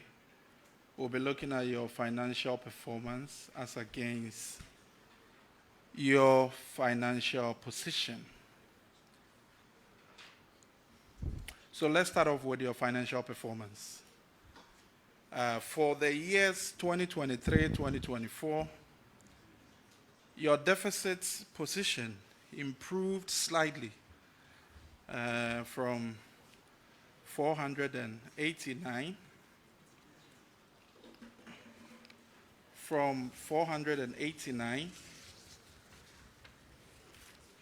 one second. Alaji.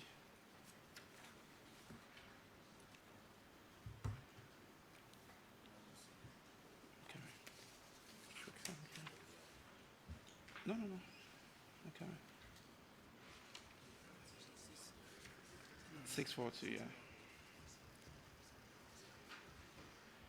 Can you tell us more about why you are still struggling to lift yourself up from the deficit situation? Thank you very much. Honorable Chair, the college is a new college. And actually, we are struggling with a lot of issues. How old is the college? It's now 11 years. Are you the principal of the college? Yes, please. And 11 years is not it's not a short period, and you don't need 3 years to do what you are expected to do. Let me go back here into your non-tax revenue. Okay, so your non-tax revenue decreased by about 31.1%. When an institution like yourself, you are struggling to lift yourself up, but yet your non-tax revenue goes down further by 31%, what could have accounted for that? Is it enrollment issues you are struggling with, or what is the problem? Yeah, Honorable Chair, during the period under review, the prices of goods and services actually shot up. We are talking about revenue, please. Yeah. Non-tax revenue has nothing to do with prices of goods in the market. So please, let's stick to the report. Please look at the report and give the right responses. So for 2023, your non-tax revenue was $3,815,000. Then for 2024, it went down to $2,628,114 Ghana cedis. And I want to know why you went down from 3 million to 2.6. Thank you, Mr. Chair. Please, the reduction in non-tax revenue, or maybe let's say internal generated funds, it was due to reclassification of. Okay, I want some education here. When we talk about non-tax revenue for your school, what are the components of non-tax revenue? Salary of employees. This is a revenue item we are talking about, and you are talking about salaries. Principal, you see, are you the accountant or? Yes, you were Okay, supposed to bring the finance director. We are asking about revenue, and he's talking about expenditure. Sorry, the feeding grants and school fees. So you are talking about school fees. Yes, you are talking about feeding grants. Is it feeding grants that students pay to you or government pays to you? So initially in 2023, we recorded the feeding grants as non-tax revenue. But our discussion with the... Okay, so here, I don't know what kind of accounting you are doing here. There is grants, yes, which we know went up because government probably might have given you so much. So you had about 9 million as against 2023 when you had 7 million. Are you telling the committee that for 2023 you recorded grants as non-tax revenue? No, please. I was saying we had a discussion with the National Accounts Department with regards to the feeding grants. So in 2023, we recorded it as a non-tax revenue. And per our discussion with them, they agreed that in 2024, we should... Were you the accountant at the time? No, I was... No, I was part... Well, you just said that you recorded... I said in 2023, it was recorded as non-tax revenue. Okay. And per our discussion with IFSAS in 2024, yes, they told us to treat it as grant from government. When did Aguna, so it reduced... When did Aguna adopt IFSAS? 2024. Auditors, can you confirm if the adoption was in 2024 or 2023?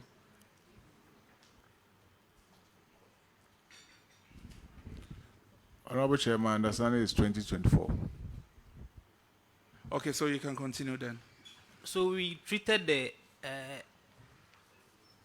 the feeding grant as non-tax revenue. So per the discussion we had with the Department of the National Accounts, they told us to treat it as government subvention. That's why it reduced the price. From your explanation, for 2023, you had recorded portions of grants into non-tax revenue.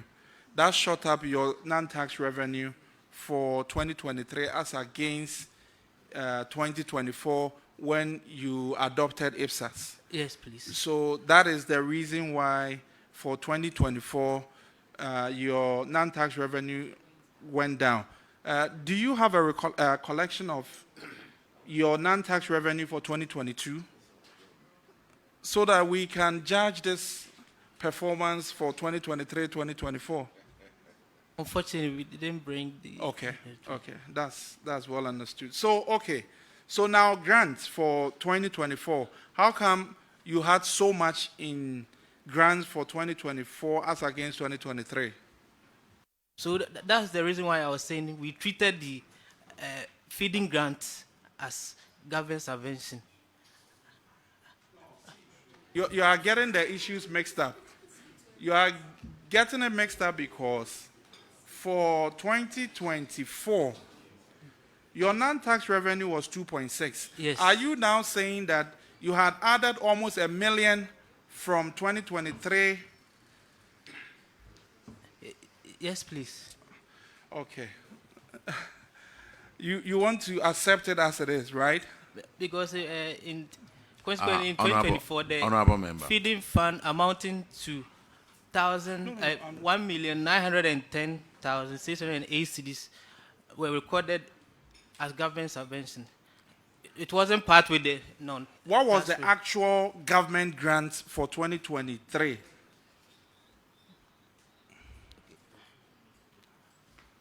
Unfortunately, it's not here. We are looking at comparative 2023, and you are telling me it's not here. So for 2023, it's been recorded as 7.2, and I'm asking, was this understated or overstated for 2023? Based on the explanation you gave. 2023 was overstated. Was overstated because of the feeding grants added to it. Okay, we can go to the... Okay, so we'll... Sir, Mr. Principal,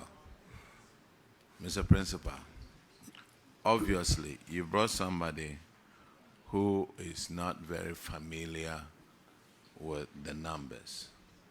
So we suggest that you go and come with your accountant. All right? We'll meet you either in Kufodua or in Takrady. Or tomorrow, if you can get him, we'll talk to him. Okay. All right? Very well. Thank you very much. You are discharged. Yeah, thank you. St. Monica's, please.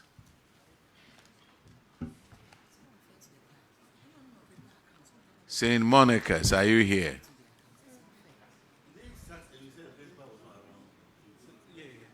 No, the account. St. Monica.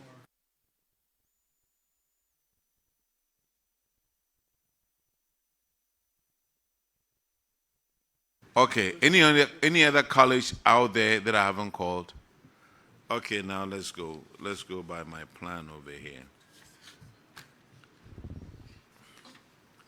Let's call Secho Dumasi.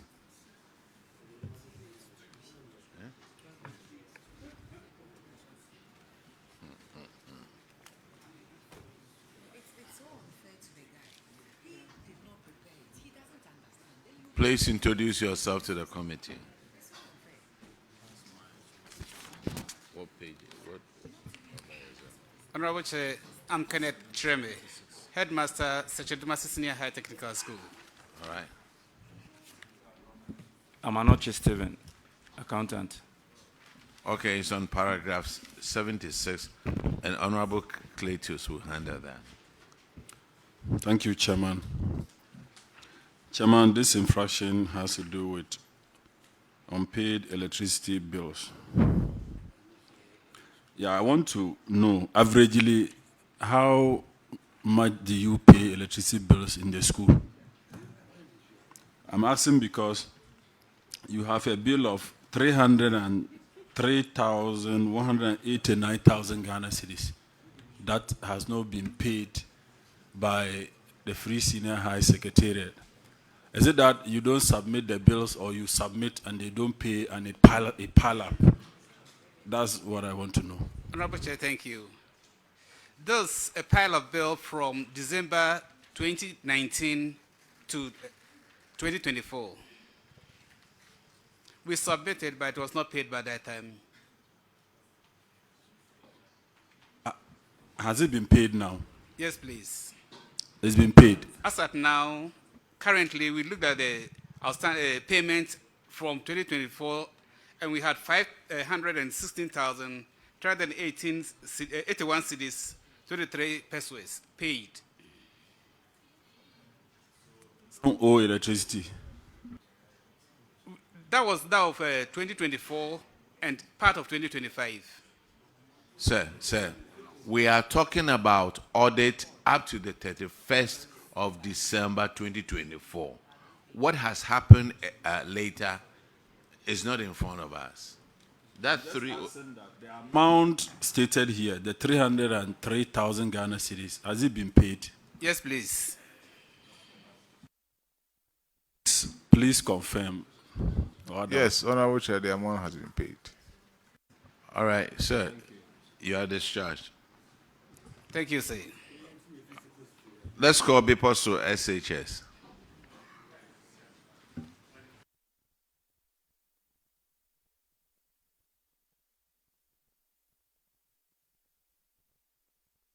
Please introduce yourself to the committee. Honorable Chair, I'm Mr. Boatin Andrews, Headmaster, Biposo SHS.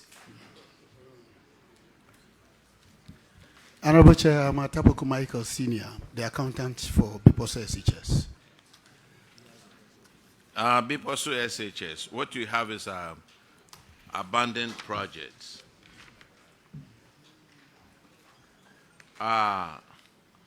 Dining hall and kitchen complex is roofed.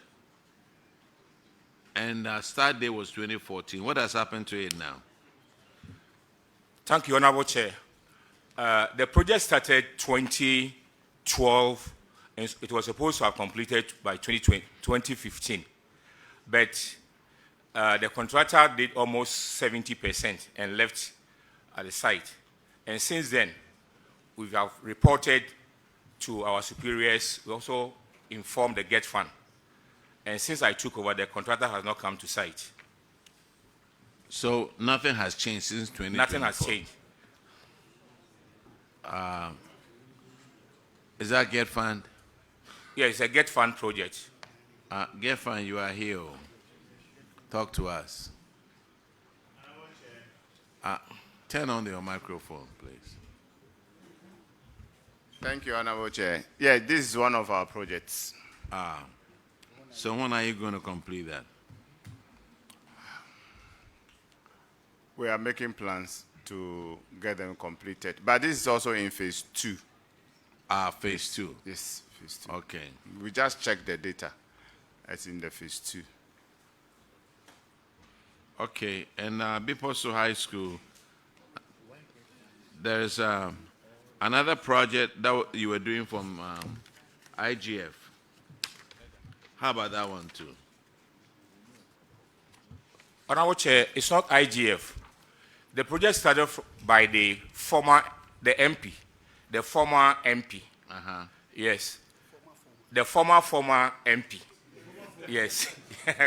And when the current MP took over, I learned the management went and informed him during that period, and he promised to come on site. We also gave him reminder. But as at now, it's a standstill. It was supposed to be a 6-unit classroom story building. They built only the floor, the down floor. Did not floor it. It's still standing. We are not using it. But fortunately, I met the MP last month, and he sent his aide to come and supervise the work, and they came. But since then, I haven't heard anything from him. No, supervise which work? That project, the abandoned project. No. If you say that he came to supervise, it means work is ongoing. They came to check to know the level. Yes. Sorry, sir. So when is he going to touch it? Look, a 6-unit classroom block. Yes, MP's common fund. But if they complete it, it's for the community. Yeah, a 6-unit classroom is a story. And it started by Honorable Simon Mensa. And since he left, and the new MP came, the former educational minister came and took over. And since then, nothing has been done on that project.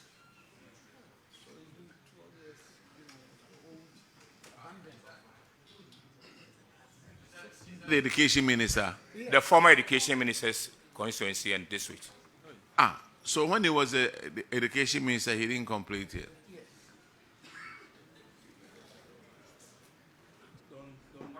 Went there 2 years ago. Yes, and we informed him, but nothing was done. It's recently that I said I met him one-on-one, and he decided to send his special aide to come and check the project. Okay. Was he aware of this issue at the time?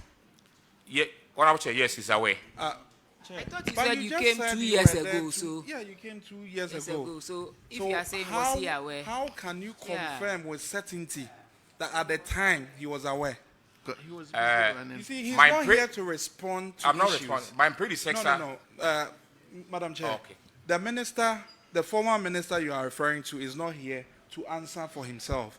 And you have just confirmed that you've been at the school for only 2 years. And at the time the issue happened, did you inform him? At the time you were cited for all this, did you inform the minister at the time? They cited for coming here. Yes. This was the 2024 report. Yes.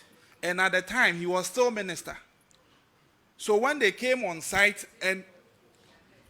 No. So this issue happened 2024 when he was minister.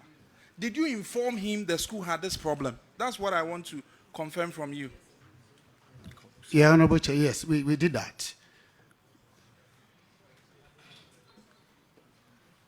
The former education minister is aware of the current situation of the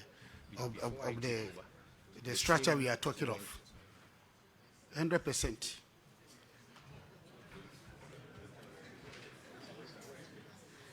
Before I took over, the team.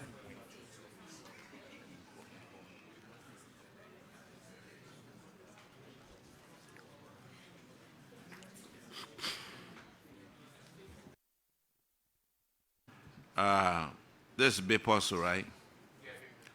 You are discharged. Thank you, sir. I know you will come back next year. So, Ejuraman Anglican School.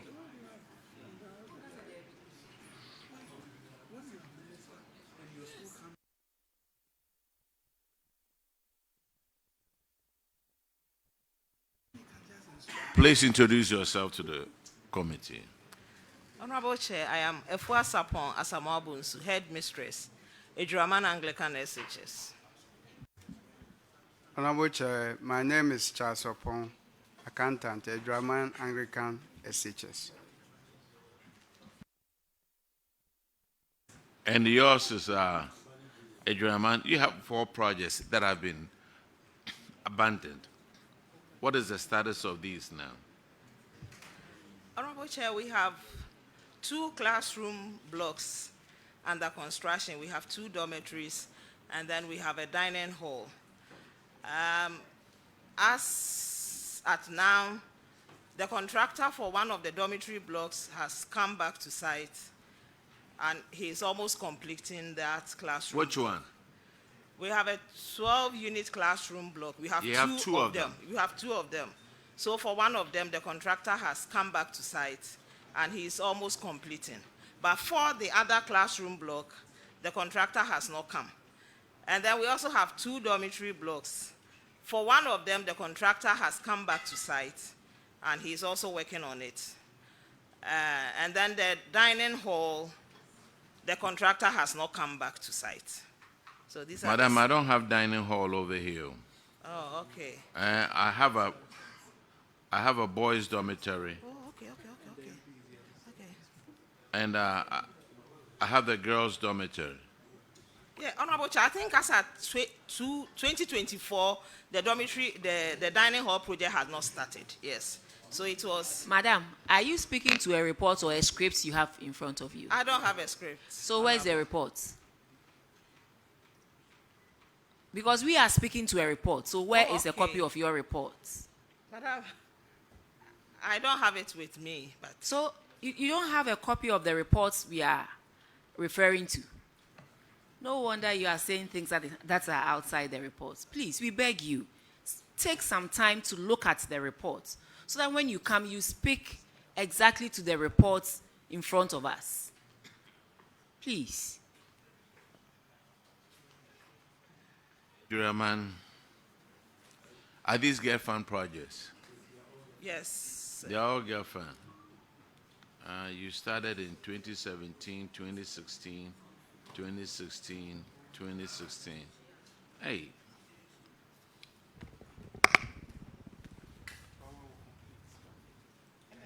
Is that your school? Honorable Chair. Yes, we can also confirm that Daniel Hall is part of our project. Yeah, it started after 2020, I think 2024, 2023. Yeah. That's what construction began. All these projects, 3 of them, contractors have come back to site. Okay. Yes, so I think it's the 12-unit classroom block. That one is still pending for the contractor to come back to site. It's among the things that we have that we are developing a model to get them completed. All right. It's all over the country. Adrian, good luck. You are discharged. Thank you, Honorable Chair. Now let's call in Suterman Catholic.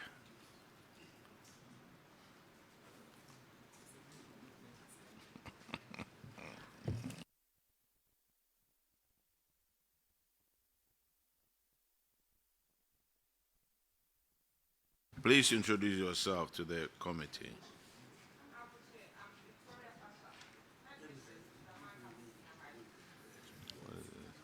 Honorable Victoria Asha is my name, in Sutaman Catholic Senior High School. Patrick Amofusomo, accountant.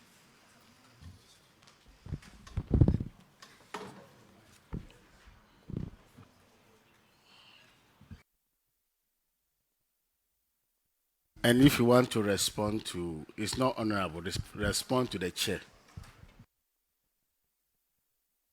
In Suterman, what brings you here? Abandoned GetFund projects. Abandoned GetFund projects. How many of them?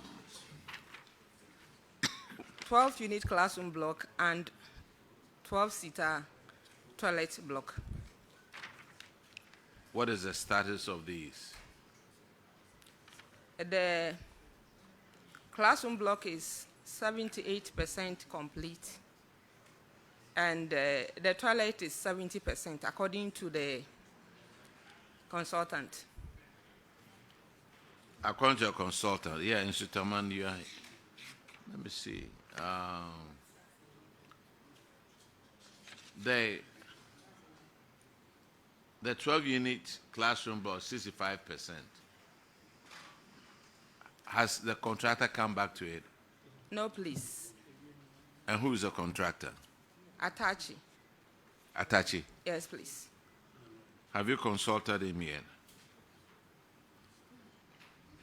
I speak to the project manager because he's the one that have his contact. When was the last time you spoke to the project manager? Even before, I think last week, I called him again. Last week? Yes, please. The last time I called him. But not the contractor? No, please. Why not? That's why I'm saying that it is the project manager that I have his contact. But project manager, I want to see the contractor. I need to talk to the contractor. All right, I'll do so. Project manager is an employee. of the contractor? I'll do so from here. You do so from here? Yes, please. Madam. All right, madam, you are discharged. Thank you. Let's call Kunedu Yadam.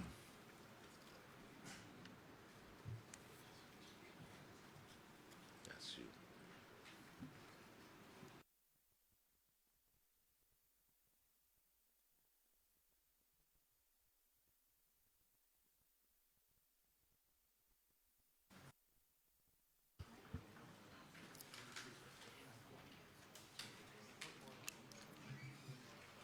Please introduce yourself to the committee.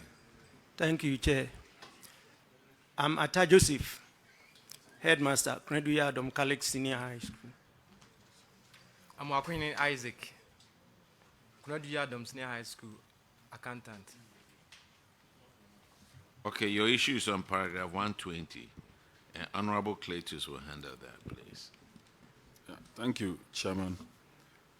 Chairman, this infraction is on paragraph 120.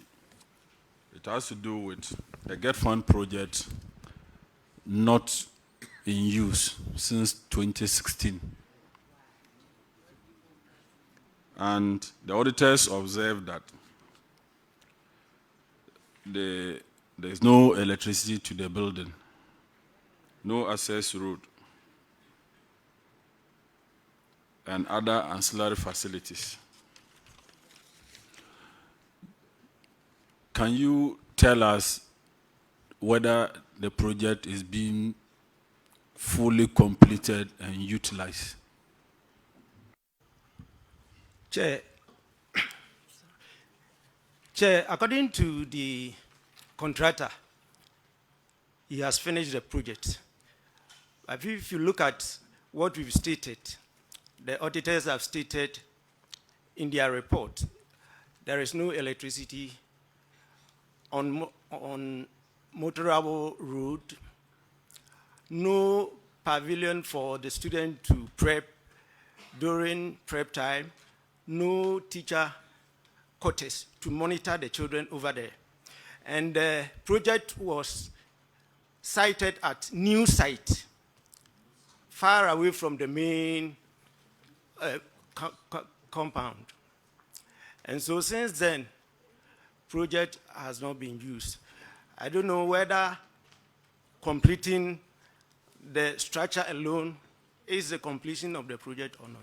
Thank you. You are the headmaster. How do you say that? You don't know whether completing the project is... No, please. You know that is not it. Yeah, you could. Don't come and sit here and say that. You could have also done something about it. Thank you, ma. Yeah. Or you could just use this platform to appeal to GetFund to immediate GetFund. They are here. Yeah. That's what you should do. But when you speak this way, so GetFund. Thank you. Let's listen to GetFund. Thank you, Honorable Chair. He said a lot, but there were some things that there are gaps that he's left out. The main school is beside the road. When you are from, I think, Efijuasi to Agona, it's on the road there. What we realized when we did our need assessment some years ago was that the space is small and the population is huge. Infrastructure where we can expand. So Nananum decided that they are going to give out a land around 2013, 2014 thereof. So we decided to start constructing a new campus. So the first project they've ever had from us went there. It was completed, but the school couldn't use it because, as he said, there's a distance almost about 1.5 kilometers or so away.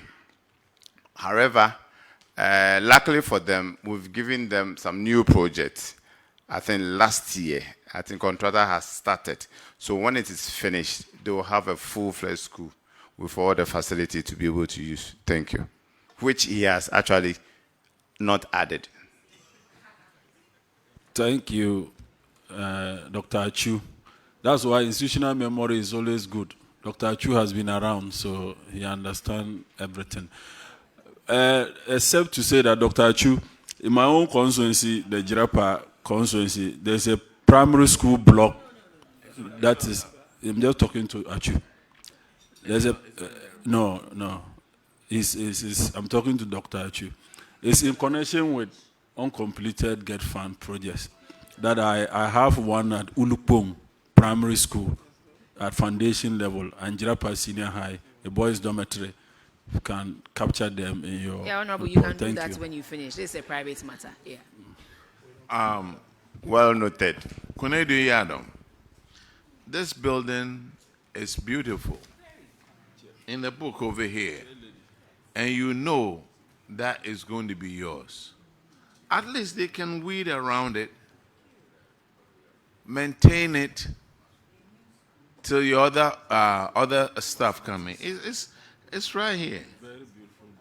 Now I see timber growing. You are discharged. Thank you, Chair. Now let's call Nuru Amin Islamic School. I'm appealing for something. I know. Sometimes they want to hear. Yes, sir. MP has done something.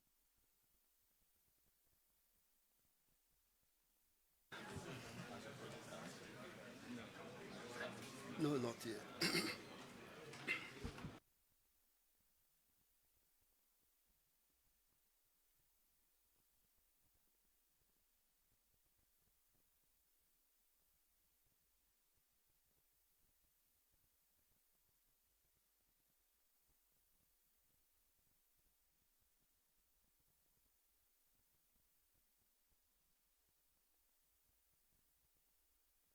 Please introduce yourself to the committee. Thank you, Honorable Chair. I am Mohammed Basha, Headmaster Nur Amin SHS. I'm in Kansan Chopuni, the accountant of Nur Amin Islamic SHS.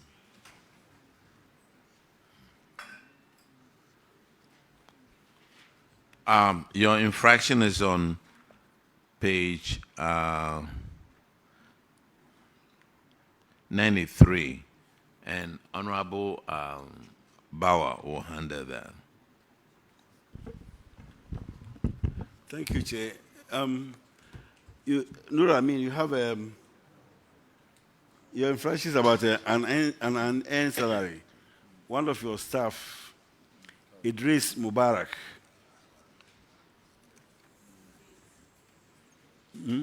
Idris Mubarak, Yeah. yes, and an earned salary of 14,088 Ghana cedis. And the recommendation was that you should collect this money and pay to the Auditor General's recoveries account. Have you done that? Yes, we've done that, Honorable Chair. Auditors, can you confirm that Nurul Amin have recovered this money? Yes, Honorable Chair, they have made the recovery has been made and paid same into the AG's account. Chairman, that will be all. All right, you are discharged. Thank you. Let's go to Aguna Technical Institute. Honorable Chair. Yes, sir. Before they are discharged, Nur Amin, there is a 12-unit classroom block. We checked the data. It doesn't seem to be our project, so... Really? Yes, so if they can speak to it. Yeah, the contractor is on site. He's come back. Oh, okay. Yeah. All right. Aguna Technical Institute, introduce yourself to the committee, please. Thank you, Chairman. My name is Daniel Amo, the Deputy Regional Director for Ghana TV Service, Ashanti. All right. Thank you, Mr. Chairman. My name is Dr. Zede Neti, Principal, Aguna Technical Institute. Collins, accountant. Collins, accountant. Of the But where is the head of the school? Oh, that's you, the lady. Yes, sir. Oh, okay. Aguna Technica. Honorable Cletus. Thank you, Chairman. Welcome, Madam Principal and your staff. Thank you, Mr. Chair. It has to do with unpaid electricity bills. How come your electricity bill is accumulated? Is it that you've not been paying or submitting the bills? Thank you, Mr. Chairman. We've been submitting the bills monthly as it comes. Currently, we have to download it, and every month we submit it to our regional directorate for them to be submitted to the national TVET service. And then sometimes too, we are even given direct email address to upload everything on the the bills on the platform, please. Has this bill been cleared now? It is still not being cleared, sir.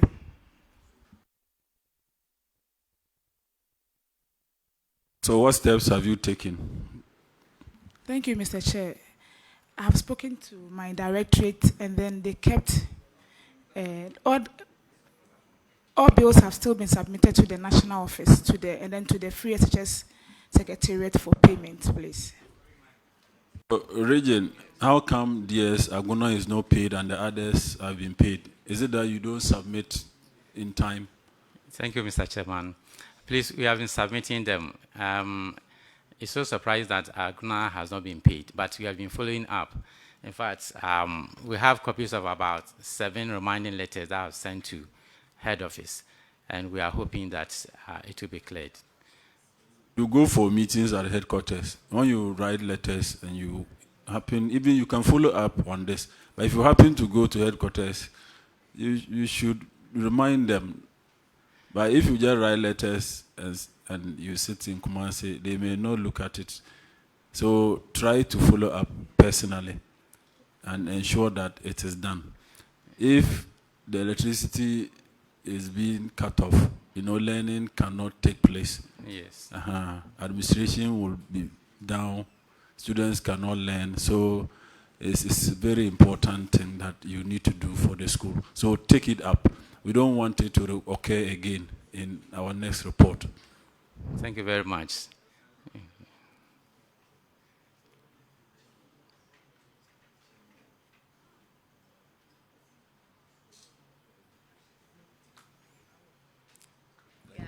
I just want to put something out there. Dr. Educhum just called me. He said during his time they gave Biposo SHS through GetFund a huge administration block. And this uncompleted project was never brought to his attention until 2 months ago. So remember, the headmaster said it was only 2 months ago that, yes. So it was never brought to his attention until 2 months ago when he sent, when it was brought to his attention, he sent his PA to come and he told them he's going to use his MP's common fund to complete the project. Please, when we come here, let's speak the truth and nothing but the truth. We asked him 2 years ago, you said you came 2 years ago. And yet he was confident saying that, yes, the MP knew about it. He said it was only 2 months ago that this current headmaster drew his attention to it. And that's how come he sent his PA to come and look at it. Please, today it is somebody. Tomorrow it may be you. And you wouldn't like someone to treat you that way. So let's be careful. Let's watch what we say, knowing very well that if it is something we can't substantiate, we shouldn't put it out there. Please. Thank you. And yes, I also want to put this across to the head teachers. As MPs, within our constituencies, when you meet me at a funeral or an occasion and you present a project or something to me, do not expect action. Let's put it on paper. Let's make it official, like he's just admitting here. If he had evidence that he had written to the MP's office on this particular date, informing him about this issue, I'm sure MP will not deny anywhere that he didn't receive such a request. So please, let's make everything official. Documentation is very important, and I believe that as minister at the time, once he had received such a request, he won't just turn it over. So please, head teachers, let's make sure our relationships with our MPs are well strengthened, because education is the key. And for an MP in any constituency, he would prioritize these projects. So please, let's make sure we do the right thing and not come here and embarrass people. Thank you. Thank you. I hope they take the advice. When it comes to Teachers Appreciation Day, that one they'll write a letter.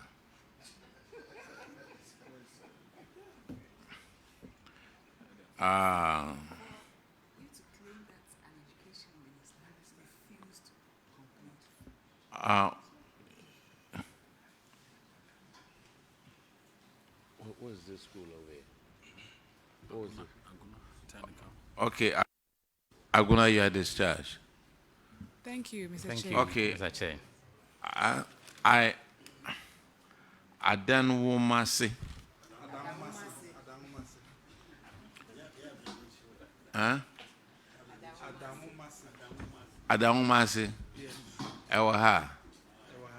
You introduce yourself to the school, to the committee. My name is Felix Cranton Dakwa, Headmaster at Daumasi SHS. My name is Rashid Abdullahi, Accountant at Daumasi Senior High. Yes, we are talking about your abandoned projects over here. What has happened to it? We have two GetFund abandoned projects, dormitories, one for boys and one for girls. And since we came, we have been writing letters to the GetFund through the Director General, through Regional Director. And as a result, we have the contractor coming on site to work on one of the dormitories. The dormitory itself is complete, but we don't have beds. And the adjoining washroom and bungalow has not been completed. But that of the boys is about 70% complete. Because the girls is 90% done. And Yes, then the Honorable boys Chair. 70% done. Yes, Honorable Chair. And these were started in 2012. Yes, Honorable Chair. One is even 2008. One is 2008. Yes, Honorable Chair. Were you a headmaster over there when they started? No, Honorable Chair. And you said you've been communicating with who? We write letters to the Director General, GetFund, through the Regional Director. And occasionally they come, officers come around to inspect. GES, what says you? They've Chair. been writing letters, so.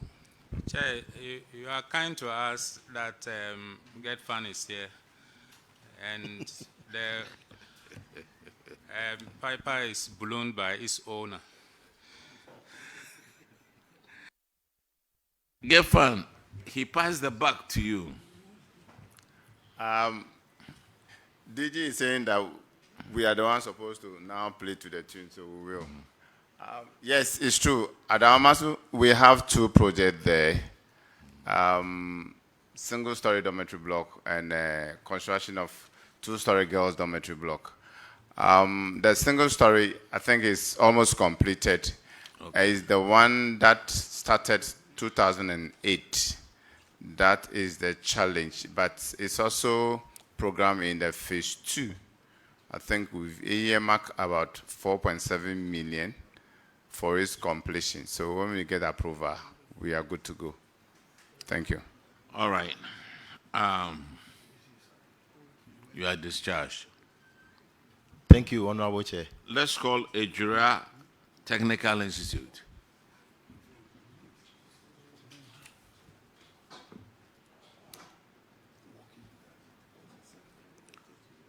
That is you.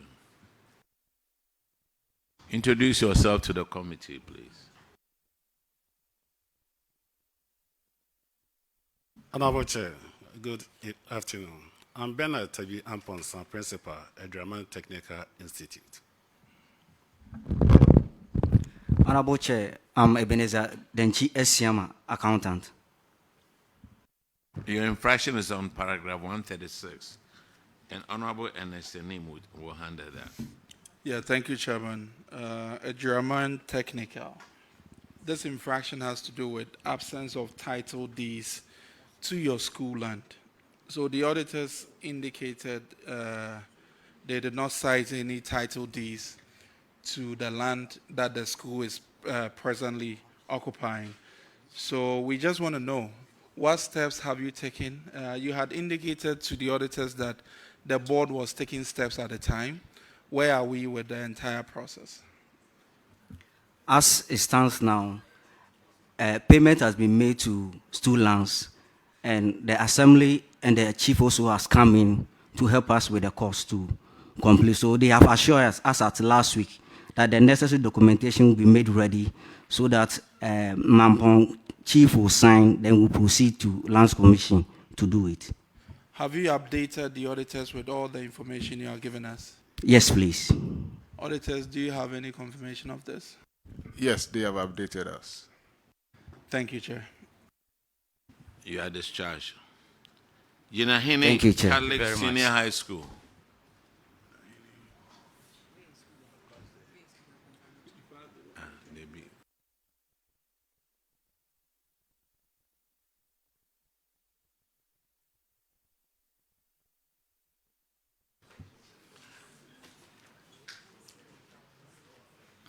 Yinahini. Yeah, Nyinahini. Yinahini. Nyinahini Catholic SHS. Yes, sir, I'm sorry. Introduce yourself. My name is Eric Kello Logo, the school accountant. School accountant. Where is the head of the school? My head is not well. He was coming and then something happened. The driver had to rush him to the hospital. Yeah, he can come back tomorrow. Or you follow us in Takrady or Kufrodua. Thank you very much, sir. Honorable Chair. Yes, please. Please, the headmaster has not been well for some time. Mr. Kumasi. You don't have an assistant headmaster? We have assistant, 3 assistant heads there. So, where are they? He's the accountant. Yes. So that headmaster, that is not well. Isn't somebody deputizing for him? There are 3 people. So there are 3 people, and they are not here. It's either they didn't know to come, or they didn't care to come, or maybe they don't have the proper tools to get them to come out here. Hey, Omar from Kumasi, Chair, I think again we will take responsibility. Other than that, the system is structured. Behind the head is assistant administration. Thank you. Ordinarily, followed by assistant academic and assistant domestic in Thank that you. order. So our people should understand, but we'll take responsibility. So some education will take on. Thank you, sir. You are discharged, sir. Honorable, please, if we can bring them tomorrow. Yes, One sir. of them. If not, they will come to Kofodua or to Takrady. Yes, Honorable. Thank you.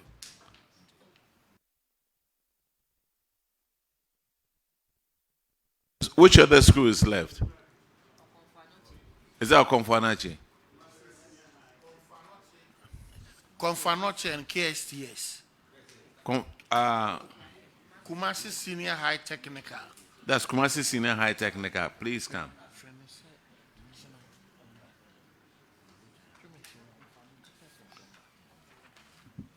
Please introduce yourself to the committee. I'm Yao Chimesi, head Kumasi Senior High Technical School. Oseko for Vincent, accountant. You also have some abandoned schools, construction of a dining hall and a kitchen complex. What has happened to it so far? Chair, we wrote letters to remind GetFund. Just about 2 months ago, the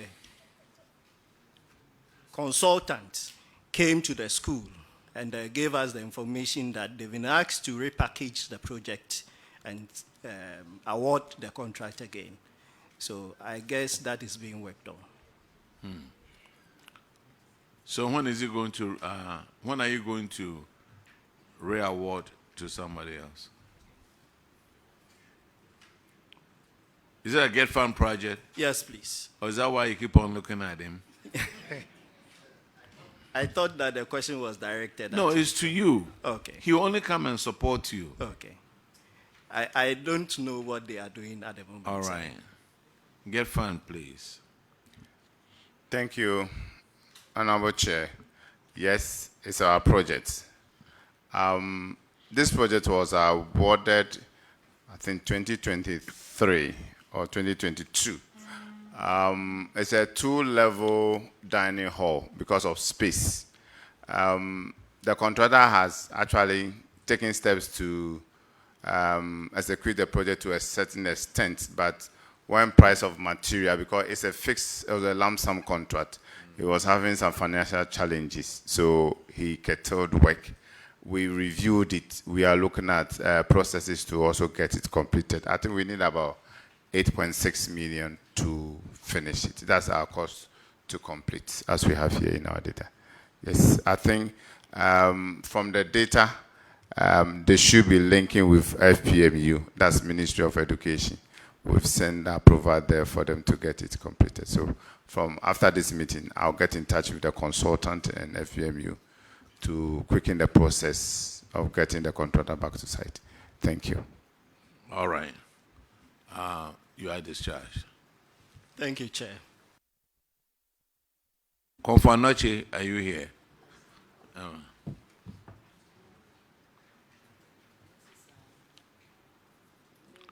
Please introduce yourself to the committee. I'm Boachi Yadomboama, headmaster of Confanoche Senior High School. Boachi Yadomboama, headmaster of Confanoche Senior High School. All right. Eric Labi, accountant. Now, you two have some abandoned projects. Two-story, 12-unit classroom block, and then construction of assembly hall. Right. They've been delayed for about 9 years. What's going on right now? Nothing is going on. Nothing. Yes.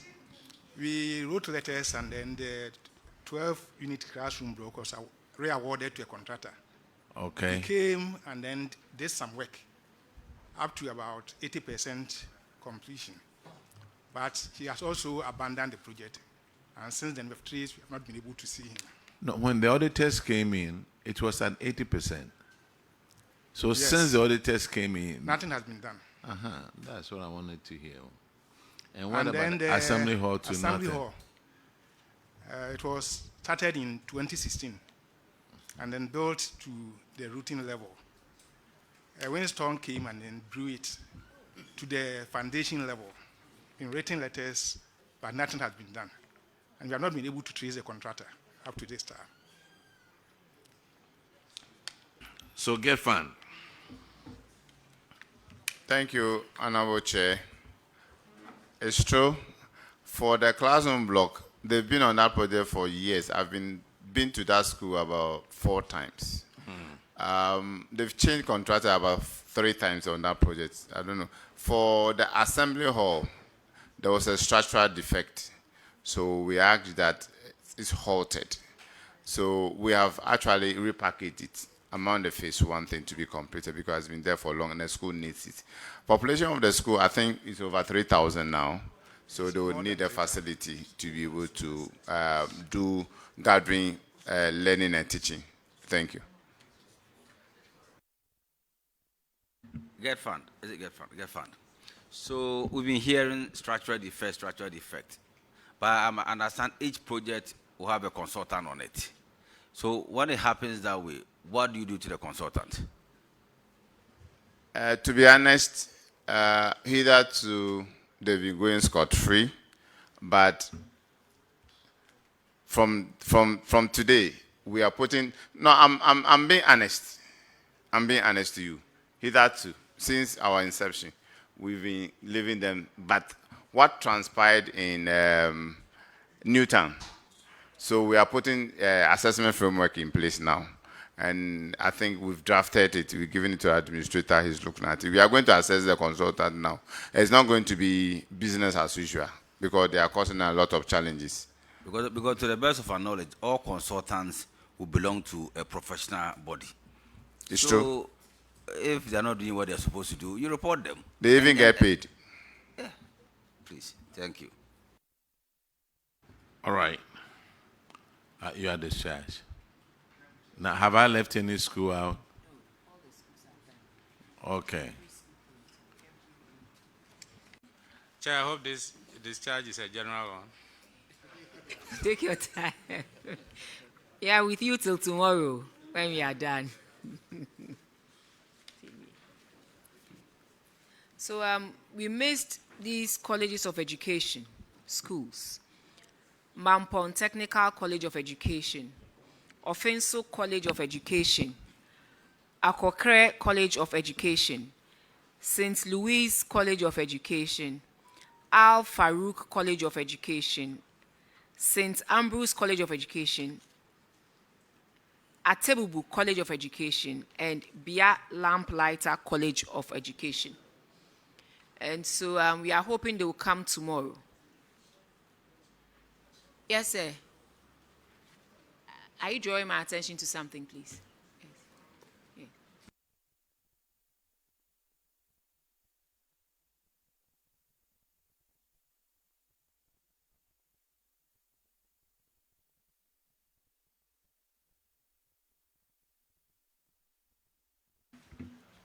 Please, my name is Gama Isaac.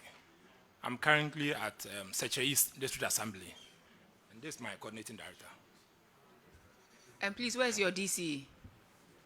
Please, he's not here because of we were not cited, but Seche East name came in because I was transferred to Seche East. That's why I'm here. Concerning a laptop and a tablet. Ah. From which municipal Ahafwano Southwest. Ahafwano Southwest. West, Mankranso. It has been returned. And sir, before you speak, yes, we'll have to take the oath.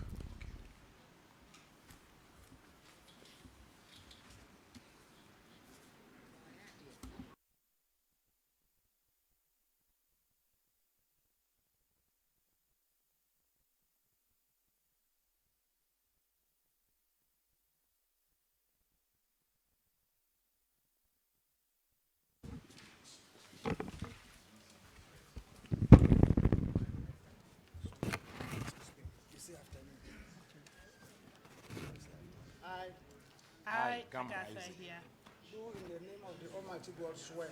Do in the name of the Almighty God swear. That the evidence I shall give before this committee. That the evidence I shall give before this committee. Touching the matter in issue. Touching the matter in issue. Shall be the truth.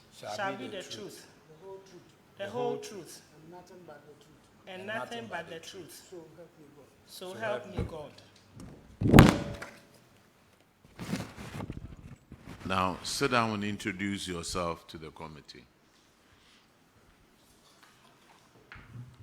I am Gama Isaac, District Finance Officer, Seche East District Assembly.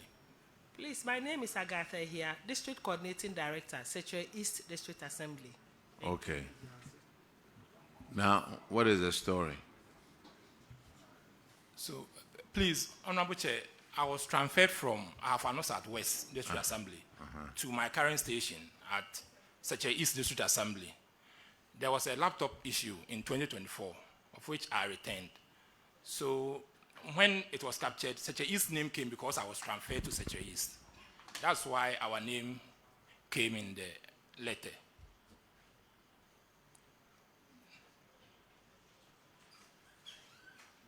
Now, auditors, did you know about this laptop that was returned? Yes, Honorable Chair, they have returned them. They've returned it.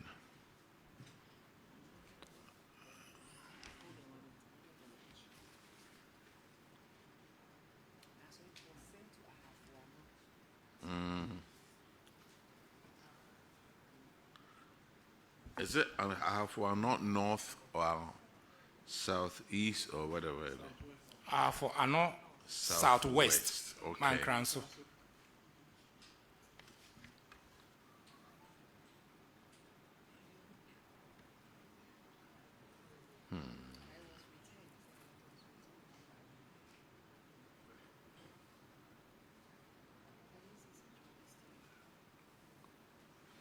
It doesn't, okay, I see I have for North Southwest about unrecovered rent. Honorable Chair, what I'm speaking to is in respect of for non-north. For non-north, yes. For Southwest, we don't have any infraction of missing laptops. The missing laptops happen. It's on paragraph 1 says missing assets. Okay. Financials.